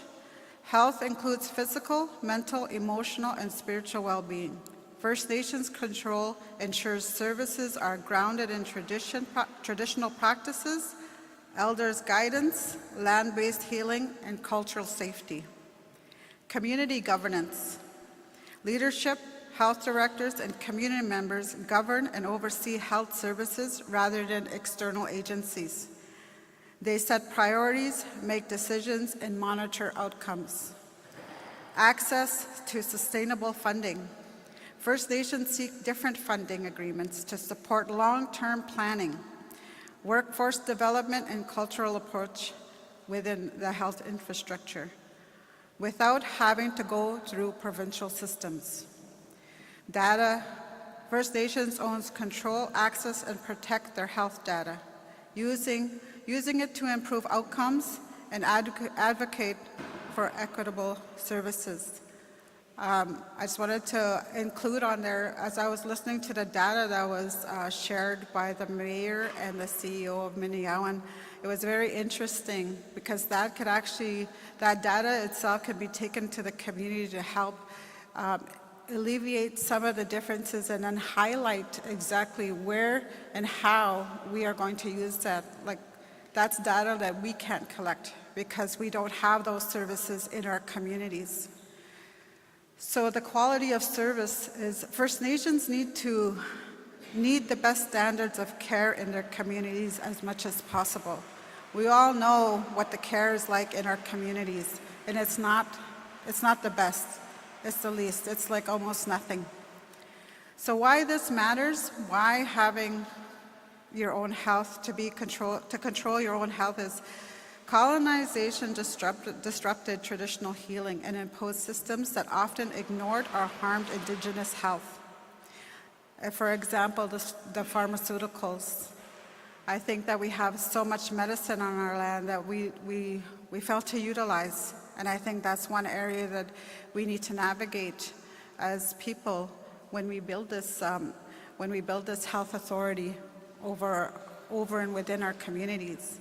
So health outcomes for First Nations are often worse due to systemic racism, lack of access, and cultural disconnection. I was just thinking, and I had just made a note on the fact that we're building all of like Thunder Bay, Sulakaut, Winnipeg. Why aren't we building in our own communities? Was one of my questions.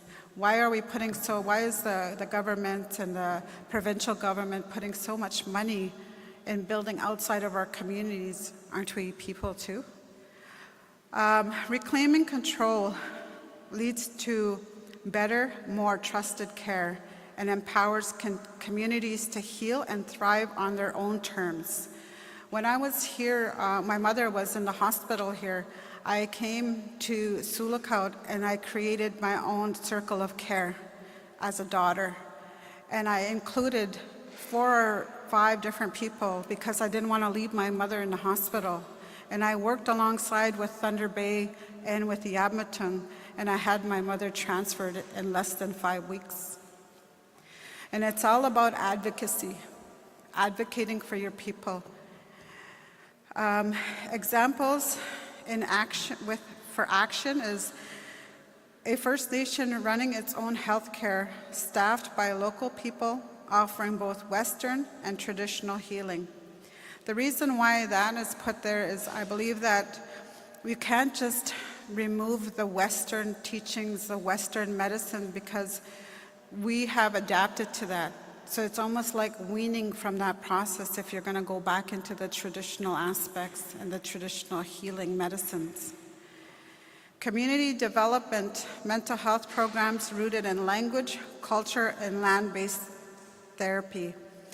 It is scientifically proven that language heals your body and heals your soul. A nation negotiating a health governance agreement with Canada for full control over funding, planning, and services. Lastly, First Nation-controlled external service organizations should have more stable annualized funding that will allow for long-term planning and long-term service commitment to the communities. Having First Nation community reps on the board of directors will ensure community needs and perspectives are considered.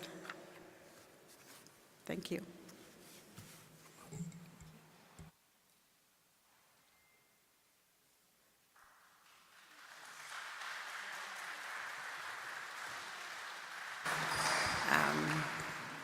You got me all thinking about different things here. We have this one community in particular, and it really struggles with substances, just like many of the communities right here. So the community itself was asking for third-party security at the airport. Organized crime is rampant through the community, high volume rates of volumes of narcotics. And after writing proposals to ISK and trying to get some secure funding for adequate training for the community members, and again, the community members aren't well enough at this point in time, and at some point, some people believe that even if it is a community member, because they're so ill, that they may actually just allow some of the drugs to come through. So the community, the leadership is wanting third party to come in, to take control, limit the amount of substances that are coming into the community. And a major roadblock that we found out was we don't own the land of the airports. that's, Crown Land, it's MTO, and they won't allow third-party security to come in. So this is another piece of just that health control of a community, and so again, we're back to the drawing board because of all these roadblocks, because we can't put in third-party security. Meanwhile, we've had many overdoses. Our young people are dying. Our families, our children are going hungry, and again, so these are just, again, numerous challenges that we are faced with, which was kind of an eye-opener, I guess, for us this last week as well. So when we talk about exactly all of these things, there's so many roadblocks to get there, and that's a real problem. Yeah. Thank you.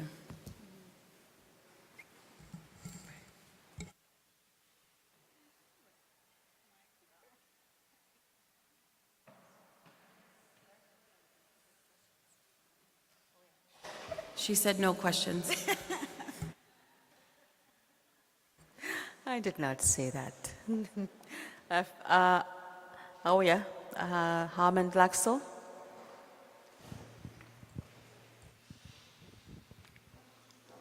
I would like to confirm what the ladies, those two girls, just said about how hard it is to get, like, police services, health authorities, and any other authorities to listen or to even notice or take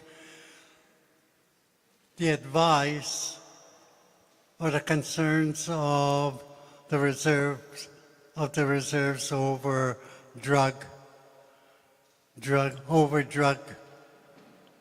dealings that happen, or how they come in. And the thing is, I talked to an OPP in Frenchman said, that we are in the Lac Seul area. He said, there is nothing we can do about the drugs coming in. Even if you put a roadblock, he said, we can't condone that, or we cannot say, yes, do it. Or even if the band council says they're going to search, and happening between the individual on the reserve and the drugs. And to me, our stories of how our people are suffering, how our people are dying from drugs, fall OPP about that, it seems like it's almost like you'd have the band council, if they wanted to stop anybody, they have to take a very drastic action and almost break the law themselves with the OPP to say, that's what we're doing.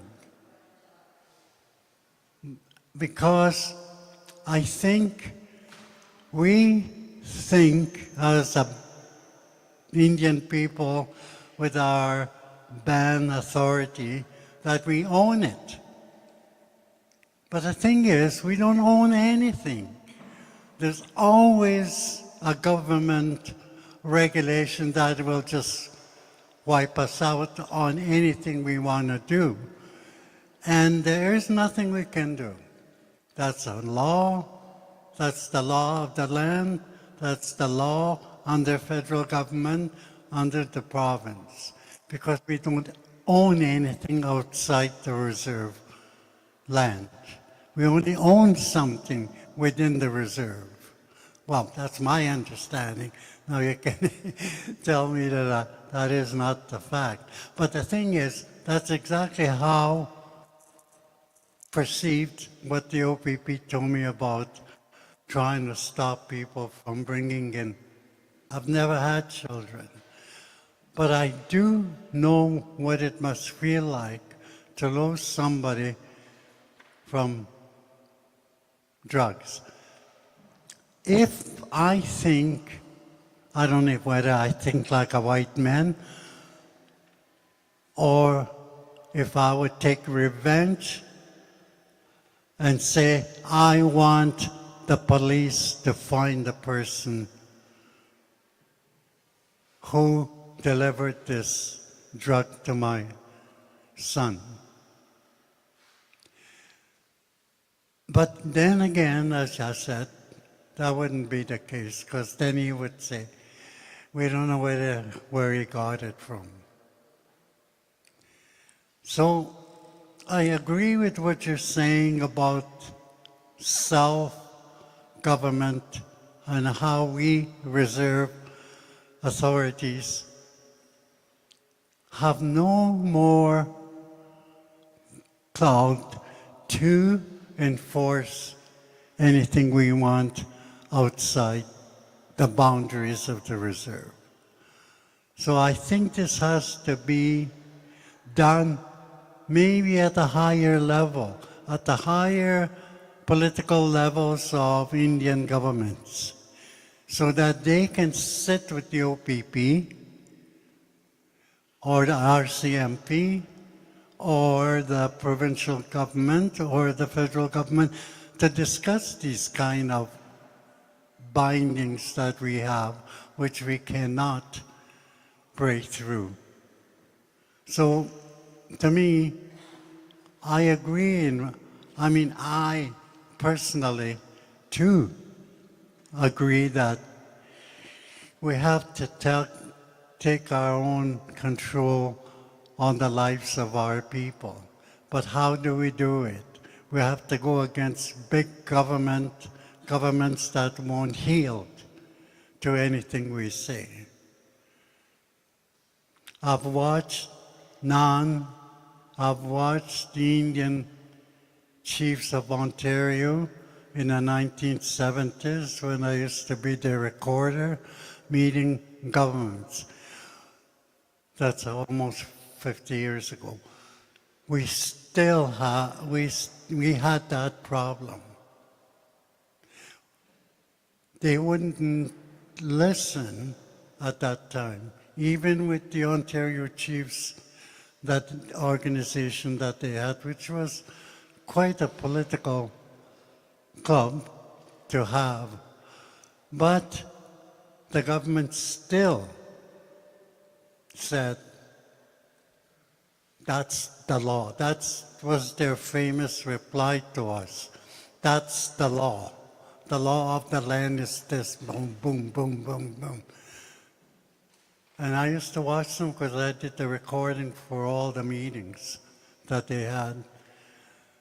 At that time, I wasn't too much aware of it.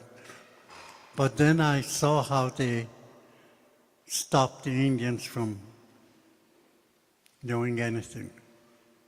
So that's all I wanted to relate with you or inform you that this is nothing new. This has gone since the first time an Indian went up against the government and said, we want this. Self-education that we have.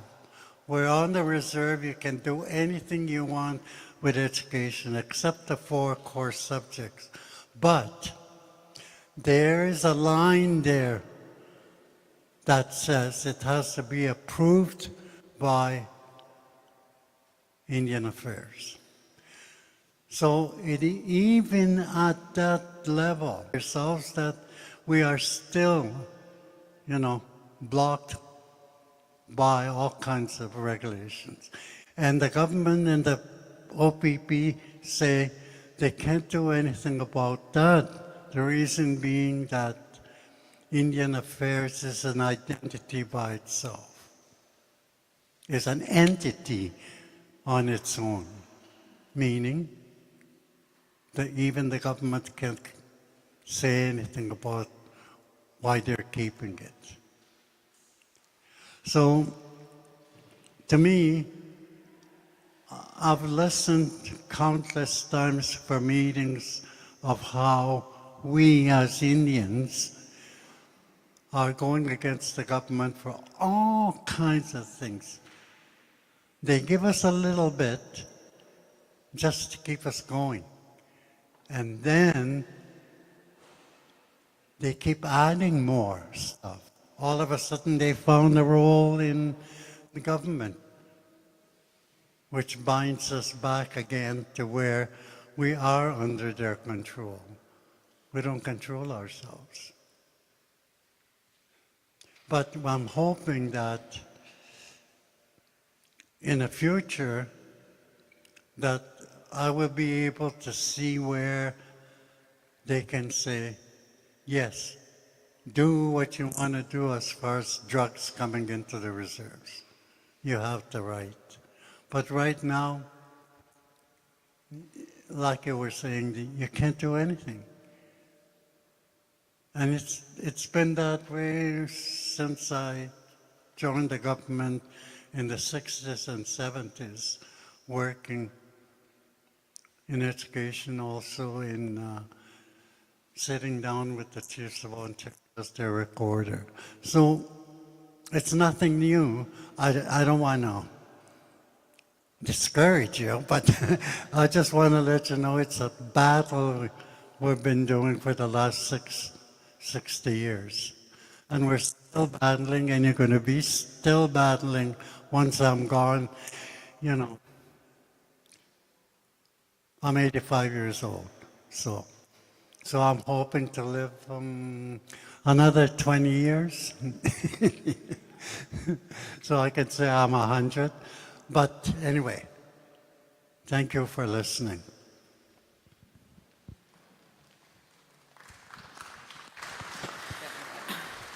Am I on? Oh. I just want to make a comment to that.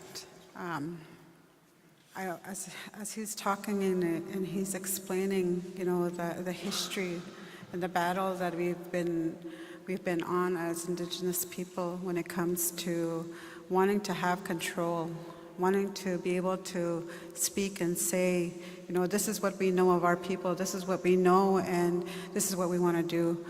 And I go back and I think about something that I've read, and it's about wineskins.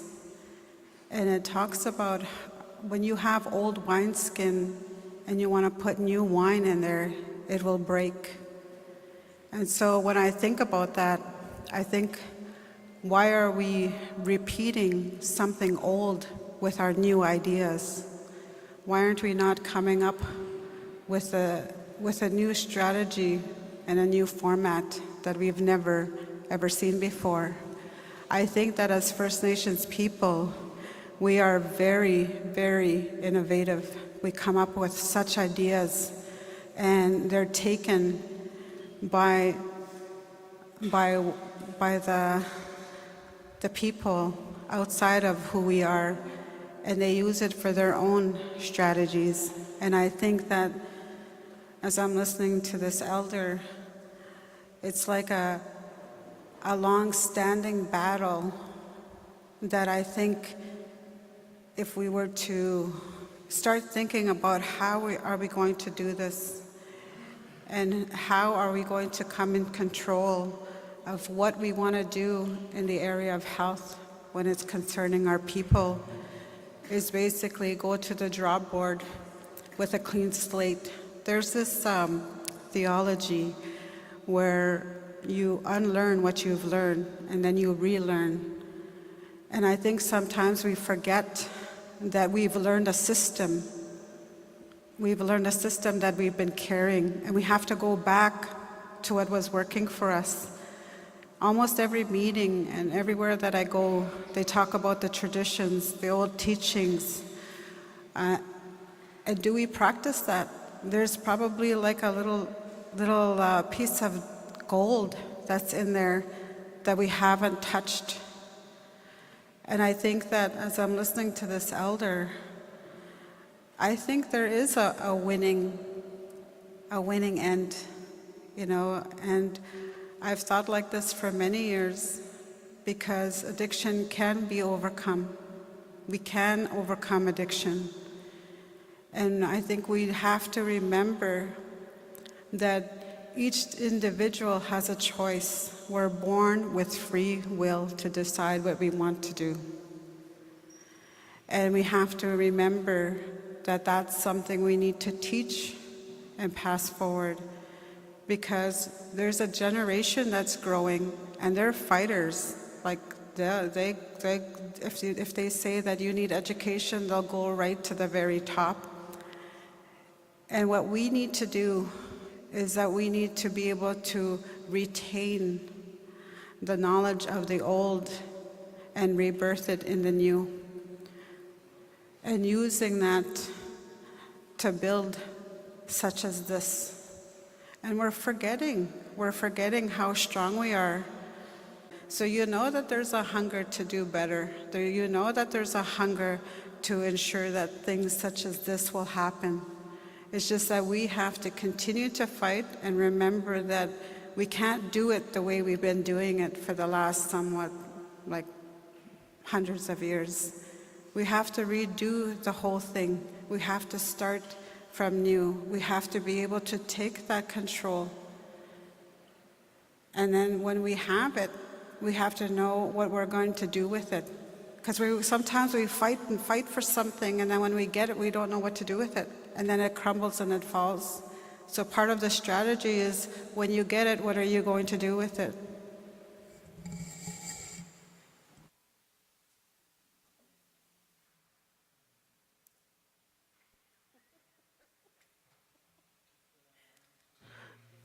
Hello. I'm going to stand.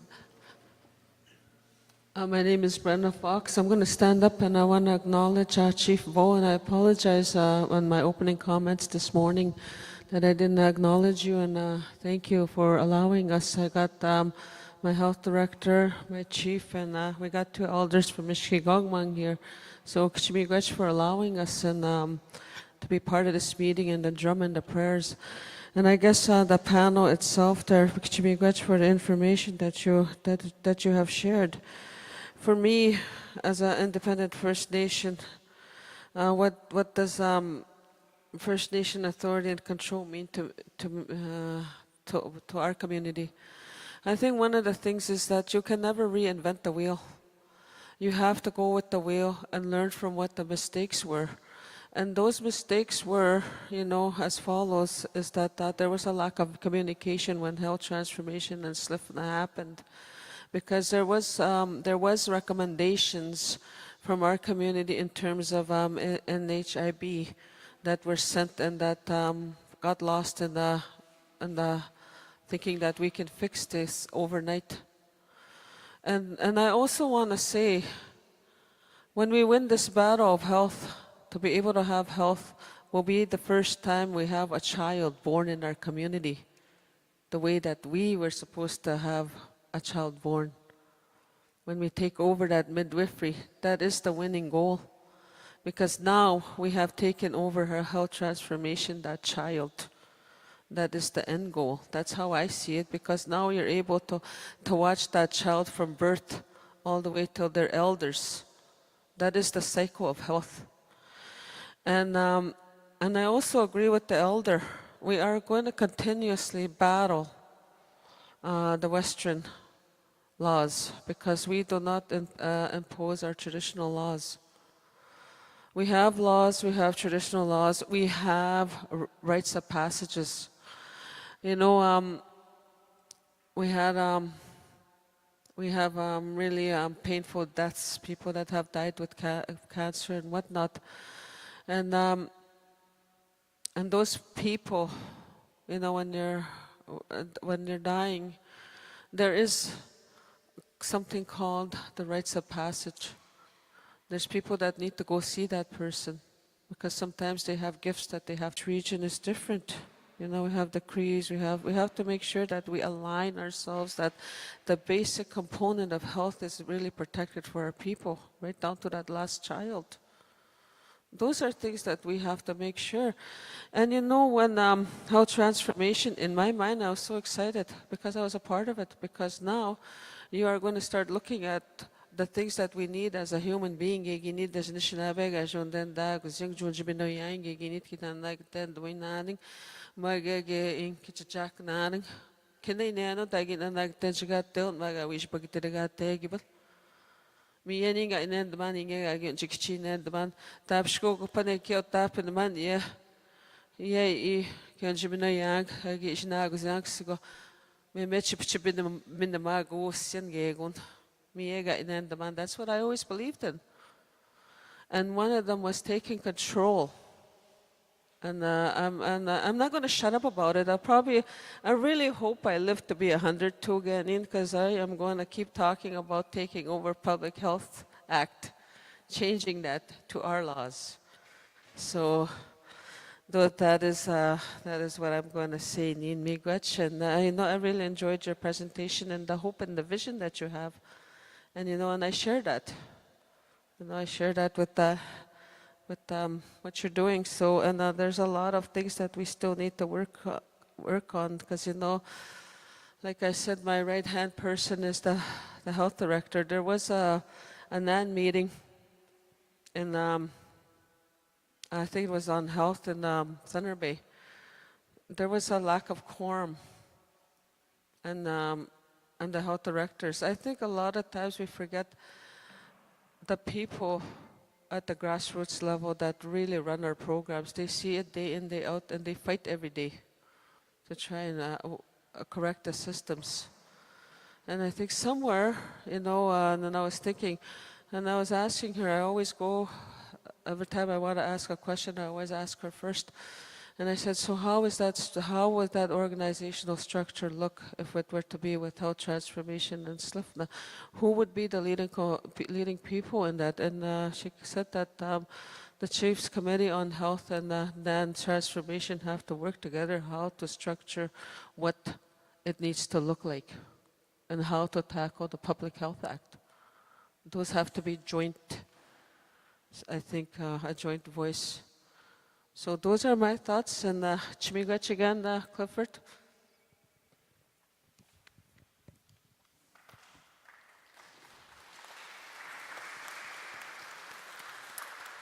Miigwech, Gatugunawa, for your presentation. Well done. We move on to Miigwech, Gagyagitingagin. We move on to next on our agenda. Is the Cut Lake First Nation Taito Care Pilot Project, Chief Russell Wesley. Once he is done, we will take a short break and then move on with the rest of the agenda.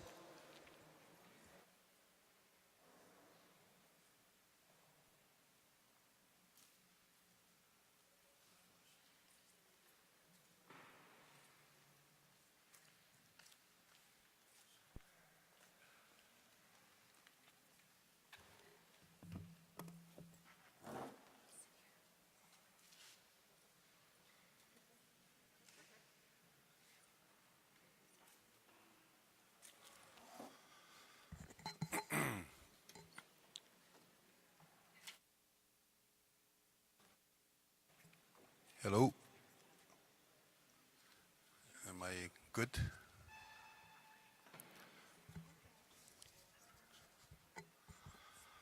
Well, while they're resolving the technical issues, I have to apologize. My makeup person didn't make it in time, so you'll have to deal with my shiny forehead. But I think I just wanted to make some short opening comments before the presentation. It's quite lengthy, but I just wanted to bring some background to what this is all about. The declaration of health emergency happened way back in 2004, and Resolution 1604 was passed. And then you fast forward to 1721, which was the charter resolution, So there's a significant amount of time that passed there while everybody's discussing what health transformation is all about. And then as Grand Chief has alluded personally, what is health transformation? So, you know, as a leader of my community, observing the occurrences, health occurrences in our community, one particular incident really troubled me, and that was the death of the young woman in Kingfisher. I don't want to repeat what her experience was, but that's what propelled me to try and find a solution as to what the definition of health transformation is and was at the time. So I started researching what the issues was, and it's all common. All the experiences we have in the community are common. It's diagnosis of an ailment. And the current system we have is ISK-driven, and it's policy-driven. So right off the bat, I'm identifying a number of issues that I recognize as problems and barriers and contributors to the death rate that we continue to have today. I described earlier the experience I had with my mother in Winnipeg, and it further highlights the need that we really need to do something.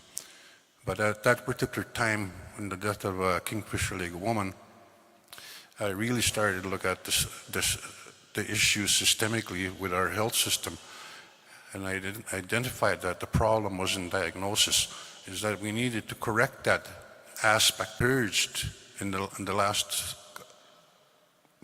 4 years, and they challenged our health agency, SLFNHA. You have to be more innovative. You have to be more creative. You have to look at things beyond the box. You can't just confine yourself to the status quo.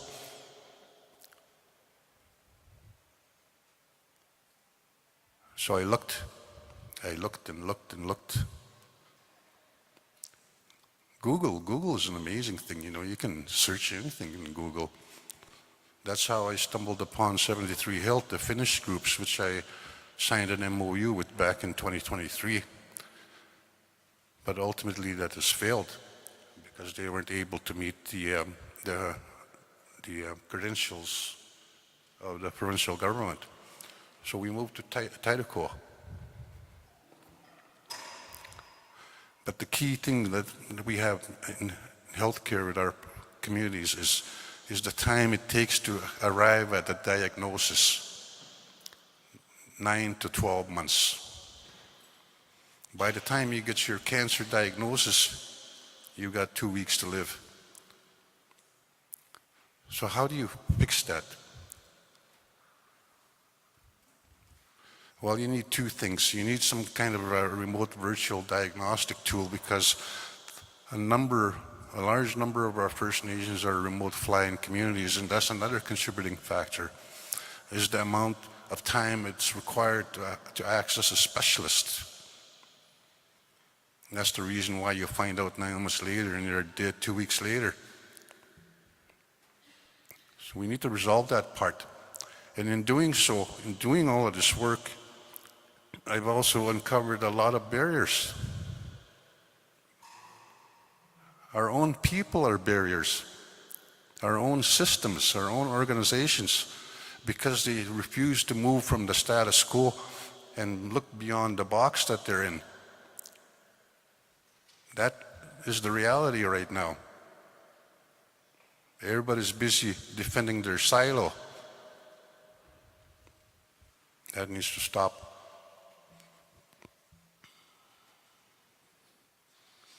So we need two things. We need a way to provide remote diagnostics with current technology. That's what this is about. The other key contributing factor to this is remote fluid analysis, the ability for early detection. So this is where Taidako becomes involved in remote diagnostics. but we've yet to conclude the process for remote fluid analysis. And that's work that's being undertaken with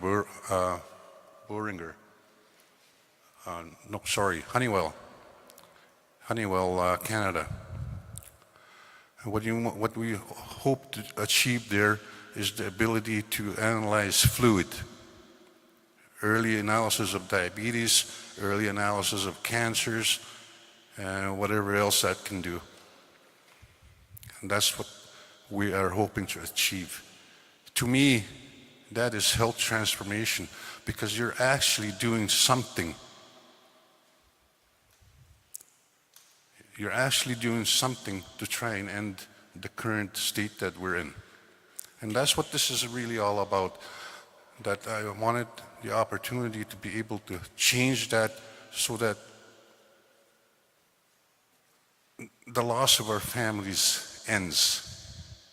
Not end, but at least make changes enough so that they're able to enjoy their time with us a little bit longer, just a little bit longer.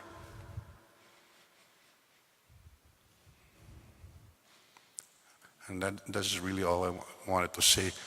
But in talking about the barriers, we've spent an X amount of time talking about health transformation. I've sat through countless workshops, rehashing all of these things. But what have we done?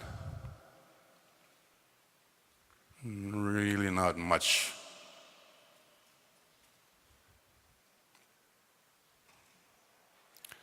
So, I want to thank you for the presentation, and I want to thank Chief Bull for the generous opportunity of being able to attend this community, and the Health Committee for the exceptional work that they've done, along with the staff, for doing the work with what we have. And thank you for giving me time for this presentation.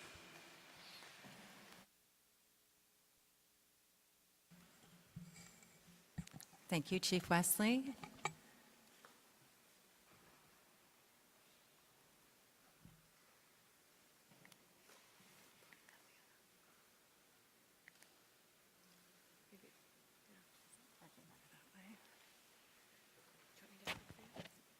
Sure.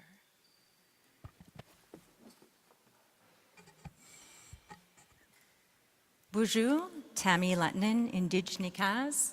I'd like to thank Chief Bull for hosting us today on the traditional territory of Lac Seul First Nation. It's always a pleasure and an honor to be a guest in your community. To start out with, I'm just going to introduce myself for those of you who don't know me. A few in the room may. So basically, I've lived in the North for a long time. My career has brought me to different places, but my roots are deep along the Dog River in Kaministiquia, Ontario, where 5 generations have called the same property home. Working in Northwestern Ontario, I've had the privilege to work with many First Nation communities in different capacities. Earlier this year, Chief Wesley and Cat Lake First Nation invited me to manage the Health Transformation Through Technology project, and I was very honored to be asked to take on this project. Although a lot of my career experience is focused in different sectors, I do have a deep passion for health, and this project closely aligns with that passion. I really enjoy helping others find their wellness journey. And speaking of journeys, this has been a long journey, as Chief Wesley has described, in executing this pilot project. And as many of you have heard him repeatedly state, we need to end the needless deaths in our communities. This pilot project is an example of resourcefulness born out of hardship. I commend the Cat Lake leadership for their relentless efforts to seek tangible solutions that have the potential to deliver profound health transformation.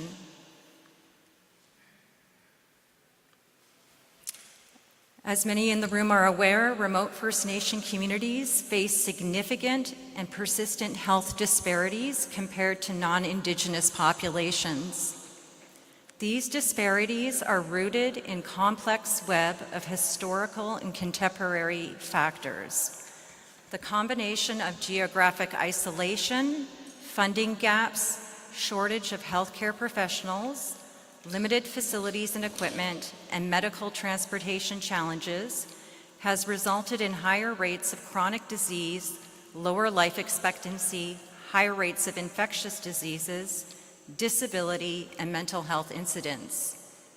The exposure to these ongoing disparities have been heightened in Cat Lake First Nation following a fire in March of 2024 that completely destroyed their healthcare facilities. And it should be noted that we are in now July 2025, and not all the health programs in Cat Lake have been fully restored. Confronted with these devastating health care challenges, Cat Lake First Nation leadership is determined to transform health outcomes for their community members. And the vision here is to move from a primary care to a diagnostic care model remotely. TytoCare is a company founded in Israel, which is globally renowned for leading health innovations. The TytoCare ProSmart Clinic moves from a primary care model to a diagnostic care model. TytoCare has an impressive track record with 95% of visits being resolved remotely.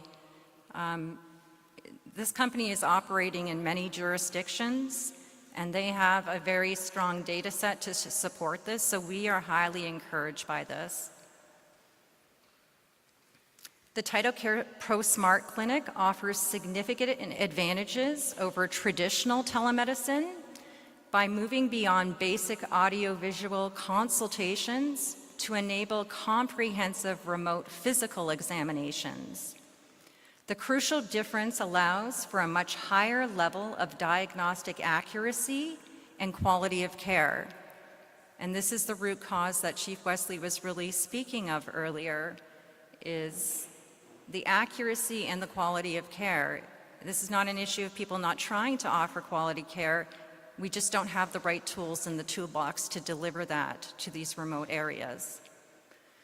So the Tyto system replicates many aspects of an in-person clinic visit.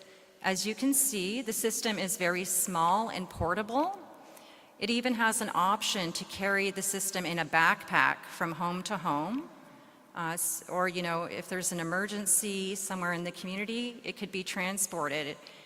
And even if there isn't an internet connection, the exam can still be performed, and then when the nurse or clinician returns to an area with Wi-Fi, they can send that complete exam to the physician to evaluate.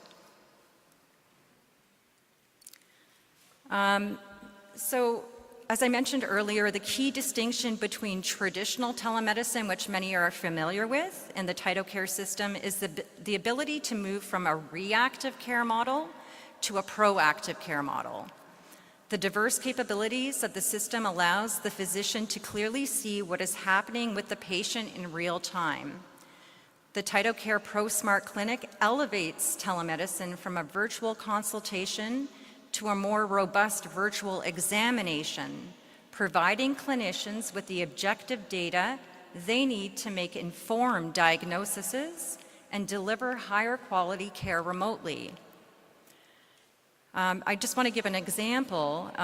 For instance, if a patient has a wound, the ProSmart tools allow the physician to clearly see the wound, as well as the system includes an infrared thermometer, which also allows the physician to measure the temperature of the wound. That is a game changer.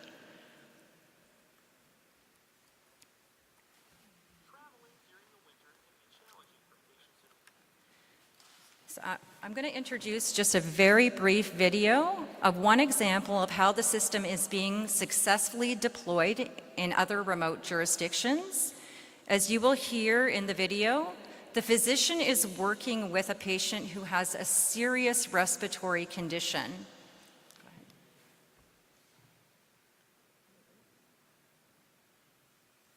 Is there audio capability or no?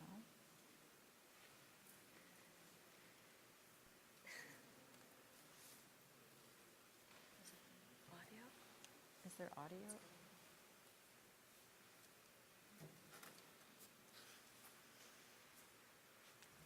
Do you want me to Can try we to have play the it? audio?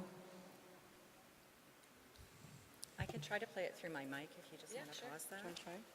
I'll try to play it through my mic.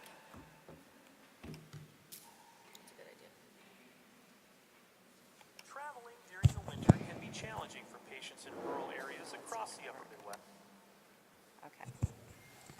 Okay, well, I regret that's not going to work, but this video is available online.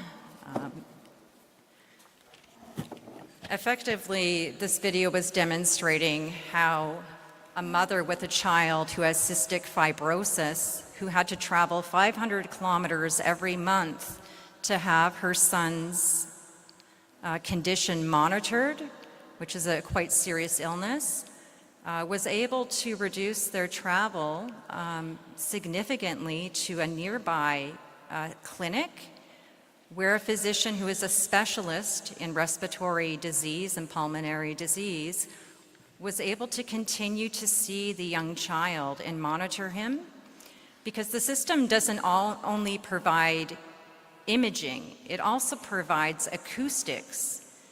And as I get into the next slide, the system is very innovative with smart tools and AI guidance.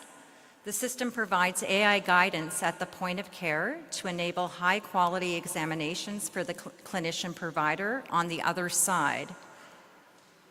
So you can just imagine this device is being held by the point-of-care clinician, the nurse, the community health rep, and it's guiding them. There's these blue dots that are AI generated to guide the clinician to the correct area on the body to apply the device to capture the acoustic sounds of the lungs. And it's very intuitive. It will give a screen that basically shows green bars if they've captured a high-quality acoustic recording. If they do not, the AI will continue to guide the nurse until a quality recording is captured for the physician to hear on the other side. So it just will not allow them to continue. And in recent discovery calls with physicians, they have shared that nurses often send poor quality photographs to them, making it very difficult for them to make a diagnosis. The AI feature will guide the point-of-care provider until a high-quality image or acoustic recording is captured. So that in itself immediately increases the quality of care, because the physician is guaranteed to have a high-quality image or recording in order to support making a diagnosis.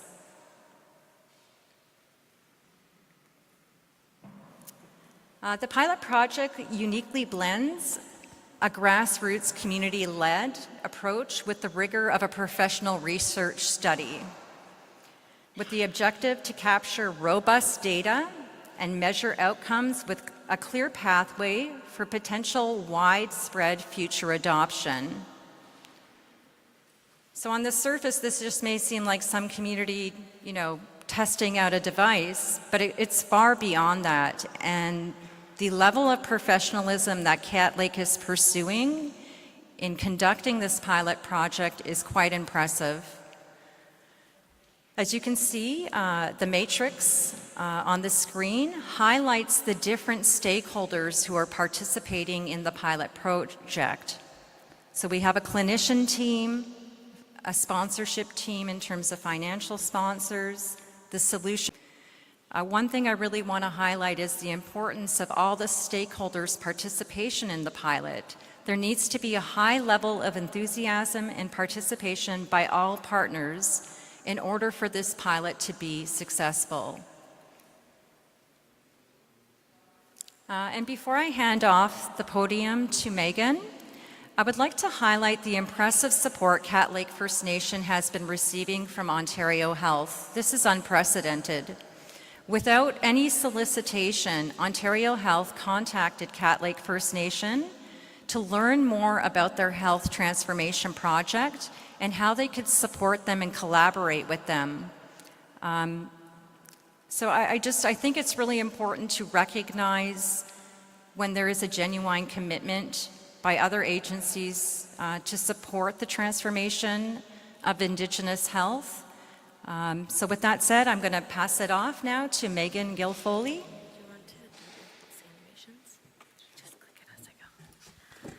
Hello, everyone. Thank you so much for having me here today. I really appreciate the opportunity to speak to you all. So my name, as Tammy mentioned, is Megan Guilfoyle.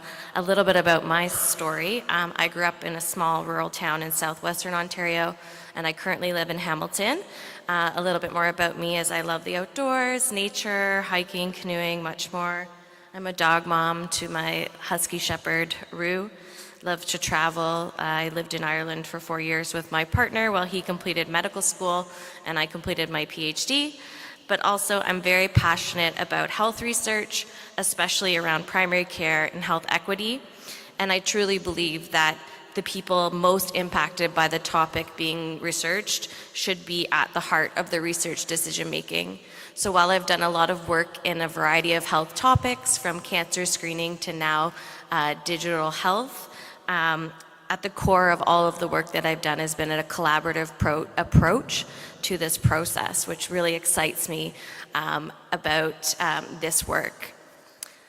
So how did I get here specifically? So my partner is a family physician and works as a locum in Sioux Lookout Zone. So we came up and really fell in love with the community as well as being in the north, and we wanted to keep coming back and trying to find ways that we could keep coming back. And that's a picture of us with Blueberry Fest last year, and we wanted to figure out how we could be in the north more. So through conversations with Dr. Ruben Hubbelin, and then I was introduced to Chief Wesley and the team, and they recognized the potential for different partnership synergies with some of the work that I'm currently engaged in at Women's College Hospital, specifically the Center for Digital Health Evaluation. And then that led us to working together as a team to ensure that we're meeting the needs, specifically the health needs of Cat Lake First Nation, and through this project. So just a little bit more about where I come from. So I'm currently located at Women's College Hospital in Toronto, which is the Institute for Health System Solutions and Virtual Care. We have the Center for Digital Health Evaluation there. And so what we currently do is we work to deliver timely, high-quality evaluations for digital health technologies across the different stages. So whether you're looking to implement a new tool, you've implemented it, and it's working well, and then maybe now you want to spread and scale the tool to other communities. So we look at that. We do a lot of work for the Ministry of Health, and in doing so, we collaborate with healthcare, technology, policy, evaluation, people with lived experience, different communities, to generate practical insights that can help inform the Ministry of Health's decision and support that system-wide adoption. So our research is so important to this process because it's really important to understand. We know not all technology works. You can implement something or have really lofty hopes and goals, but we want to help understand and help Cat Lake First Nation with this pilot project to see, does this tool work in the community? Can we get it to work if it's not working as we'd like it to work? What are the troubleshooting things that we need to do? Maybe it's helping adjust the workflow of the different clinicians in the practice. Maybe it's better meeting patient needs. How do we get it to a place that does work? And then if nothing is working, what else can we do? So we're really trying to help Cat Lake First Nation, this pilot project, get to that point of figuring out if it works, how well does it work, and if not, how can we get it to a place where it is working? So that's where our piece comes in on the research side. And so just really quickly, I'm here representing a larger team from Women's College Hospital who wear many different hats. Of course, the mom, nature, and the animal lovers, but also a lot of great experience in this field. So specifically, we have a group of scientists, strategists, designers, research managers who are also helping engage with this project. One of which is Dr. Brand Wood, who is an associate scientist from the Northern Ontario School of Medicine in Thunder Bay. So we're all working closely together to try to help meet the needs and goals of Cat Lake First Nation through this pilot project with TytoCare. So I'll just give a really quick high-level overview of the research side and the things that we're looking at.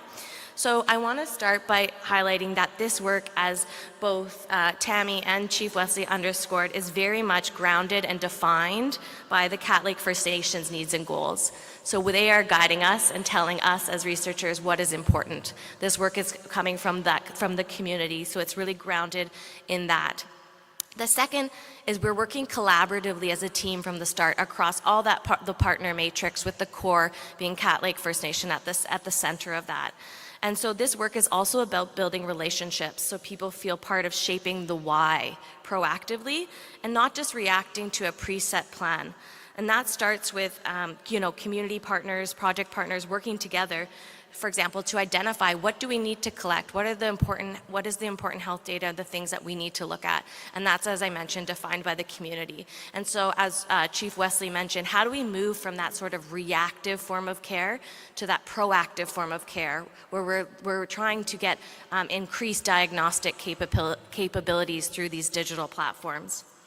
And then in terms of the specific aims of the project, there's kind of three key pillars. The first leaf is to understand how ready people are to use the TytoCare ProSmart Clinic. And in this, we want to know what support do they need, what training is required, how could we help fit it into their daily work better. And this is important so that we can understand to get it to a place where it's easy to use, can be easily implemented, and that it's sustained and lasts over time. The second piece is to evaluate the clinician and patient experiences with the TytoCare ProSmart Clinic. How well does it work for them? How easy is it to use? And does it Cat Lake First Nation? And so this is the work that we're doing over the course of a year to help Cat Lake First Nation achieve, does it work, can it work well for other First Nation communities? Can we scale up this work so that other communities can be engaged and have access to some of these benefits similar to Cat Lake First Nation? So while we're starting small scale in this 1-year evaluation, we're always thinking big and how we can move to the next step. So this is just a really high-level overview of the project, but I'm very happy to answer any questions. I'm also happy to connect further in person or whatever works or is convenient. I'm in Sioux Lookout until the end of July, and please feel free to reach out if you'd like to learn more. Thank you so much again for having me today. I really appreciate your time. Miigwech.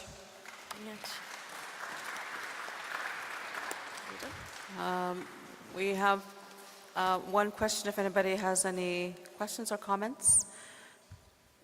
Going once, going twice. Okay, miigwech. Okay. Thank you for your presentation there, Megan, right?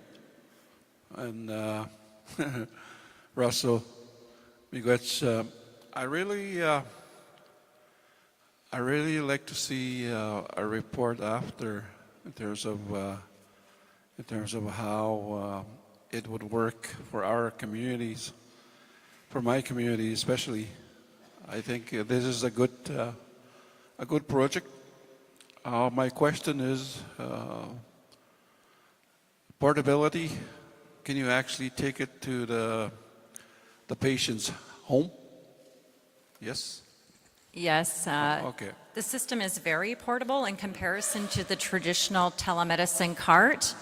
It is quite small. And there's two options. There's a stationary option on a stand, which is small, but also an option that literally fits in a backpack. Okay, and the other thing is the clinician, whoever's going to operate that based on a doctor's request, like the fluid thing, where does that happen? Yeah, so presently the Title Care system does not collect fluid analysis, but one thing that should be highlighted about this system, like we've done a great deal of due diligence trying to find a remote examination system that is compliant in Canada, and that was very challenging. This is a turnkey solution that is very reputable and well-financed. Like this company has raised over $200 million to do research and development. So we're on the right track.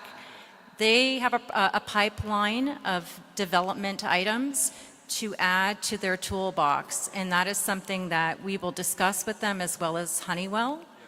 But at this moment, the fluid analysis is not part of that scope.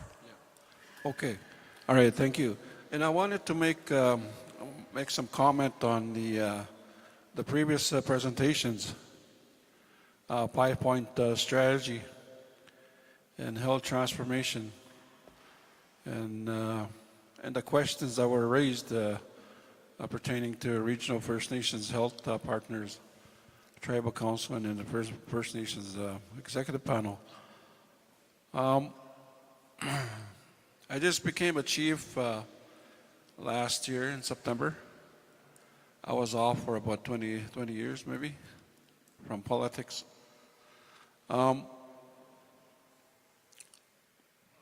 You know, having a health center in Sulakaut seems to have a limitation in terms of seeing the specialist. They probably just come and go in Sulakaut. If we had our own health Manoyawan in Toronto, we would have all kinds of specialists there, right? But the problem is the distance from point A to point B. It's too far, eh? So doing business or doing a service in Sulakaut has limitations. So if you're going to do a service out of Sulakaut, there are logistics concerns and issues. Like you can't really get people to live here because of housing maybe. There's shortage of this, shortage of that. Where there's plenty, like in Winnipeg or Thunder Bay, you would have more from that. So that's the challenge that we're facing right now if we're trying to provide services from Sulakaut. There seems to be a limitation. Same goes to our communities, right? Community health services. All we have is nurses. We have limited services there. And we really can't do diagnostics or diagnosis like what Russell was talking about. There's nothing there available for a patient that has complaints about his or her body. Okay, the nurse says sometimes you look okay, you know. But his body or her body tells him or her to, you know, express that.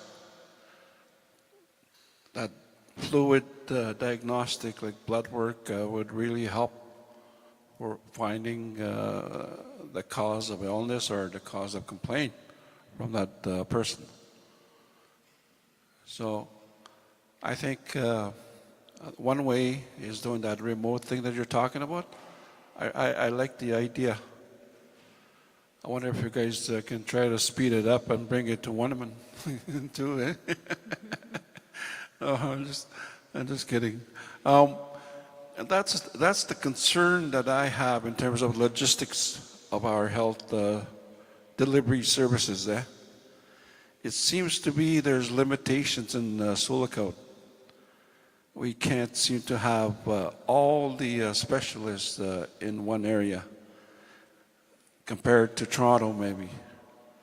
Toronto has a lot of specialists there in the area. So that's the challenge that I'm faced with right now when we're talking about the health transformation. You know, it's the logistics of the health delivery services that we're currently in. It's not really helping the patients. You know. All right. Thank you. Miigwech.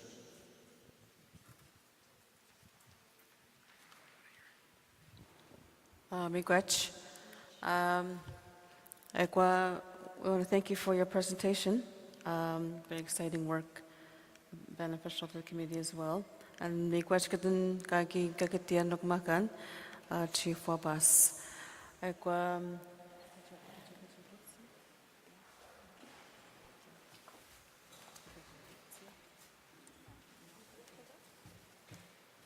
We have gifts for you right there. Moving along to the agenda, we have next on the SLFNHA Strategic Plan and Evaluation. SLFNHA President and CEO Sonia Isaacman will be presenting as well. Kapaz tahaman kakapsinanang or some enun tesekahi and Jack Sek de Pagan.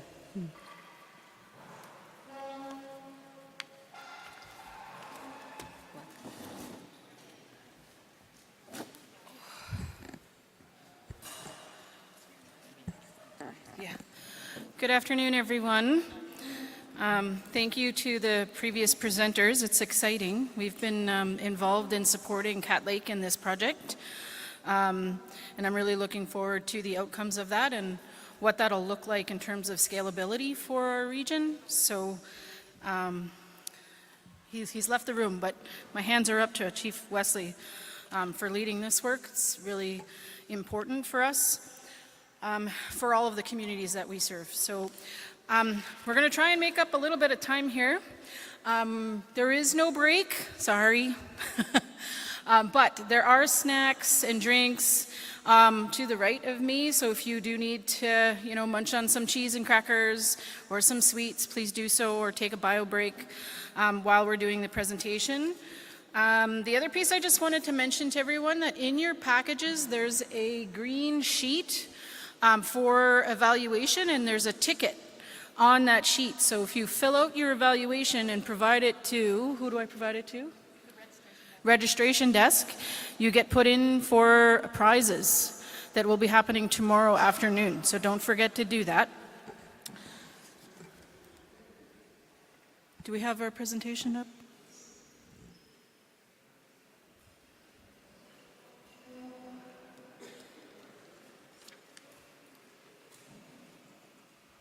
Okay, while they're getting the presentation up, I'm going to start talking. So, this isn't going to be the first time that you've seen this. This really is, the purpose of this is to give you an update in terms of where we are with the work. We have the current strategic plan, which is from 2022 to 2027. I've talked about this last year at the AGM as well as the year before.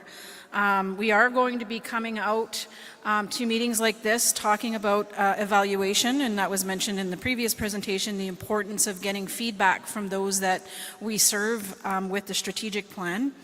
The current plan, which it's not up yet, we have 3 pillars essentially, which is community ownership, service experience, and health transformation. So we've been talking about this today. And then we've been talking about this at every other meeting that I've been participating in for the last 2 years. I just want to give you a quick introduction, because I'm not going to be the only one speaking today. In the past, it's been mostly myself in talking about the strategic plan. But since last year, we've now have a new team in place. We have a strategic policy planning and quality team. Jennifer DeRoche is sitting next to me. She's our senior director for that team. And then Bobby Christink is the director for engagement and partnerships. And Monica, who's also sitting with us, is our VP for regional services, and she'll talk to you about the next agenda item around the Elders and Youth Councils. So I'm going to hand it over to Jennifer to talk about the strategic plan and where we are right now, and then where we're going. So there's going to be opportunity at the AGM to provide more input and feedback into this as we kick off evaluation. Which will feed into the development of our next strategic plan from 2027 to 2032. So I'm going to hand it over to Jen. Miigwech. Thank you, Sonia. Just want to say good afternoon. Migizi Tutem, Manitou Wasamo, Dijnikaz, Migizi Sage Gandonji.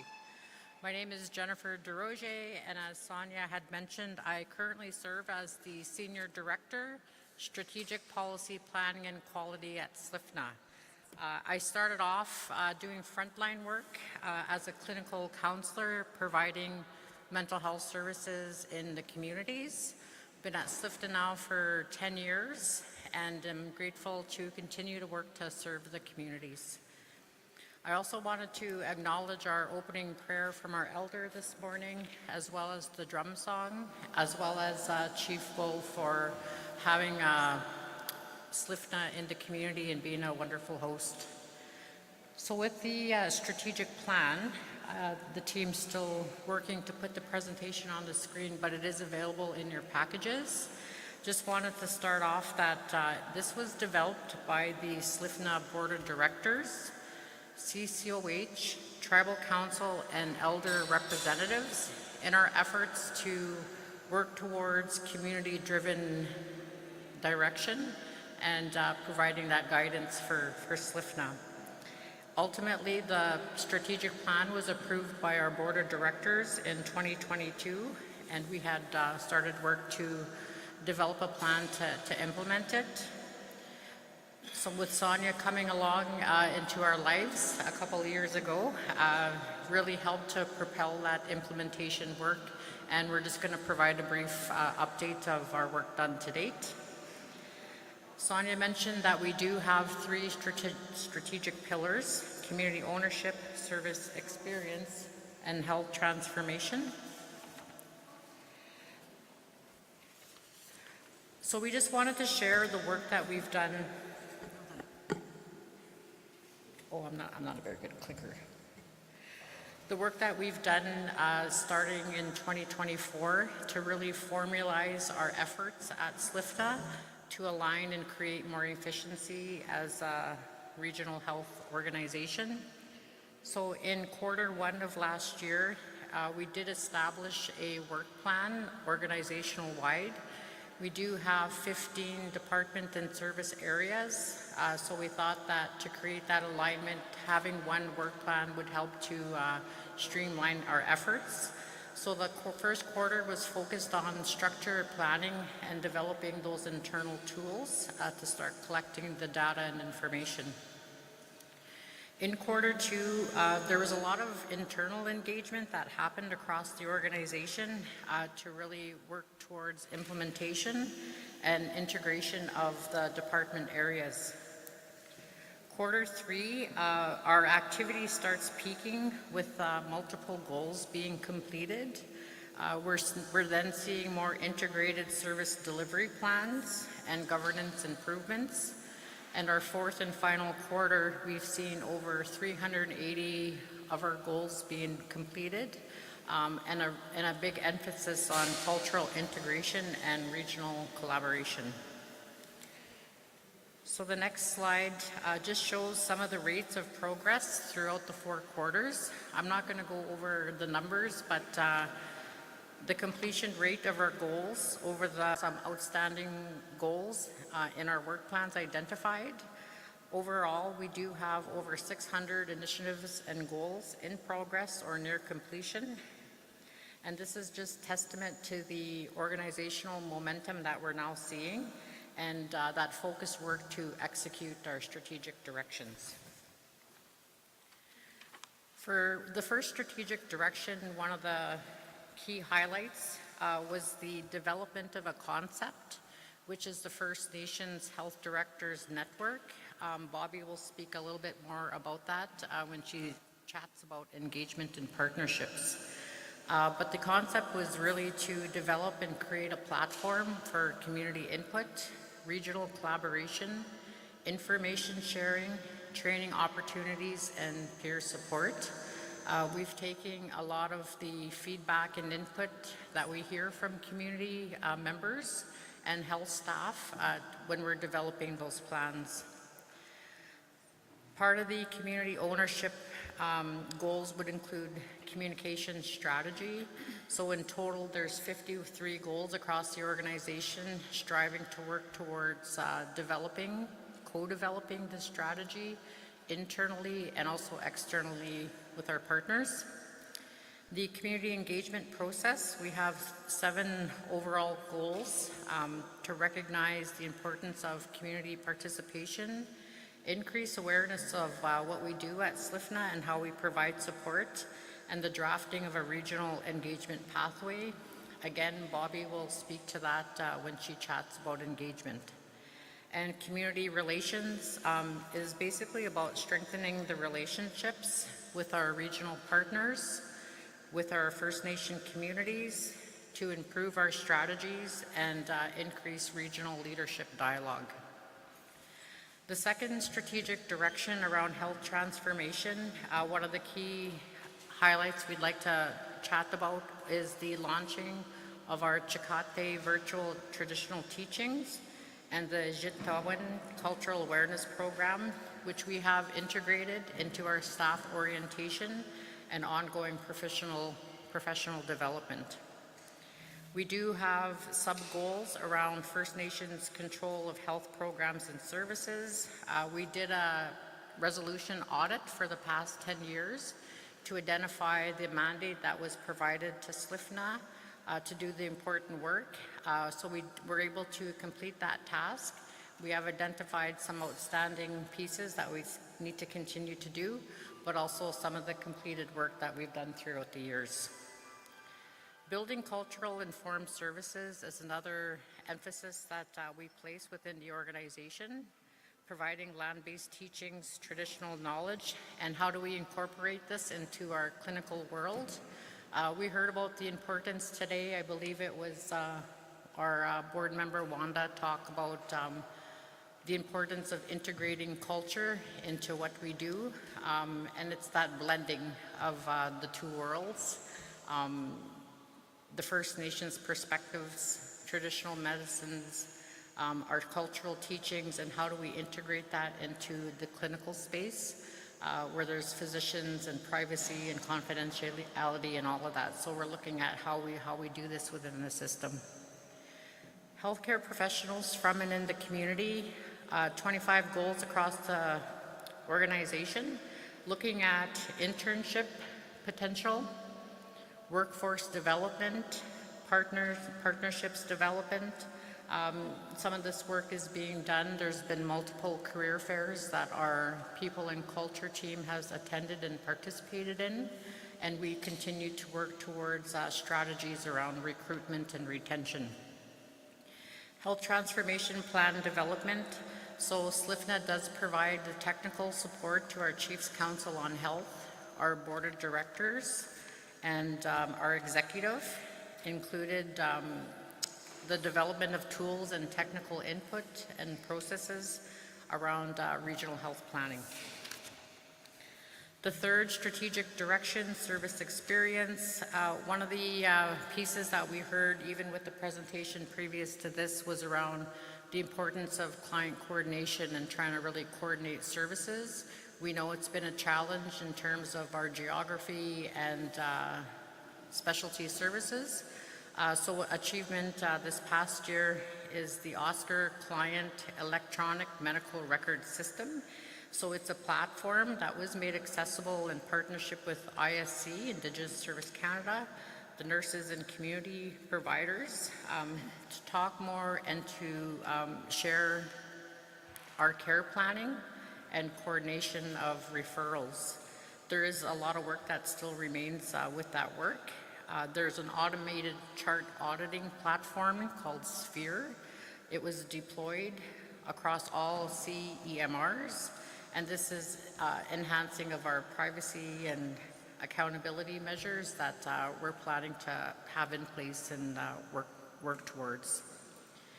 The client experience and service improvement process, there are a number of goals here, 259. So we are working with the clients that access services at SLFNHA. We do this in multiple ways, dialogue, surveys, group sessions, etc., to talk about and get input in how we increase and improve the things that we do as an organization. And we are working towards an organizational-wide reporting system so we can have that continual feedback throughout the year. We're also developing a patient advocacy bundle. There's multiple teams working towards this, where it will include a client ethics framework, patient advocacy framework, client needs, and sharing some of this information on the Health Directors Network when it's up and running. And we've been chatting a lot about integrated service delivery, and there's 93 goals across the organization, chatting more about how do we integrate with each other and across the different services across the organization, including the multiple health teams that exist, not only at SLFNHA, but with our tribal council partners as well. Somebody did mention today about the community health hubs. We're happy to share that there's 6 active health hubs in communities to date. We do have 2 other health hubs scheduled this summer, early fall, to go online and provide more clinical service at a community level, to bring services closer to home, but also to help increase services. And we know that infrastructure is a challenge in the north, so this also helps to alleviate some of that stress, and we're looking forward to continuing that work and providing more services. So moving forward, the strategic management framework is a really exciting visual, and we're starting to build it out. So building this out includes gathering up all the community mandates, gathering all the frameworks, the different strategies and work plans we have in SLFNHA, and it's almost like a machine. And how do you make them all work together? So we're still in the information gathering place, and we hope to have more of an update at the upcoming AGM in September.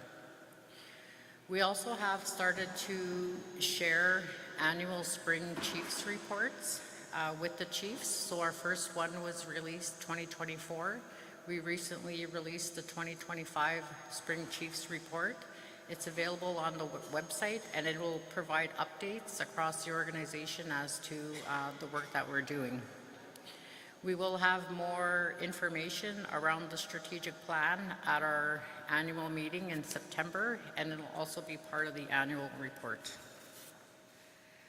Moving forward, another great visual about taking into account the importance of where we came from. And we heard earlier today about the history of SLFNHA and the vision that was there for us, set for us initially, and how do we move forward and take into account the important work that has been done, continues to be needed, and how do we roll forward with that. So we are, as Sonia mentioned, be entering into our evaluation process for our strategic plan. One of the other things, actually 2 other things I just wanted to mention is that we are currently in an accreditation process. So accreditation is a process to assess and recognize the organizational commitment to delivering safe, quality, culturally appropriate care. We're also involved in moving towards best practice spotlight organization through the RNAO, so that's the Registered Nurses Association of Ontario. So these processes will also help to improve how we do things at SLFNHA. to ensure that we're meeting the needs of the clients and meeting the needs of the communities. The final slide is just a little bit about the evaluation. So we had started as a team doing some pre-planning. What needs to be included, how long will it take, when will it start? So we have started to plot it out, map it out over an 18-month. We need to determine the evaluation tools that we'll be utilizing, identifying what's been done, what's outstanding, still needs to be done. We'll be establishing criteria, which will help to identify gaps and issues. Also, the internal work as a broader SLFNHA team, and again, leaning towards our tribal council partners and other health partners externally to work towards creating a more aligned, streamlined system and supporting one another along the pathway forward. So that's the presentation regarding the SLFNHA strategic plan. Miigwech. Great, thank you, Jennifer. Before I hand over the mic to Bobby, I just wanted to remind everyone the purpose of this next presentation and the team that's been developed to do this work. In the fall of 2023, which was my first AGM at SLFNHA, I committed to more engagement and more relationship building and partnerships with community directly. So part of that was working to establish this new team around engagement and partnerships. So Bobby will talk about the purpose of that. The other piece was the commitment to this meeting. So this is the second meeting that we've had outside of the cycle of the AGM. To increase the participation of communities and having feedback and input from you in the work that the chiefs are doing at the CCOH level, but also the board and SLFNHA in terms of the priorities that we're moving forward on what you've identified as those priority areas and needs. So Bobby's team is managing kind of the relationship side of working with communities, and she'll talk about the structure of that team and why it's established the way it is. So thanks for that.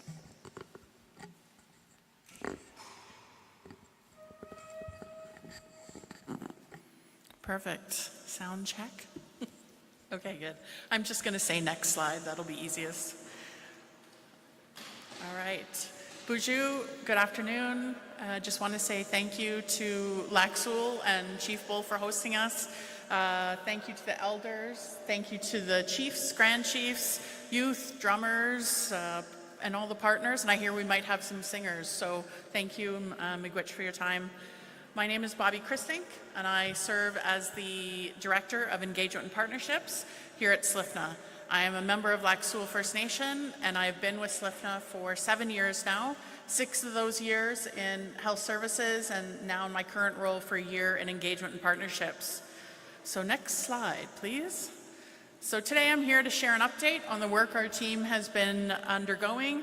We've been co-developing a lot of it with many of you here today, so thank you for that. And then more importantly, we're here to get some guidance and direction from you all. So today I'm going to be talking about a summary of our recent engagement meetings, a proposed community engagement pathway that includes a community-led cycle, our work to build a health directors network, and a gathering community voices activity, a few team updates, and some new initiatives we have launched. Next slide, please. To date, our President and CEO has held 4 quarterly regional engagement approach meetings, and those are with the Tribal Council Executive. Our engagement team has held 5 Tribal Council meetings and also met with all 3 independent First Nations. We will also continue to visit these regularly to ensure voices are heard on an ongoing basis. Through these meetings, communities have clearly expressed the need for early and consistent engagement, transparency in decision-making, and better coordination across health services. This is why we're co-developing a community engagement pathway as a first step to strengthen relationships and ensure health priorities are shaped by community direction. The engagement meetings have highlighted reoccurring themes, and these are the top 10 health priorities that have emerged across the sessions to date. So the 10 priorities are, and they're on the screen, yeah. So we have mental health, long-term care, diabetes, dialysis, NIHB medical transportation, human health resources and workforce, service coordination, reciprocal engagement, funding transparency, and EMR and technology. Since this year's Special Chiefs and Elders meeting is focused on mental health and NIHB, we're going to use an opportunity today to ask for your guidance on the other gathered priorities that we've mentioned. These will form the base of our Gathering Community Voices activity, which we'll walk through in a bit, to better understand what you feel SLFNHA should focus on next. Next slide, please. So some of the health director engagement that we've done, we've been engaging directly with many of the health directors.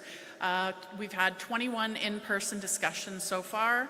These conversations have given us the opportunity to validate information, gather input, and hear more about what health directors are seeing in their communities.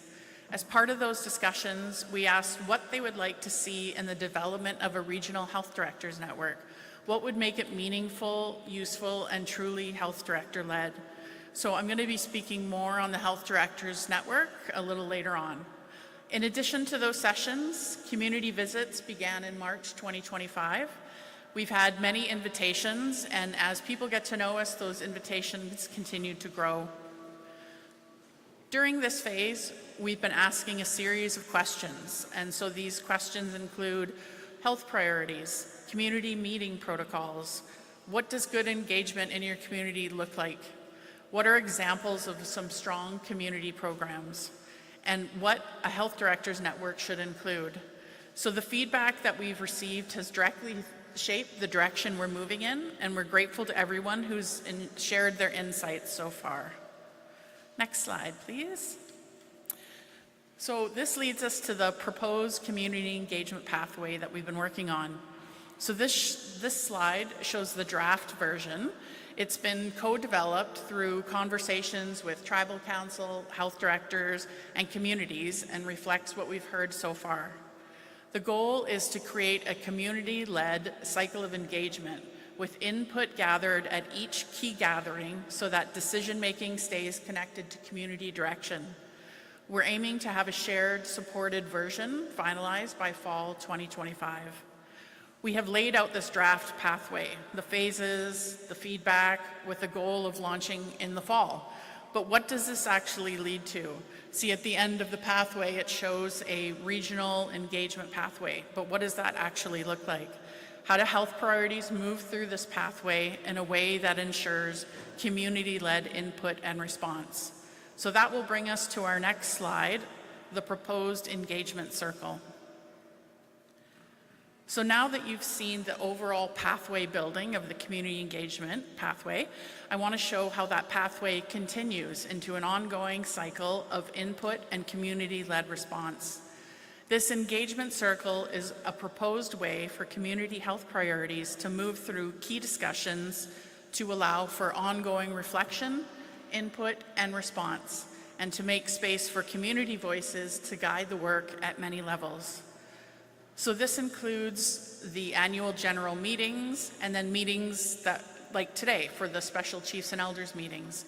It also includes the ongoing regional engagement approach meetings that are quarterly with tribal council level executives. And then also included will be the Health Directors Network that I'm speaking about. The fourth input will be from First Nations health staff themselves, gathered through the existing annual training sessions that are happening throughout the year. So this engagement circle helps ensure that health priorities are raised regularly, they're reviewed together with communities, and that decisions are shaped by community direction.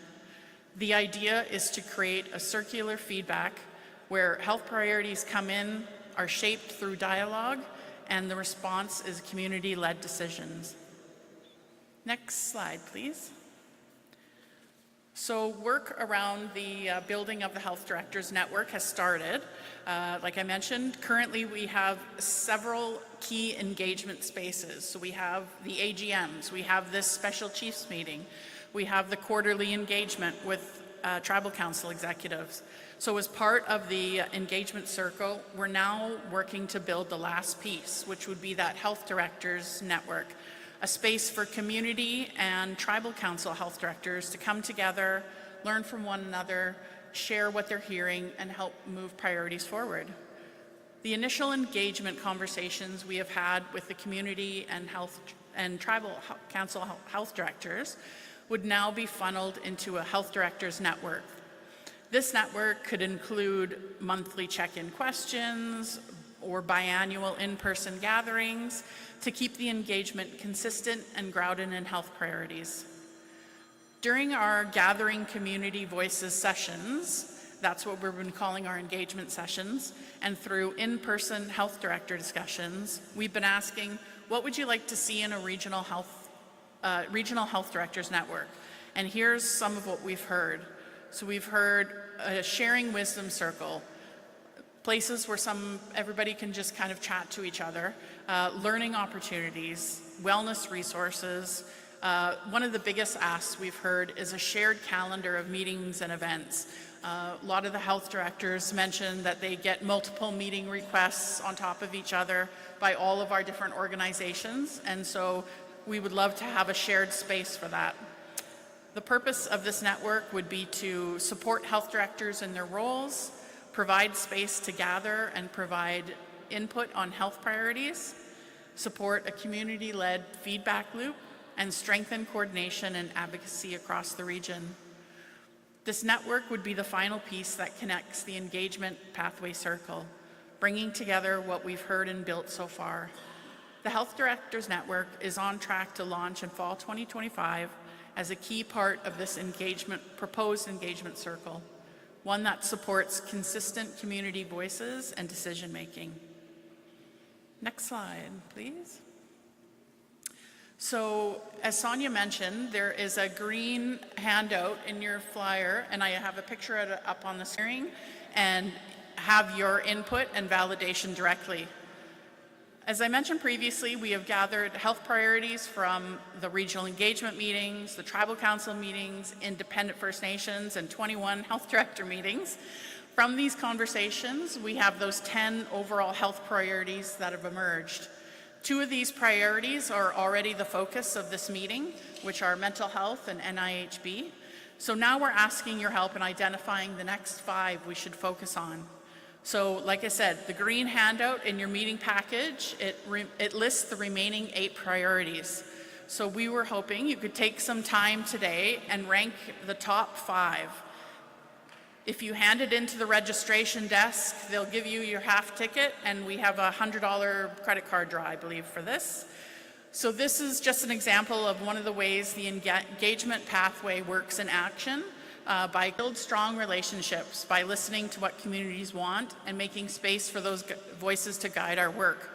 Over the past year, we've grown. We now have 5 engagement and partnerships team members. We've taken on some new areas as well to help us better connect with communities. So we now have event coordination under our team. We will be supporting events across SLFNHA and ensure they reflect both community values and organizational goals. We also now support our lovely communications team over here, which is helping us better align messaging with our engagement work, both internally and with partners and tribal councils and communities. A unified communication strategy is in development, and we will be sharing that with communities for feedback soon. Also in your bag, you'll find, I believe there's a picture on yes, we have a 2025 Programs and Services Guide. This year's version, we have more detailed department information, and a really exciting thing was the tribal councils all have their own page in there. We have independent First Nations as well. Some of our partners, we also have pages in there. We have a QR code to support finding referrals. And for 2026, we're planning on releasing a translated version as well. We have also launched another new platform. So we have a SLFNHA radio show called SLFNHA Radio Connect. It's hosted right now on Wawate Radio, but we'll be taking those episodes when we travel to community as well. The goal is to inform and connect First Nation members across the region. 12 episodes in total. We have had 5 air so far. Each show features department updates and discussions tied to SLFNHA's strategic goals. You can also find our shows on our website and on our YouTube channel. And of course, we have a booth out front, and there's more information on how we can connect with your communities. Next slide, please. So next steps, what are we going to do? We're going to continue working on community engagement visits, gathering input, validating direction from communities. We're going to keep developing the Health Directors Network. The SLFNHA radio show will be continued to air. The 2026 Programs and Services Guide.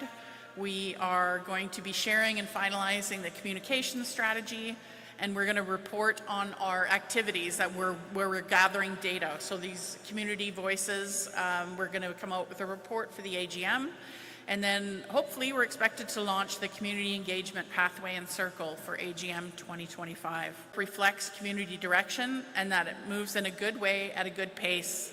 We're excited to keep working with you, and we look forward to keep building this together. Thank you, Miigwech. Does anybody have any questions? Oh, sure. Are you on, Monica? There you go. Okay. Okay, hello everyone.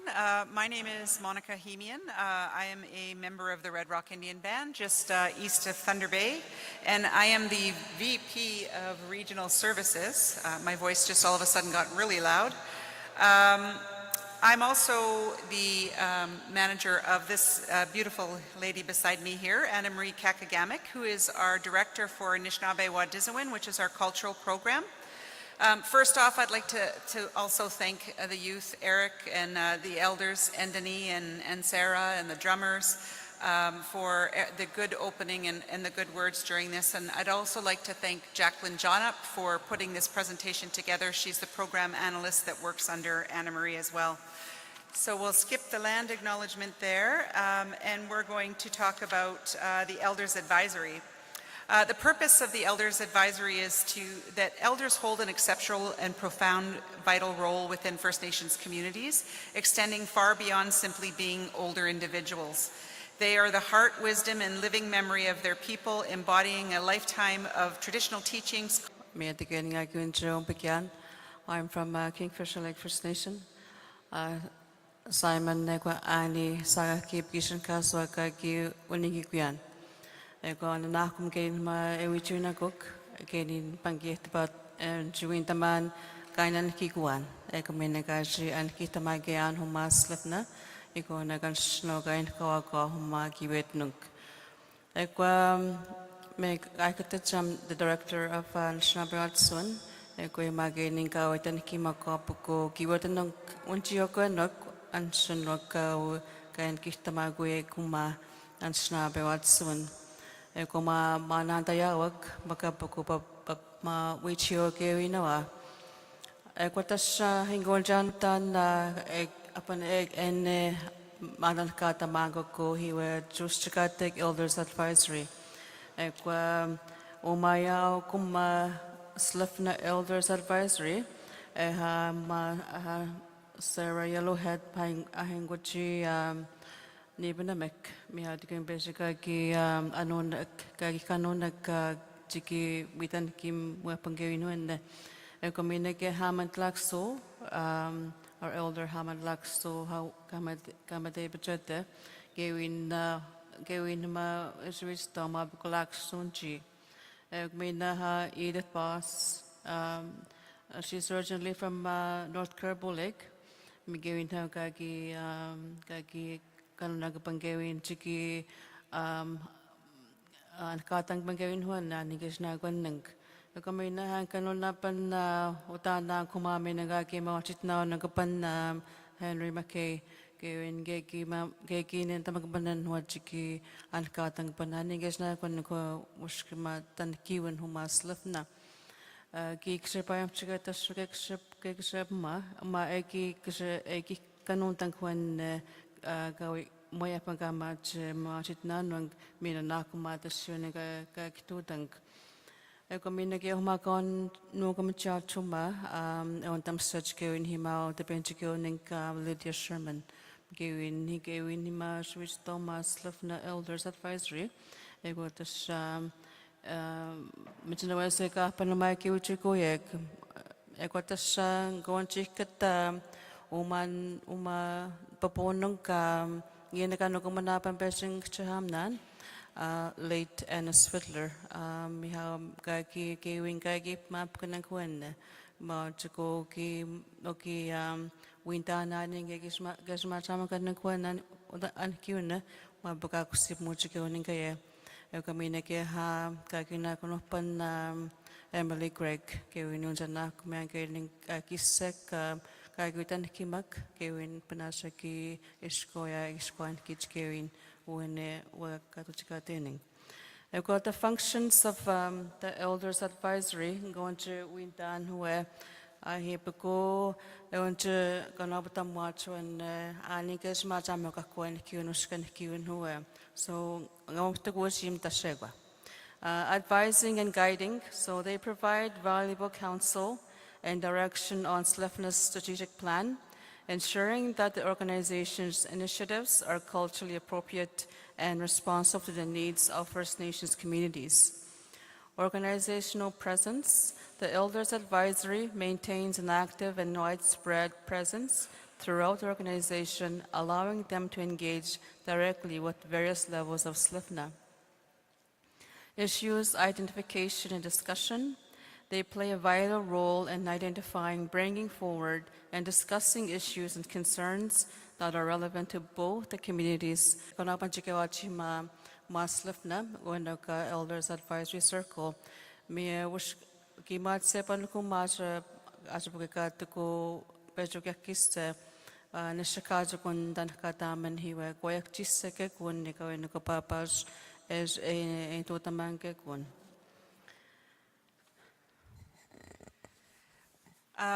The Elders Council started, I would say, just under 5 years ago on the recommendation of one of the studies that was done on the hostel. And once we started convening those Elders Council, we realized that the contribution they had obviously was much greater and we needed to involve them agency-wide. So thank you everyone in staff especially for allowing this to be an organizational-wide opportunity. So we all know that from our elders we gain that knowledge, and now we need to look at that next generation that's going to pick up and take over for them. So Anna Marie and her team have called it gifts from the Creator and future keepers. Children and youth are sacred gifts embodying the future and holding the responsibility of carrying on the traditions, knowledge, and ways of life of their ancestors.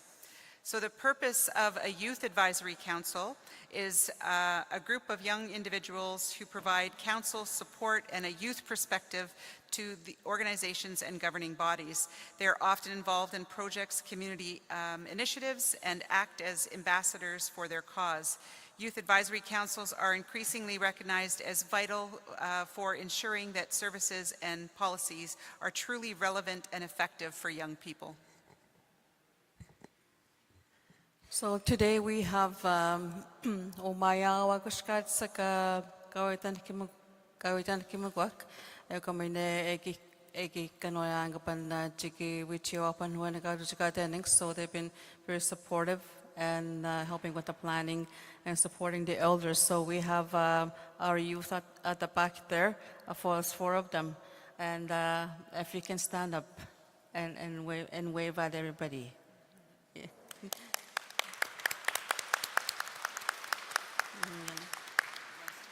Yeah, basics going to basics. So that's our youth. Epuchikwa kuma So the function for our youth advisory is to guide by offering lived experiences and unique insights, in guiding the development and improvement of youth-focused health services. They can identify gaps and services directly engaging with young people. Youth Advisory Council can pinpoint areas where services are lacking or inaccessible for youth and propose solutions to address these gaps. Youth Voice in Health, by empowering young people to become active contributors to their own health system, they ensure that policies and initiatives are informed by those who will be most impacted, fostering a sense of ownership and relevance. Advocacy and leadership development. Youth advisory circles provide opportunities for young people. Advisory circle. Mamas on our website. We just to kind of provide an update as well and moving forward. SLFNHA wide support. For the elders and youth advisory representation, these are the areas that we have SLFNHA, different departments that they'll be working with and are currently working with. So one of the things that right now that our elders are participating in is our Kiwe Minuyawan Return to Wellness Holistic Family Camp. Saya lumageste hiwa ka kaunsto tamang kumabugong gimasto manaban minawani benong kiwe Minuyawan Return to Wellness Family Camp. Ekamineke hinga suicho kaya ahinge aksep mochikawanik ekaminekan aningas na kiwe pemochikawan ekamineke ahinga Putakin Aniyawan Gabi and Rujakatek and other camps. So they'll be participating in other camps and being an elder and residents in those areas. So those camps run week-long. They participate in that area and make themselves present.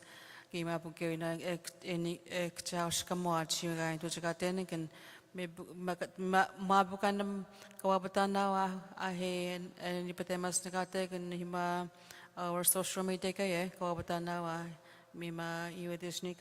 So these are the areas that they provide supports in all different departments, physician services, developmental services, node and mental health, primary care team, approaches to community well-being, client services, and soon. I'm going to change hats now.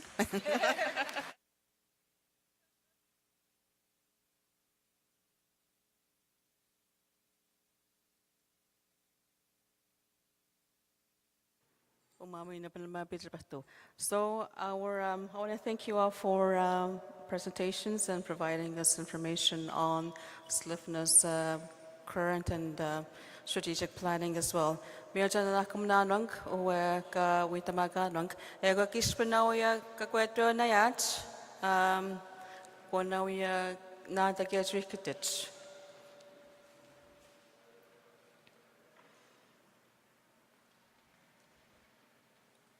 Weta. Henry McKay. Okay.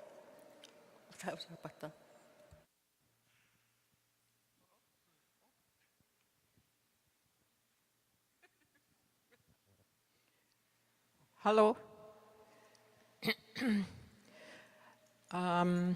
I just want to say miigwech to all kagi kagitoach gimenandan kanon daman hoy ka sick bematisun hoy geninga kaya yan huma.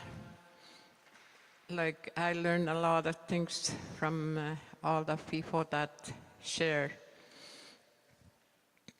Hoy tigenin kagi hanokita magian banne coach. Hoy kisu seven ekagi like for the young people egi one egi nendagok because there was no teaching about traditional teaching. And oeskat keninga pe matusian gi obmagoban my great grandma and my great parents, they used to use like tradition. There was no medicine, like there was no nursing station. They just use traditional medicine. Like they go out in the bush when someone is sick, like they get the medicine because the Creator gave us all these things, like all the medicines that grow in the land. And that's where they got the medicine, because today everyone goes to the nursing station to get pain pills, but it's not working for that. Like even people that are sick, like they healed from traditional medicine, even colds and all these things, that the sickness that we have, even the grief and the losses that we have. Like there's a way that we can heal, like God gave us everything to use. Like all these animals carry medicine, and also the trees and the land and water, that we go out in the land to get medicines to help to be like John Jimenoyan Gimino going German Domin Matison Kegon Jimasko Matisiang. Like long time ago, people used to fast, fasting. That's how they see vision, future. Like they already see what's going to happen in the future. Egi abandamoachu inoa aja genisho ebako tenigan. They knew what's going to happen for the youths and the nongum gaisho ebako hoe. Gaisho abandamangai jianim seoachawiak. Giobandamin nongum aja gagisha kendamoachu eskat gagi pimatisoach. Those elders, they used to go out fasting and teach, even pick up all the medicines. They give chiach eka jotapinamoaja he majamaskikin, like the doctor came to the community to give those pills. And for eka chigi gibichiach eka totamoach. Non come tascaun chigi segi hoe chigibichiach, like to stop drugs. They create more problems to those things that they take pills every day. Picha ayag hiwe awashime kanjinish haganuach hiwe chiota pinigeach, those drugs that they man no gometas winge sanagenda gon jigi kivichiach. We see people on the street and also for like they don't have a home. Mueko genin niwabma goyak kayawach. Kema kegon kayayan. Like if we have money, like we give them money when they're on the street, even though we don't have money, but jobandaman genin oetinigan kegon jobandan kasawen machawya kagitmagsit. You see in the future for a great gift that is showing the machawya kayach kagegon kayach kiminago showing dagosuin ihue emina chawya massage vangi emina kegon kayayan Shonya gema mijim eminach. Kigio eminago hue, kaisi shoen jigen hue. That's hue sagi hue ingajikatik. Egajiki ano en mang kaisi chiget ke gonsabago kaisi sechoya. chica goishawen mangich ka kinawiak ka mas sewach ke ka mas sewach of matisuinwag. Chonje mine going showen dago suin hue ka shawen mangich auya. Mi ka gikitoch manito ka wika jano in the machauya. Ka she one set of matisuining. And every day the Creator is watching over us. And Mia Tashihue ka Isegihue Chikanob Mankakina Auya and in Gajian message. No gonge ni boginak skamun uisagentamuin e kikishka going. Nashkege kanokita mage jauya. We have a heavy load. Maat ekosegok kap mui don't give matsuinang because we cannot do to heal herself first. Netam jigagoiji the such jimashko gavoich auyan gawika goiji hatch. Mietahima onjimashko si jawia kanan davan danguiji hoin. Kange gon kishuiji hoesin eka gawiji the such jawia. Like going in a sweat lodge or going fasting and all that. Mima maskausin emine going gishemanto anskewin gishemantogi aya no makamik egagi on juisnit. Tabskot mio ega sick fasting gajigatik. Iwe keonjim maskausi jawia jimina ganurch. Menop matisuin. Umamet on engineering got the chakong. He were Jimino Yach, John Jimin of Madisage. He were Gagoich hit the Sojaria. Me at the Snogum Geni Nejo Avantaman, got in Gay Fungishingoya, Gag Chianokita Maggot, Geek Kendan Genin Gagi Pianokian. That I was carrying a lot of stuff cheering at that time when I was working. And I was looking for help, and when I get that heavy load in Ashagag Kenemitzon, Kagosakokegongamuton, I used to go in a sweat lodge and go out in the bush in the land. It helps you going in the land because there's that trees that can help you to when you go to the bush. Or pick up berries and all that that we see in the land. It helps you to be a strong person. Mi again ingashik kendaman hiwe gotka gipiano kita magian egi kosegoendaman bemat suning dawa jakosi gamegong oeshka dawa jakosi gamegong oeshka jin gi uinabogi ogi otapinawan awashan in the like in the yahinkashitawach konikau yonjamajasiban kagi ayawach when they carry the babies they deliver it at home. Even when they go out in the bush when they were traveling, even men delivered their own babies when they were traveling in the land. That's how Egi Shikakendaman Genin Egi non dogage elders. Hue Gagi Shi Wabamawa Gagi Wabamawa Swat. They travel looking for like traditional food. In the land of Bantamwach keep me out. Konge Gonge Chigionje Onjip me out.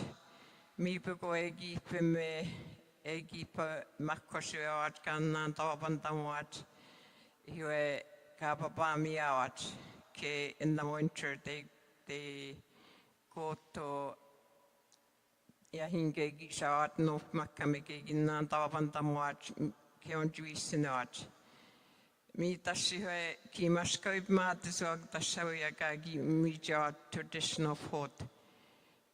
Nongum Kawin Debwe Giasio Goshkadisakjigi me George like Anishinaabe medium traditional food in their language. Mi bugöta tabisko their language.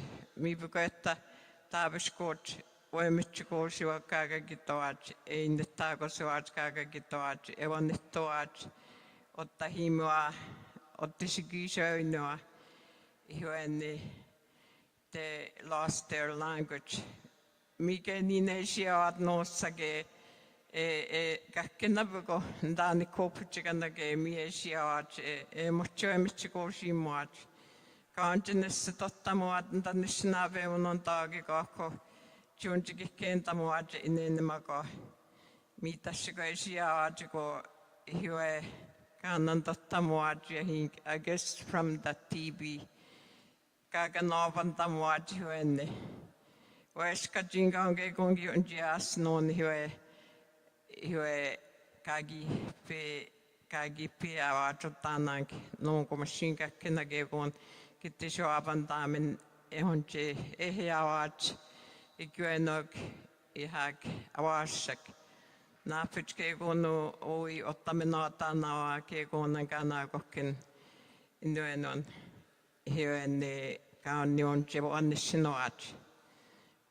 Mie ekitoan he ke nine shuapan tamane seg hue noenon ke konan miniko ka gipe wapan taman sabko ka seg hoe vimate suin ka jikatek hoe taske non kun ka ko match jikatek hoe e ka niniko ka behi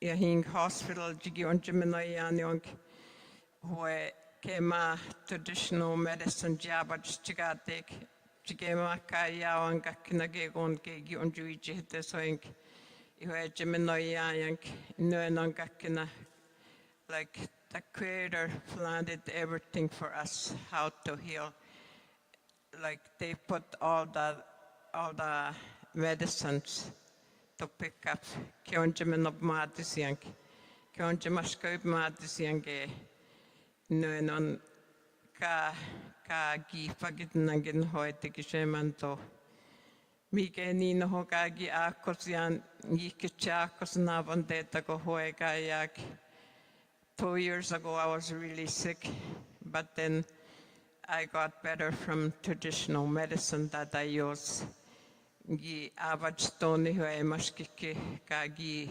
osistikate gi avajstoan. Even today, that's what we use, those traditional medicines.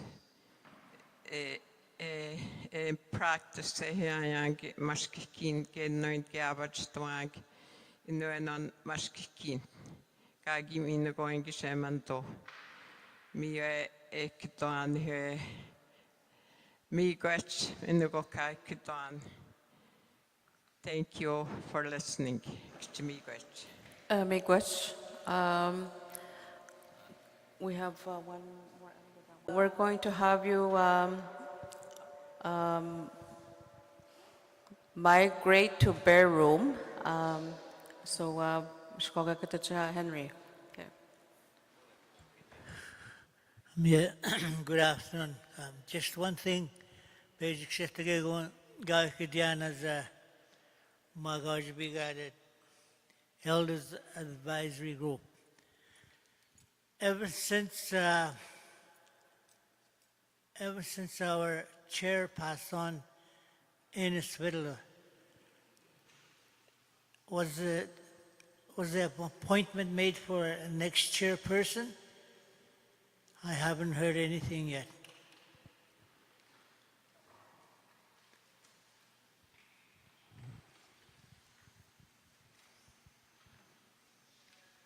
Koni mashia jan mochikatek mina majit nan bank iwa dan yan mochikate when I go to Gonchkan Kyenda. Yeah, the reason I'm saying is before that we used to have a Zoom meeting, whatever comes up the matter, because I was given a laptop to be on to attend on the Zoom meeting to join the group. That's the reason I'm asking. We bachikagoya pangudak.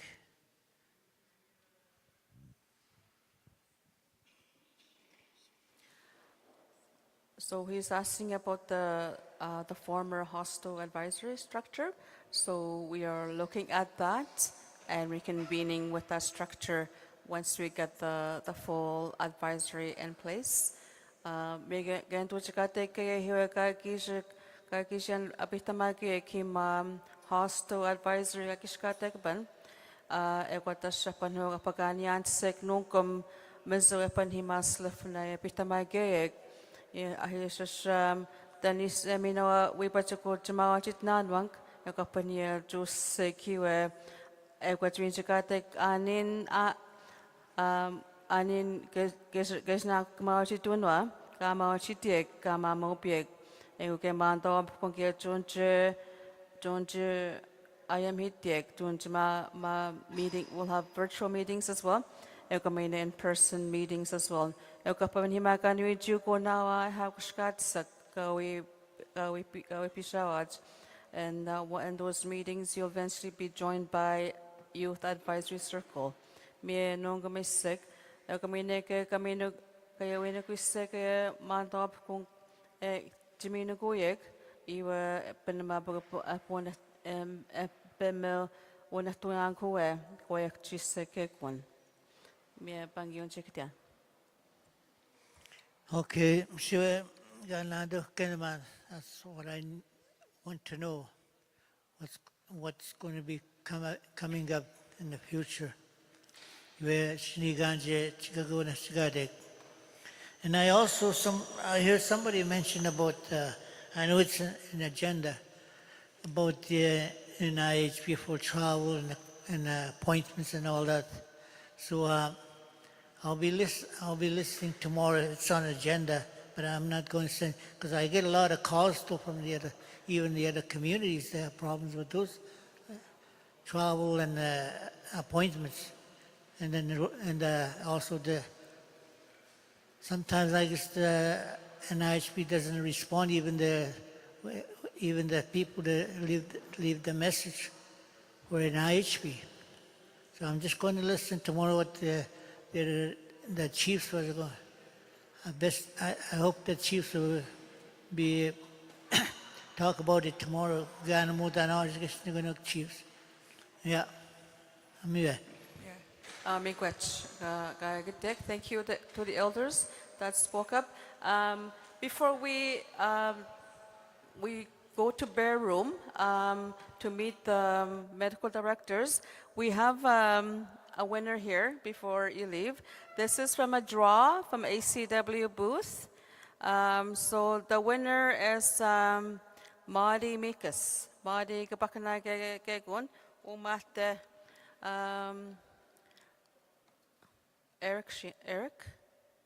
Where's Eric or Aiden? Can you come and grab her gift? So right now, we're going to have you migrate to the Bear Room with the pakeyang,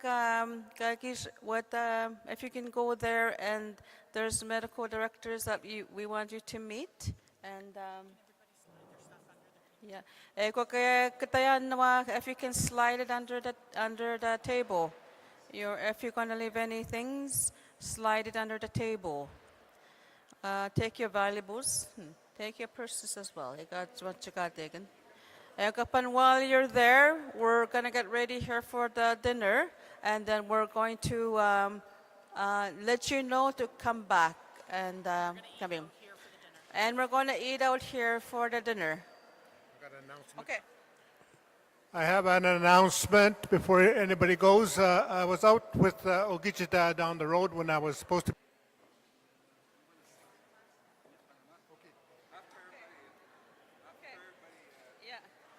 Okay, if you can all go to the Bear Room with the pakeyang at the back, there's two wonderful medical directors there.